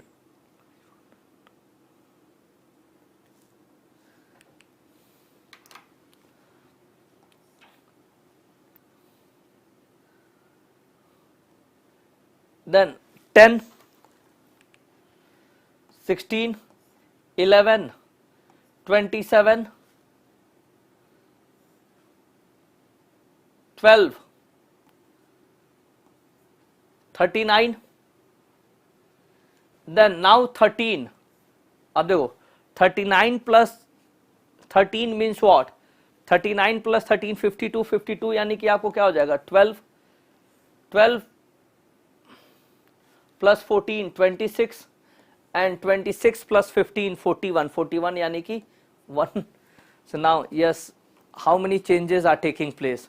So 1 change, 2 change, 3 change. अब देखो इसको याद रखना 1 से 2 1 change you will count. So 1 change, 2 change, 3 4 5 6 7 8 9 10 11 12 13 14 15. So 15 changes.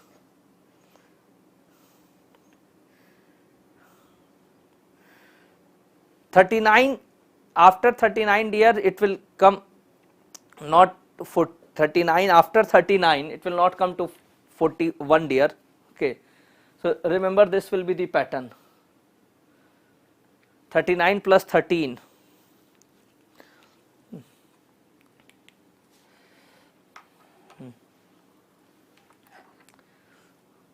So now all of you here in this question. Now next question is pure kind of नहीं होता APGP concept you have to apply. You have to apply the concept of reasoning also. So many concepts you have to apply in this question.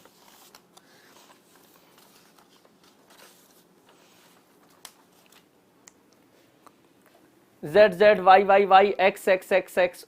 So now here in this case, देखो first of all you need to find out how many terms are there. Because you have to find out the middle term. So when you have to find out the middle term, so 2 plus 3 plus 4 plus 5 plus 6 like this terms are there. अब देखो total we know 26 alphabets are there. Total 26 alphabets हैं. So total 26 alphabets हैं. So now here number of terms कितने होंगे? Number of terms तो here in this manner number of terms 2 plus 3 plus 4 वो कितने होंगे? That will be 26 only. That will be 26 only. So now here in this case number of terms, all of you always remember it will be 26 only.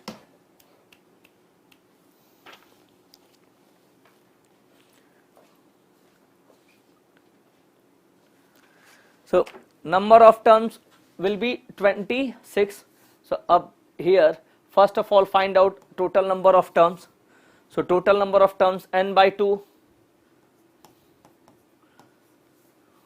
2a plus n minus 1 into d common difference is 1. So here 26 by 2 13. So 13 into 29.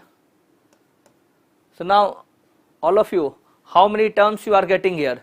Total here number of terms you, that is 377. अब देखो 377 में जैसे ही 377 आया, so 377 what will be the middle term? So total number of terms क्या हैं? 377 and what will be the middle term? So middle term here will be here in this case ना middle term all of you will be 377 by 2 कर दो. So 377 by 2. So all of you how much you will get? 377 by 2. So that is 189. 189. So now here it means कि 189th term, देखो 189th term right hand side से या left hand side से, from both side 189th term. So you have to just find out कि 189th term कौन सा होगा. अब देखो इसमें easier ना, instead of forming कि आप क्या करो quadratic equation frame करो, because 189th term you will have to find out using the concept कि 189th term you know the common difference, you know sum, and then you find out the term. It becomes really tricky. अब इसमें easy क्या है, you start from the end. 827 times, so other इसमें now here this calculation will be always easier for you. So 189th term right hand side से भी 27, B 26, C 25. So now here in this case D 24, E 23, F 22, G 21, H 20. अब just check करते, now all of you see कि are you getting here in this case. So now just अब देखो, because here H and I, now after this only, because 2 you have already got, 4 plus 4 times, so just you see how many terms you are getting. So now all of you here in this case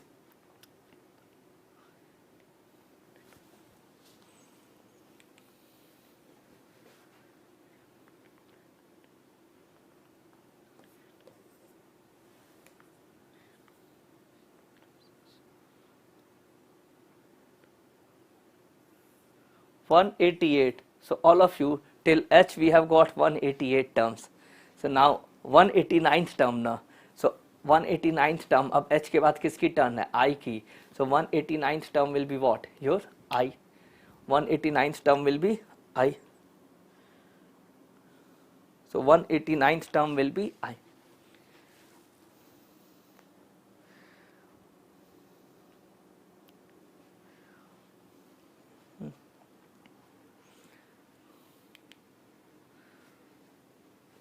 And now all of you, अब देखो, these are the real challenging questions. Why these are real challenging questions? Because यहाँ पे ना you will find कि in the answer keys, in the explanation नहीं होता, आपको बहुत सारे confusion रहते हैं, students को भी बहुत confusion रहते हैं.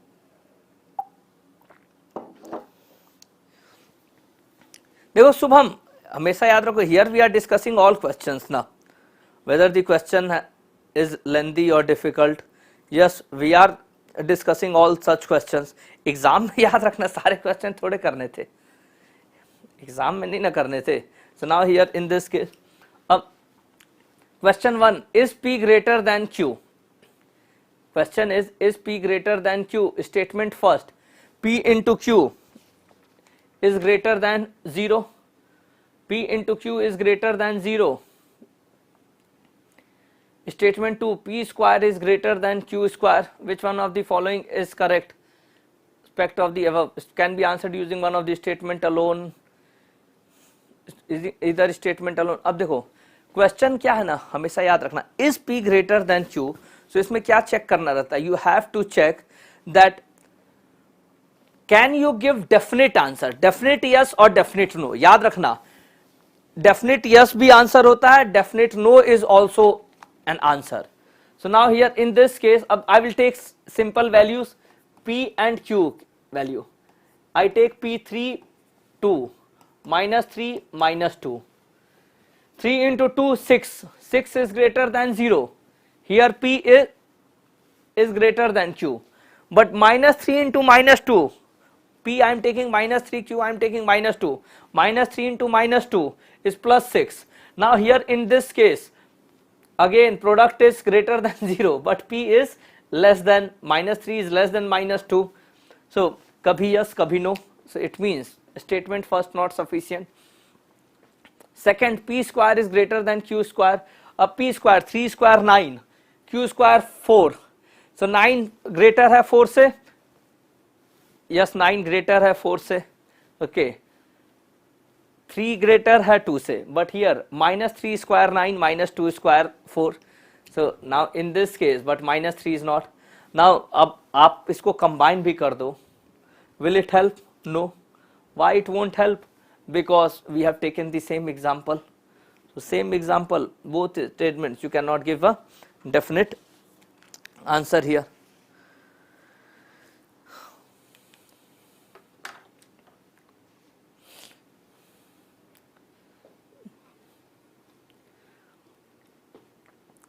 Now in this case, all of you, given is P plus Q minus R greater than P minus Q plus R, where P, Q and R are integers. So all of you here in this case,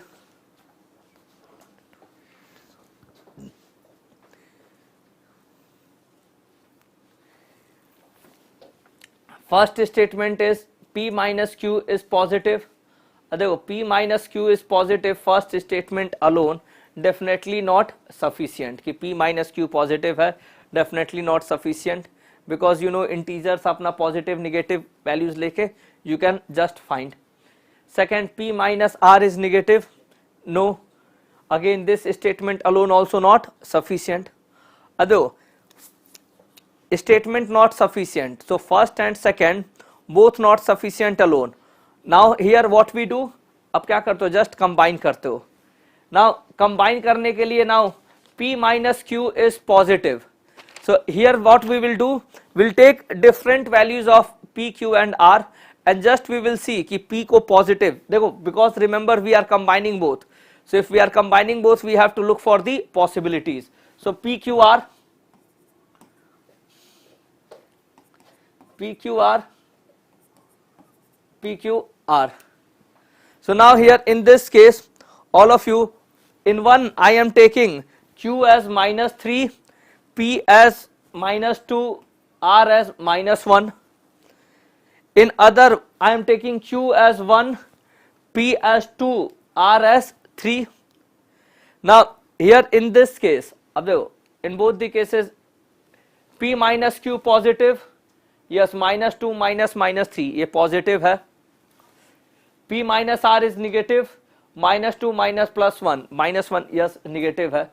अब here in this case P plus Q, minus 2 minus 3, minus 5 minus minus 1, that is ये आया minus 4 आया.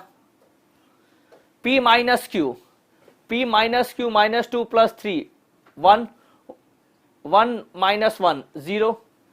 So is greater, no. अब हमेशा याद रखना, all of you please remember कि you are saying no, it's not greater. Second value you take. Now second value P minus Q 2 minus 1 positive, yes 2 minus 1 is positive.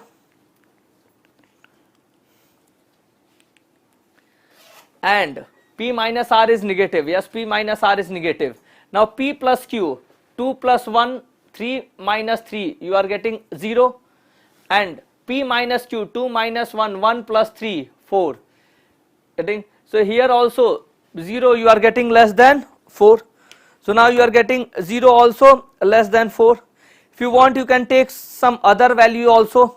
If you want you can take some other values, minus 3, minus 2. अब देखो हर एक case में क्या होगा ना कि whether you take any kind of values, you will find that if both the conditions are satisfied, this one you are always getting lesser than the other one. तो अब देखो क्वेश्चन का क्या मतलब है, what do we mean by it? Is this greater than this one? So आप कह सकते हो definitely no, it's not greater. So when you can definitely say no, it's not greater, it means yes you can answer, data is sufficient. याद रखना data sufficiency का concept ही यही है, definite yes और definite no. So definite yes, definite no. देखो dear यहाँ पे open है, अगर किसी क्वेश्चन में कंफ्यूजन है ना, so definitely we will discuss.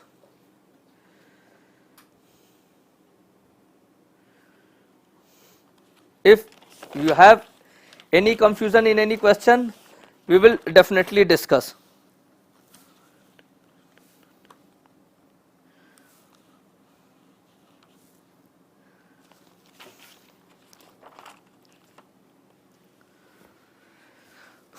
Thank you, Pankaj.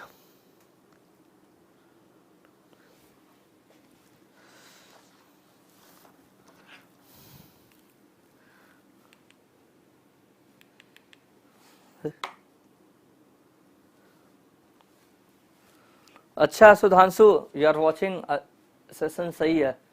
UPSC aspirant बन जाओगे जब इतनी रात तक वीडियो देख सकते हो ना, तो पढ़ भी सकते हो हमेशा। देखो यूपीएससी एस्पिरेंट के लिए बस मेन क्वालिटी क्या होनी चाहिए, सबसे इंपॉर्टेंट है कि आपके अंदर पेशेंस, कंसिस्टेंसी इस की, कि आपको कंसिस्टेंट एफर्ट, ऐसा नहीं कि आप 6 महीने पढ़ रहे हो, साल भर पढ़ रहे हो, नहीं कि आपको रेगुलर आपको पढ़ना है, कंसिस्टेंसी मेंटेन करनी।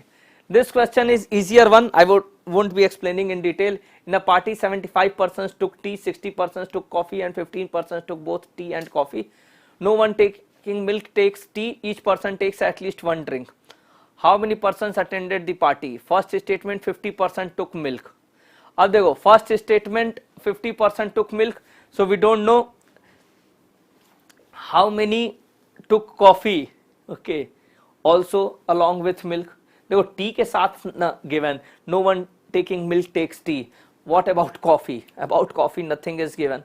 So if nothing is given, you can have common area, you cannot have common area, so definitely that number you cannot decide. Statement 2 also, number of person who attended the party is 5 times the number of person who took milk only. So milk only, अब देखो 50% took milk है, milk only we don't have any data now. So second statement alone is also not sufficient because took milk only we don't know. Ab the moment we combine the statement 1 and 2 we combine, still we cannot say because nothing is given. Tea के respect में तो पता है, but with respect to coffee we don't know that how many take coffee also take milk. So आपको seriously यार इस case में क्या हो जाएगा, cannot be answered using even both the statements together.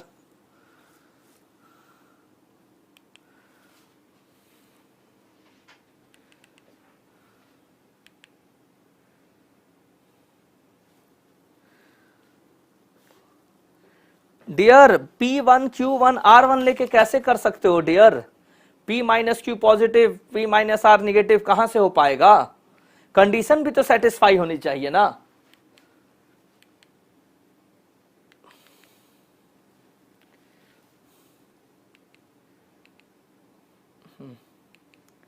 इसमें याद रखना ये कंडीशन भी सेटिस्फाई होनी चाहिए, स्टेटमेंट 1 सेटिस्फाई होना चाहिए. Question what is the number, statement first, sum of the digits of the number is equal to the product of the digits. Second, the number is divisible by sum of the digits of the number. अब देखो ये तो question, ये first statement है ना, last year भी इन्होंने दे asked the question आपको, sum of the digits of the number is equal to the product of the digit. So we know number आपको 123, so sum of the digits product of the digit से, अब देखो इसमें 123, 132,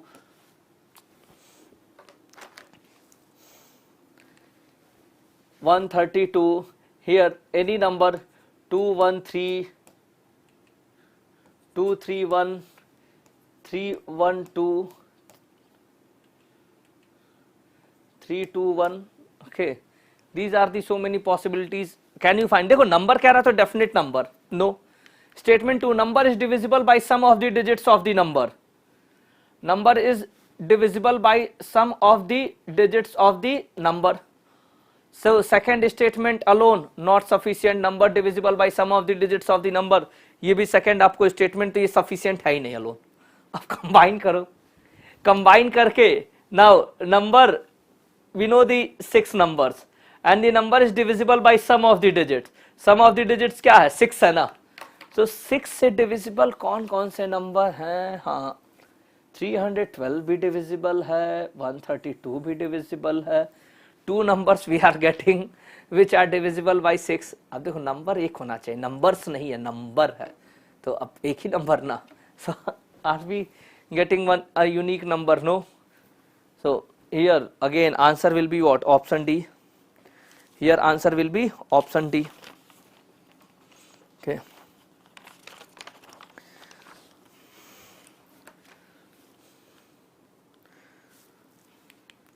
Now next one, this one is very easy question. For the children with ages A less than B less than C less than D less than E, any two successive age differ by 2 years. What is the age of the youngest child? First, the age of the eldest is 3 times the youngest. अब देखो अब इस case में difference जो है, अब जैसे ये x है तो ये x plus 2 है, ये x plus 4 हो गया, x plus 6 हो गया, x plus 8 हो गया. अब x plus 8 is 3 times the youngest. So x plus 8 is 3 times the youngest. So you solve it. So you will find a की वैल्यू क्या आ गई 4 and e की वैल्यू क्या आ गई 12. 4, 6, 8, 10, 12. So age of the youngest child, देखो youngest child age, yes you can find first statement alone sufficient. Second, average age of the children is 8 years. अब average age अब 5 person है and 5 है a b c d e, common difference है 2 2 2 2. So here definitely average क्या हो जाएगा c middle value, c average हो गया. So b will be what 8 minus 2 6 and a will be 6 minus 2 4. So definitely you can find out any. Definitely you can find out any.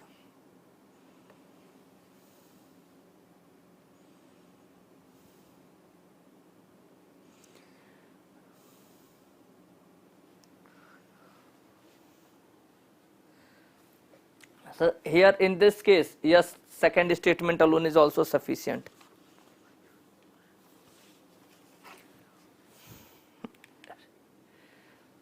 Now this देखो next question, अब ये calculate करने वाला question नहीं है, calculate करना ही नहीं है क्वेश्चन में. सुमित अब देखो डियर इतने माइंड मत लगाओ कि इस साइड वे करना है, उस साइड 2 कॉइन्स रख दें, इस साइड, ये देखो फिल्मी टाइप का क्वेश्चन नहीं होता, ये सिंपल टाइप का क्वेश्चन है, इसमें सिंपल ही अप्रोच रखो. ओके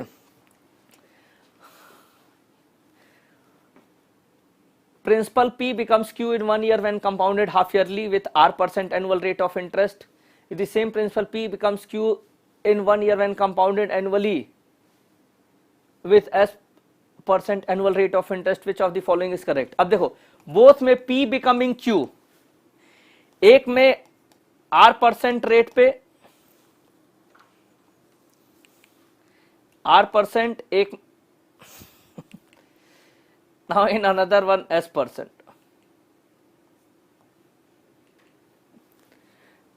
अब देखो नाउ देखो कंपाउंड इंटरेस्ट का ना सिंपल सा कॉन्सेप्ट है.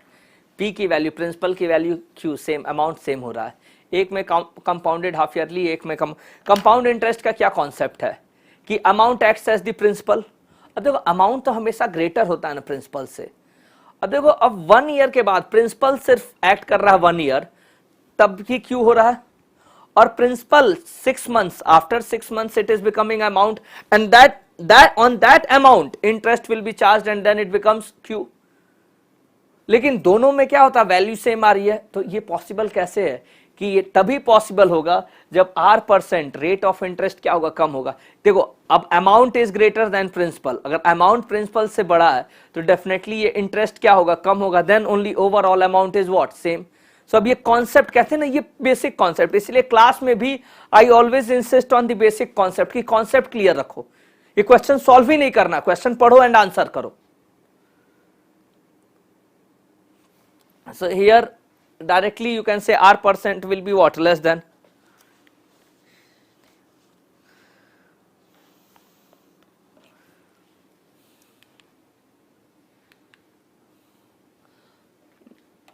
Now next question 75.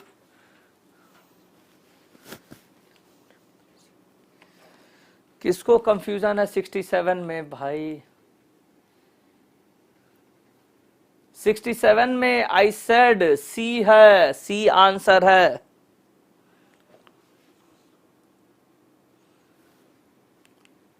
डियर 65 में पूरा एक्सप्लेन किए, समझा, इतनी मेहनत किए, देख तो लो एक बार, लो.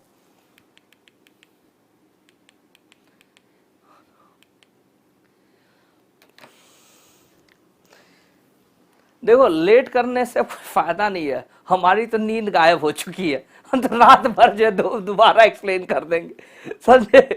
लेकिन तुम लोगों की कंडीशन नहीं है कि तुम लोग जो है संभाल पाओगे अपने आप को. मेरे और से रिलैक्स, हम रात भर पढ़ा देंगे, दोबारा जो है CSAT रात भर पढ़ा देंगे, तुम लोग नहीं पढ़ पाओगे. तो इसलिए आप कंप्लीट करने दो. अन क्वेश्चन देखो यहाँ पे एक्सप्लेन कर रहे हैं, जस्टिफाई कर रहे हैं. किसी क्वेश्चन में कंफ्यूजन है, देयर आर 2-3 क्वेश्चन, जैसे फ्लैग में कंफ्यूजन, उससे पहले भी एक क्वेश्चन में confusion. So I said clearly, जिसमें कंफ्यूजन नहीं है, देखो याद रखना, आई एम नॉट सेइंग कि whatever questions I am discussing 100% will be 100% correct. UPSC के आंसर कीज कभी कई बार 2 ऑप्शन करेक्ट दे देते हैं, sometime they kind of remove the question itself. तो ऐसा तो है नहीं कि 100% एवरीथिंग, बट यहाँ जिस क्वेश्चन में I am explaining the concept and I am telling you clearly, उसके लिए रिलैक्स रहना. 2-3 questions where I have said myself, तो वहां पे हाँ हो सकता है. How many natural numbers are there which gives a remainder of 33 when 1186 is divided by these natural numbers. अब देखो, अब इस क्वेश्चन में भी again you will find wrong answer many places. जो आंसर की चेक कर रहे हो ना तुम लोग, सो आंसर की नहीं मिलेगा, क्योंकि आंसर की यू विल गेट रॉन्ग. अब 1186 को डिवाइड करने पे remainder 31, so it means 1186 minus 31 1155 is perfectly divisible. अब 1155 है परफेक्टली डिविजिबल. सो 1155 के फैक्टर्स, अब देखो, अब यहाँ पे 1155 क्लियरली विजिबल है, 5 से डिविजिबल है. सो व्हेन यू डिवाइड बाय 5 ना, you get 231. So you gate 231. अब 2 + 3 + 1 6 है ना, डेफिनेटली 3 से डिविजिबल है. यू डिवाइड बाय 3, सो 77. अब 77 क्लियरली विजिबल है, 11 × 7. इट मींस अब इस नंबर के क्या फैक्टर आ गए, 3, 5,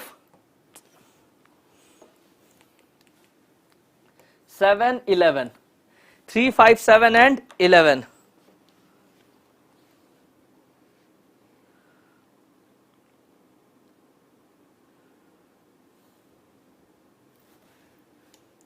Three, 5, 7 and 11. Now here in this case 3, 5, 7 and 11 factor है ना, तो अब नंबर क्या क्या होंगे, जो 115, अब देखो 115 होंगे, लेकिन रिमाइंडर 31 है ना, तो नंबर 31 से ग्रेटर ही होगा. 3 × 5 15 नहीं, रिमाइंडर 31 आ नहीं सकता. 3 × 7 21 नो, रिमाइंडर नहीं आ सकता. 3 × 11 33, yes, 33 can be one number. 33 can be one number. 1186 को 33 से डिवाइड करो, definitely you will get remainder 31. अब देखो, now 5 × 7 35, yes, this number is also greater. 5 × 11 55, yes, this one also you divide, 31 remainder आएगा. देखो concept समझो. 7 × 11 77, again yes, you will get your remainder 31. These 4 numbers you have got. अब combine करो. अब देखो, अब यहाँ पे ऐसे आई विल नॉट मल्टीप्लाई. देखो कॉन्सेप्ट समझना है ये. This is fund. 3 × 5 × 7, do you get 105? No need to find out. This number again 1186, when you divide by this number 105, you will get remainder. See? Then one number will be 3 × 5 × 7 × 11. ये जो total है, that number that is in itself 1155. 1186 को 1155 से divide करोगे, how many, what remainder you will get? 31. So you have got 2 more numbers. याद रखना, कहीं confusion. 105 आया, and then this 1155 है, and then one is 3 × 7 × 11. 3 × 7 × 11, that is you get how much? 21 × 11, that is 231. 231. Again you have got. Now next is 11 × 7 77 × 5. So 3 say all done.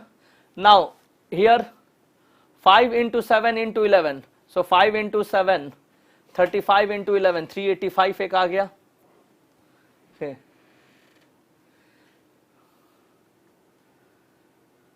So now you have got 1 2 3 4 5 6 7 8, and then one more number you will be getting. 77 × 3 we have done. 77 × 5 we have done.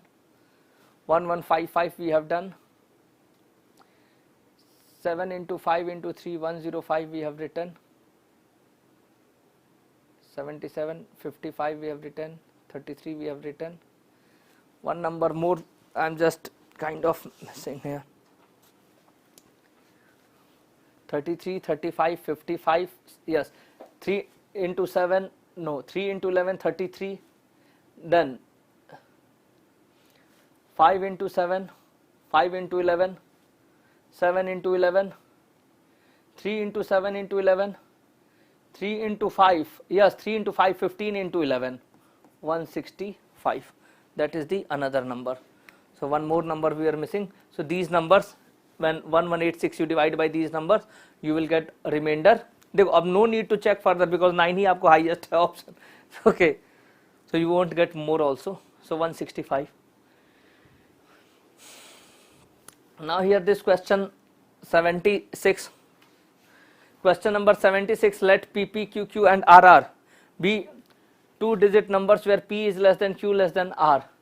PP plus QQ plus RR at TT0, where TT0 is a 3-digit number ending with 0.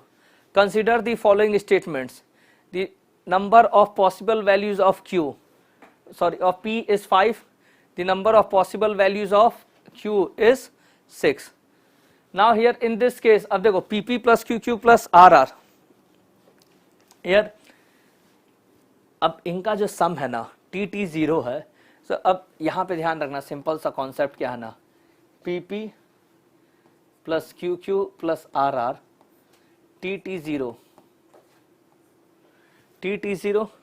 सब TT0 में now here this possibility can be 110 or PP plus QQ plus RR में this possibility can be 220 because ये आपको these three they are your 2-digit numbers. अब 2-digit numbers हैं, अब 2-digit number here in this case. अब यहाँ पे देखो maximum 2-digit highest 2-digit number क्या होता है 99 ना, 99 99 99 जैसे ऐड करते हो सो 297. सो अब यहाँ पे 330 तो आ नहीं सकता. So here only possibility here in this case only possibility is that the sum can be 110 और 220. So now all of you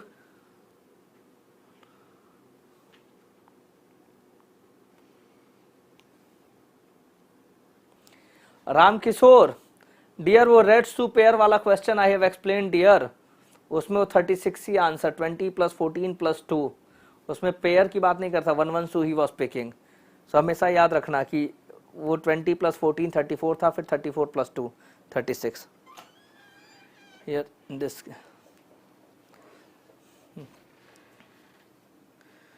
okay so ये रिलैक्स रहो. अभी देखो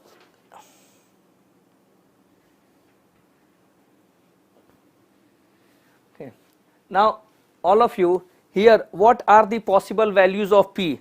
Now here in this case all of you what are the possible values of P.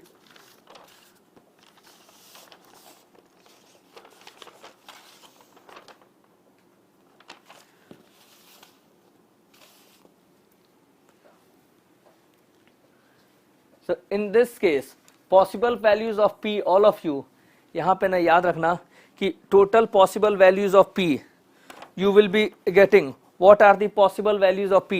देखो जैसे अब ये solve करोगे ना here in this case so R Q P R Q and P.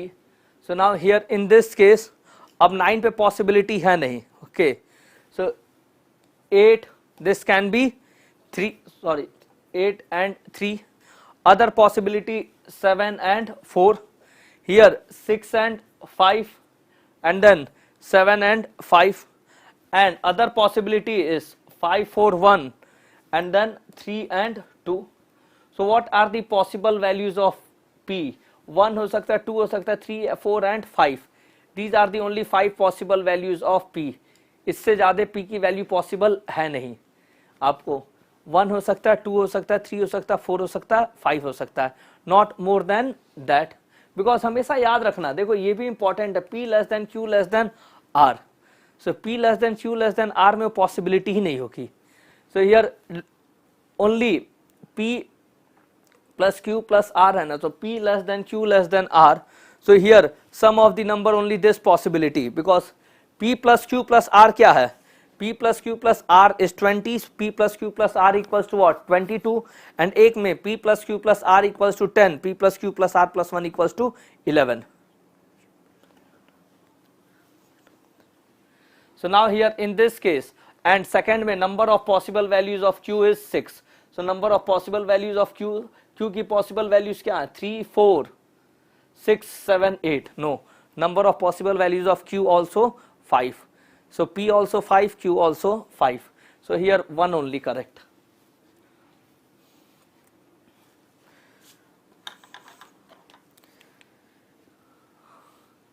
Now this is the one of the easiest question. What is sum of all 4-digit numbers less than 2000 formed by the digits 1, 2, 3, 4 where none of the digit is repeated? अब देखो none of the digit is repeated 1, 2, 3, 4. अब here 1, 2, 3, 4 में अब याद रखना number है less than 2000. So number है less than 2000 तो फर्स्ट डिजिट आपको 4 डिजिट नंबर है. Okay what is sum of all 4 digit number? तो 4 डिजिट नंबर है तो 1000 से 2000 के बीच में. सो 1 2 3 4. अब देखो 1 तो फिक्स रहेगा, 1 फिक्स है. अब ये 2 3 4 in how many ways you can change them? So अब 1 2 4 3. Okay now 1 3 4 2 1 3 2 4 and then again 1 4 2 3 1 4 3 2. so total कितने वेज हो गए? here these are the only 6 numbers. इनको सम कर दो you will get 7998. see this one was the easier question. so ये आपको क्या है? these are the 6 numbers qualifying. तो अब सम करोगे 7998 आएगा.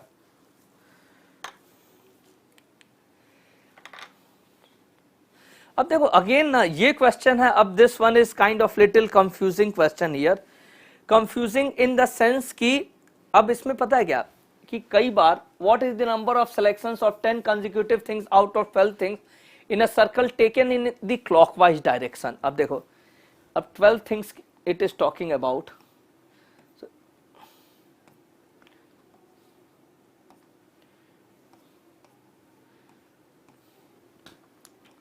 So 1 2 3 4 5 6 7 8 9 10 11 12 क्लॉकवाइज डायरेक्शन में इट इज सेइंग. तो क्लॉकवाइज डायरेक्शन ये है. सब देखो एक पेयर आप क्या हो सकता है कंसेक्यूटिव है ना 10 कंसेक्यूटिव. सो 1 से 10 और 2 to 11 और 3 to 12. तो अब यहां पे ऐसा नहीं है कि सर्किल में कोई एंड पॉइंट स्टार्टिंग पॉइंट तो होता नहीं है. So in how many ways you can take. So many way places आपको क्या कर सकते हैं वो आंसर 3 भी दे सकते हैं. बट रिमेंबर कि आप 4 से भी 4 से ये 1 तक ऐसे ये 10 कंसेक्यूटिव. 5 से भी यू कैन स्टार्ट टिल 2. 6 से भी यू कैन स्टार्ट टिल 3 ऐसे 7. सो now here in this case आपको कितने वेज हो जाएंगे? आपको 1 से स्टार्ट कर सकते हो, 2 से स्टार्ट कर सकते हो, 3 से 4 से 5 से 6 से 7 से 8 9 10 11 12. so from each one you can start and you can take 10 consecutive in the clockwise direction only. okay so here 12.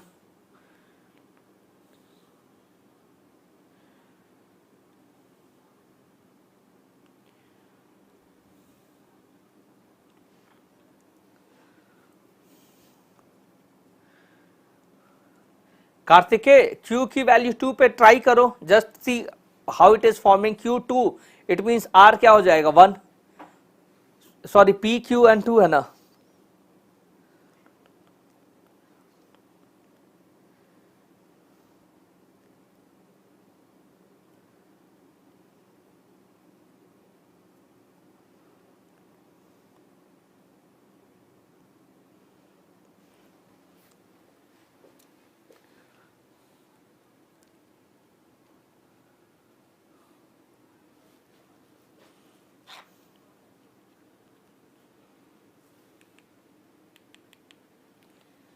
If today is Sunday, then which day is exactly 10 to the power 10th day? So 10 to the power 10th day आपको find out करना. Now here in this case we know. So here all of you just remember कि 10 to the power 10th day में. So after 7 days you know same day. So अब क्या find out करते हो कि 10 to the power 10 days में ना how many weeks are passed? कितने ऑड डेज मिलेंगे? क्योंकि कैलेंडर का concept is all about odd days. 10 to the power 10 you divide by 7. so 10 to the power 10 you divide by 7. so अब देखो after whatever will be 10 days from today same will be what your 3 days from today. क्योंकि after 7 days you get the same day, so 10 days later भी क्या होता है, 10 days later, 3 days later you get the same thing, so 3 to the power 10 upon 7. So 3 to the power 10 upon 7. So now here 3 to the power 10 upon 7.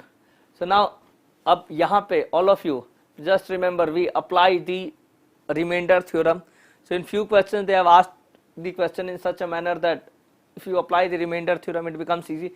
3 to the power 10 है ना, तो 3 square, so 9 to the power 5 divided by 7. Now 9 to the power 5 divided by 7, 2 to the power 5 you divide by 7, 9 को divide करने 7, so 2 remainder आता है, so 2 to the power 5 you divide by 7. 2 to the power 5 क्या होता है, 2 to the power 5 is 32, so 32 you divide by 7. So 32 when you divide by 7 you get remainder 4. So it means how many odd days you will be getting, 4 odd days. So 4th day, so 1 day from today, Monday, Tuesday, Wednesday, Thursday, आपको Thursday हो जाएगा, so 4 मिलेगा, so this.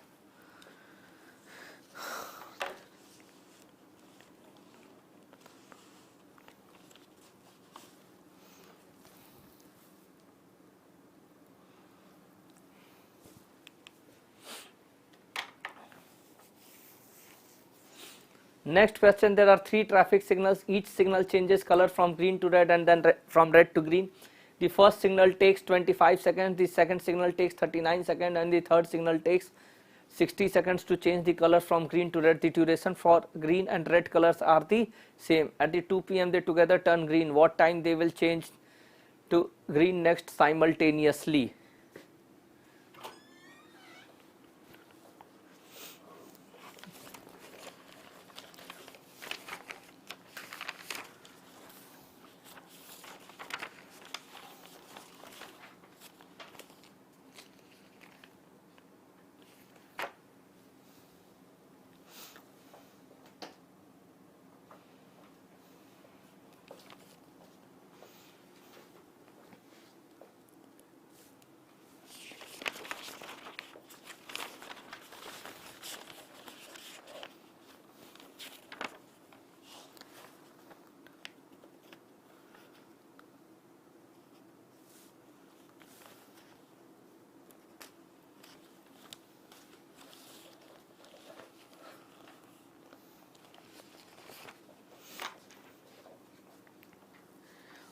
Aditya, which question you are asking, dear? Question specific बात किया करो. So each signal changes color green to red, red to green. अब देखो simple सा है. Green to red 25 seconds. So red to green also 25 seconds. So total कितना time लगेगा, 50 seconds. Then second signal it takes 39 seconds. So 39 up means green to red, then 39 red to green, that is total.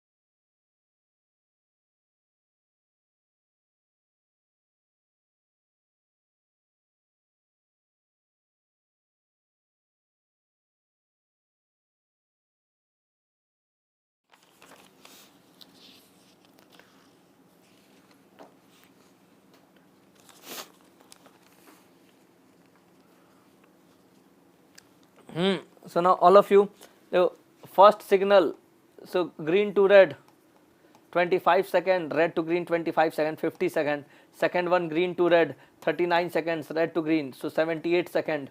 So 50 seconds, 78 seconds and this 60 plus 60, 120 seconds.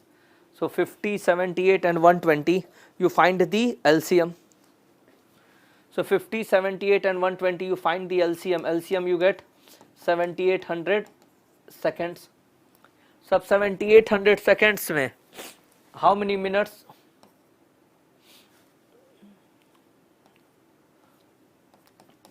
Or you can say how many hours?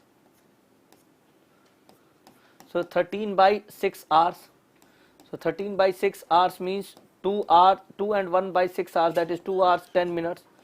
So 2 hours 10 minutes. So if at 2 PM, then देखो LCM का एक question उन्होंने finally they दिया 2 PM, then 2 hours 10 minutes later, that is 4:10 PM. 4:10 PM. So all of you, this is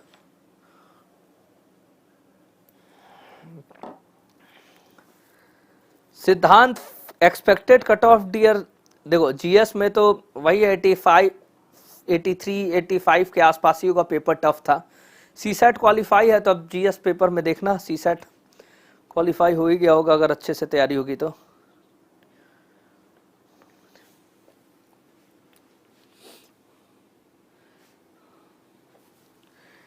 now I think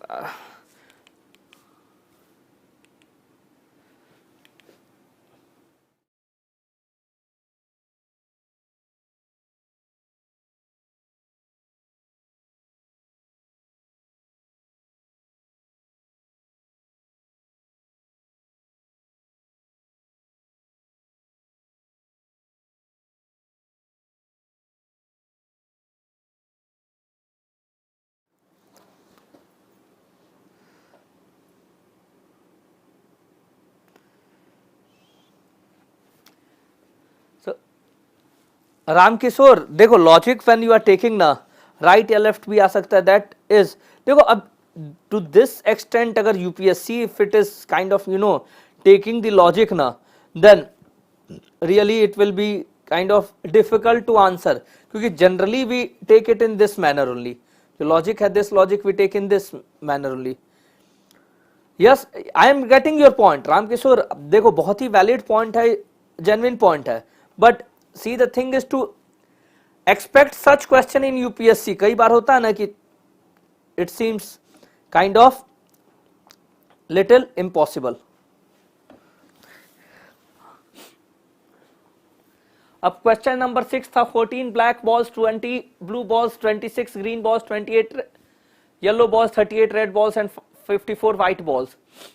1, 2, 3, 4, 5 and 6. Consider the following. The smallest number n such that any n ball draws from the box randomly must contain one full group of at least one color is 175.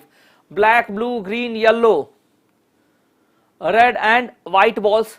Second one. The smallest number m such that any m balls drawn from the box randomly must contain at least one ball of each color. So now here in this case, अब देखो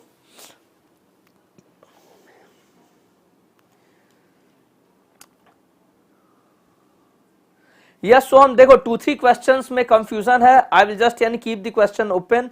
उसमें भी that PPTT that question which you have said I will just explain now. Now all of you अब देखो इसमें second one is very easy. The smallest number m such that any m balls drawn from the box randomly must contain at least one ball of each color. अब देखो इसमें सम क्या करते हो 14, 20, 26, 28, 38, 54. You just sum them up, total you get 180 balls. अब 180 balls है total. अब इसमें लोवेस्ट नंबर ऑफ बॉल्स किसके हैं, यानी कि लीस्ट नंबर ऑफ बॉल्स आपको ब्लैक बॉल्स है 14. सो 180 में से 14 सब्ट्रैक्ट कर दो, 166 बॉल्स. यही ना पॉसिबिलिटी हो सकती है कि ये 14 all 14 balls. Now if you are taking one ball at least more, that is one. I am taking second statement first, याद रखना. If I take one ball more that is 167. Now if I take 167 then definitely it must contain at least one ball of each color. सब ये definite है. Okay, must contain. Whenever it is saying ना must contain, so if you take 167 balls, तो 167 balls पे क्या हो जाएगा, ये definite हो जाएगा. 167 balls will contain at least one balls of each color. Now here next first statement, smallest number n such that any n balls drawn from the box randomly must contain one full group of at least one color is 175. अब देखो इसमें groups कितने हैं,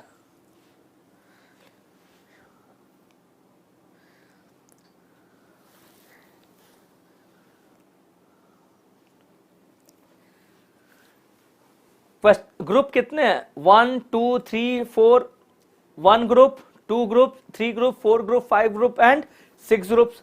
सो आपको total 6 groups हैं.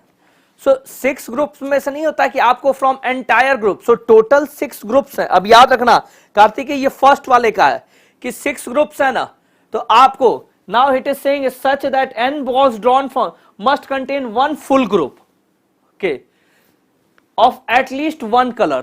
तो अब at least one colour का यानी कि पूरा आपको क्या होना चाहिए, एंटायर ग्रुप. तो आपको 6 ग्रुप्स हैं, तो आपको 6 ग्रुप में से एक, तो 180 में से आप यू सब्ट्रैक्ट 6 तो यू गेट 174. अब इसमें +1 करोगे, जैसे ही +1 करोगे तो at least you will have full group of 1. सो 175 हैं. इफ यू हैव 175 बॉल्स ना, तो अब 175 बॉल्स में डेफिनेटली आपका जो है ना एटलीस्ट वन सेट का क्या होगा, कंप्लीट ग्रुप होगा. Okay, so now here first one is also correct. So first one is also correct, second one is also correct. Okay, so all of you just quick नहीं होता है, 2-3 questions अगर होगा तो I will kind of keep it open for now, will update, I will check it further. Okay, I'll check it further and then we'll update अगर किसी में confusion है. हाँ, जिसमें confusion नहीं है, few things are clear उसमें.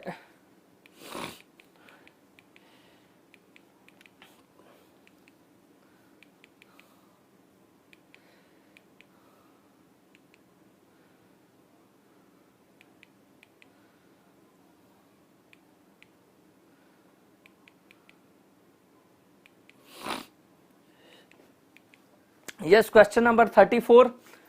Ram Kishore, as I said,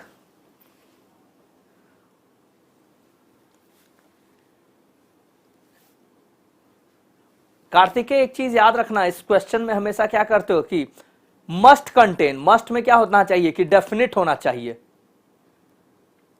must में हमेशा क्या करते हो, डेफिनेट होता है डियर, वो चेक करना चाहिए हमेशा. राम किशोर ये देखो, get a red pair of shoes to wear, what is the maximum number of attempts he has to make. So yes, definitely आपको इस क्वेश्चन में the logic which you are giving कि yes 34 plus यानी कि keeps on checking because 10 pairs are there of red, so 10 pairs में आपको left and right है.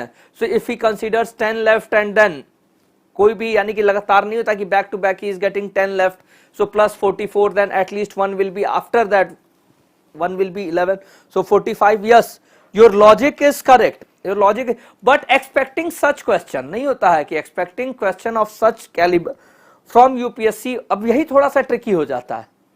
So the logic which you are giving, yes, definitely I am agreeing to that logic, but expecting such type of logic from UPSC question, वो see.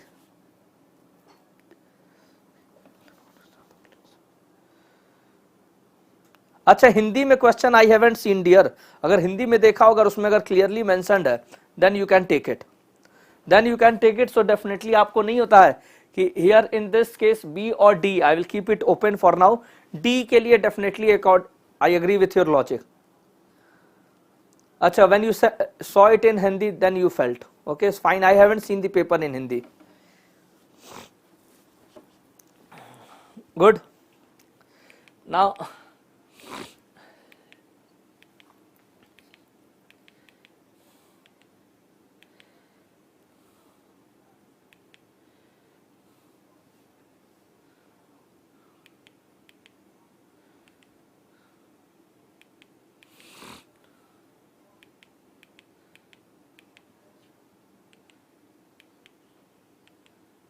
again 56 में many of you have the confusion said, okay, here this way again I am telling you all कि 3 and 2 when you take ना कि 3 and 2 का, so 12 हो जाता है, and then 2 के लिए 6, 12 plus 6 18, Many places you find confusion in 18 and 24 में, you can find confusion in 56. 58 no confusion. 60 सही था. 64 में again no confusion. 66 no confusion. हाँ 67 में all of you देखो 67 में those of you who have confusion remember answer is option C. अरे I am telling you question क्या था कि is greater than this one, so you can definitely say no it is not greater. So आप क्या कर सकते हो, हाँ you can answer the question that it is not greater. So data is sufficient, data is sufficient to answer.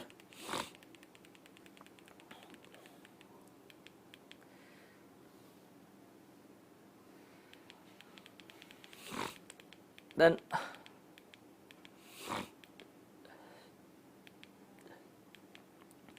see question number 68 में dear एक चीज ध्यान रखना, how many person attended the party, you don't know exactly common area की how much you have to take common.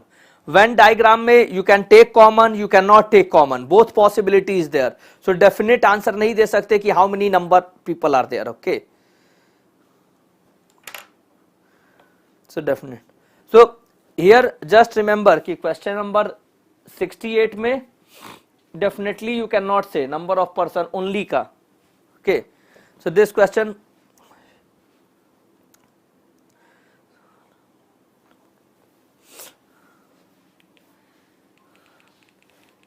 number 40 here.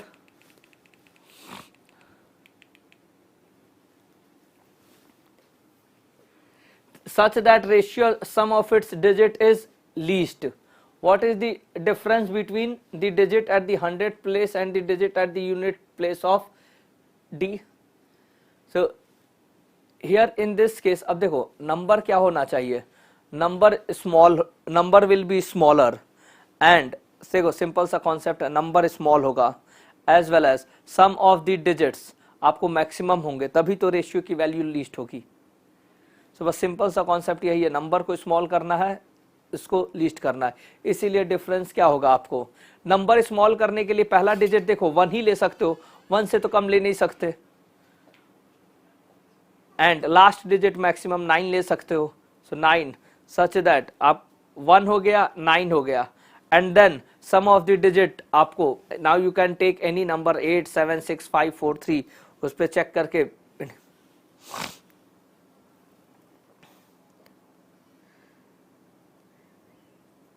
इसमें highest होगा dear, lowest पूछ रहा है, लीस्ट कह रहा है डियर, ये क्यों नहीं समझ रहे हो. Ratio of the number to the sum of its digit is least. Number को जब सम ऑफ द डिजिट से डिवाइड करो तो वैल्यू कम आनी चाहिए, तुम्हारी वैल्यू ज्यादा आ रही है.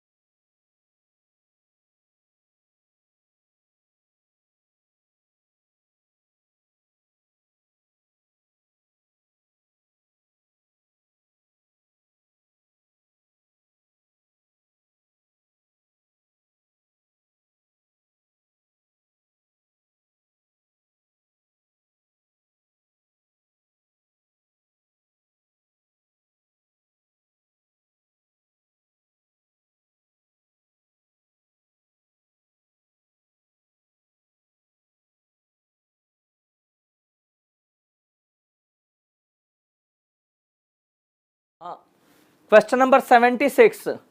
Yes, you can take the value of P11, 22 and 77. You get 110. So yes, you can get this value of Q as well. So here the number of possible values of Q is 6. So all of you, yes, you can mark it because this is also qualifying. So ये भी confusion था, this confusion also we have. 76. Yes, you can take the value of P11. So yes, first one was definitely correct. Second one, yes, you can have the value of Q as 2 also. So yes, 6 possible values we are getting. So I think all.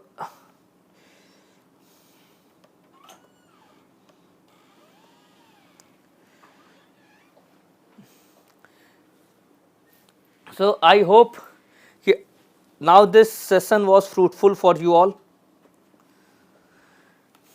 बड़ा time लग गया, I think कितना लंबा हो गया session. हाँ हाँ हाँ. So all of you, all the चलो, all the very best for mains. Although now all of you remember, if you need any kind of support, any kind of help, then you can always WhatsApp me. Call मत करना, call pick नहीं करेंगे. You can always WhatsApp me 9667783823. So for any type of query, आपको UPSC related नहीं होता, आपको कोई भी query हो, कोई confusion हो, कई बार आपको confusion होते हैं, doubts होते हैं, so आप freely you can WhatsApp me, आप message कर देना within 24 hours. देखो within 24 hours definitely I will reply. So all of you अपना अच्छे से पढ़ाई करो, ईमानदारी से मेहनत करो, अच्छे से एग्जाम करो. कहीं कोई कंफ्यूजन हो, कभी कोई क्वेश्चन हो, प्रॉब्लम हो, ask me. So all the very best to all of you कि अच्छा रिजल्ट आए, पॉजिटिव रिजल्ट आए. पॉजिटिव फ्रेम ऑफ माइंड से अब मेंस की तैयारी भी स्टार्ट कर दो, because no one knows about the cut off. बाद में पता चला प्रीलिम्स क्लियर हो गया तो सोचता है कि 1 महीने तो निकल गया ऐसे ही. तो ऐसा अफसोस मत करना, 1 महीने बाद कभी भी पढ़ाई वेस्ट नहीं जाएगी. अगर 1 महीने पढ़ लोगे ना, और इनकेस अगर नहीं भी हुआ तब भी वो पढ़ाई वेस्ट नहीं जाएगी. ठीक. सो ऑल ऑफ यू अपना अच्छे से पढ़ाई करो. चलो, all the very best. So all of you take care, enjoy. It was lovely kind of. नहीं तो अच्छा लगता है जब लाइव सेशन में इस समय भी स्टूडेंट्स रहते हैं साथ में, कंपनी देते रहते हैं. So when you get the company you feel energetic. So all of you, bye, good night, take care, keep smiling, keep rocking, bye.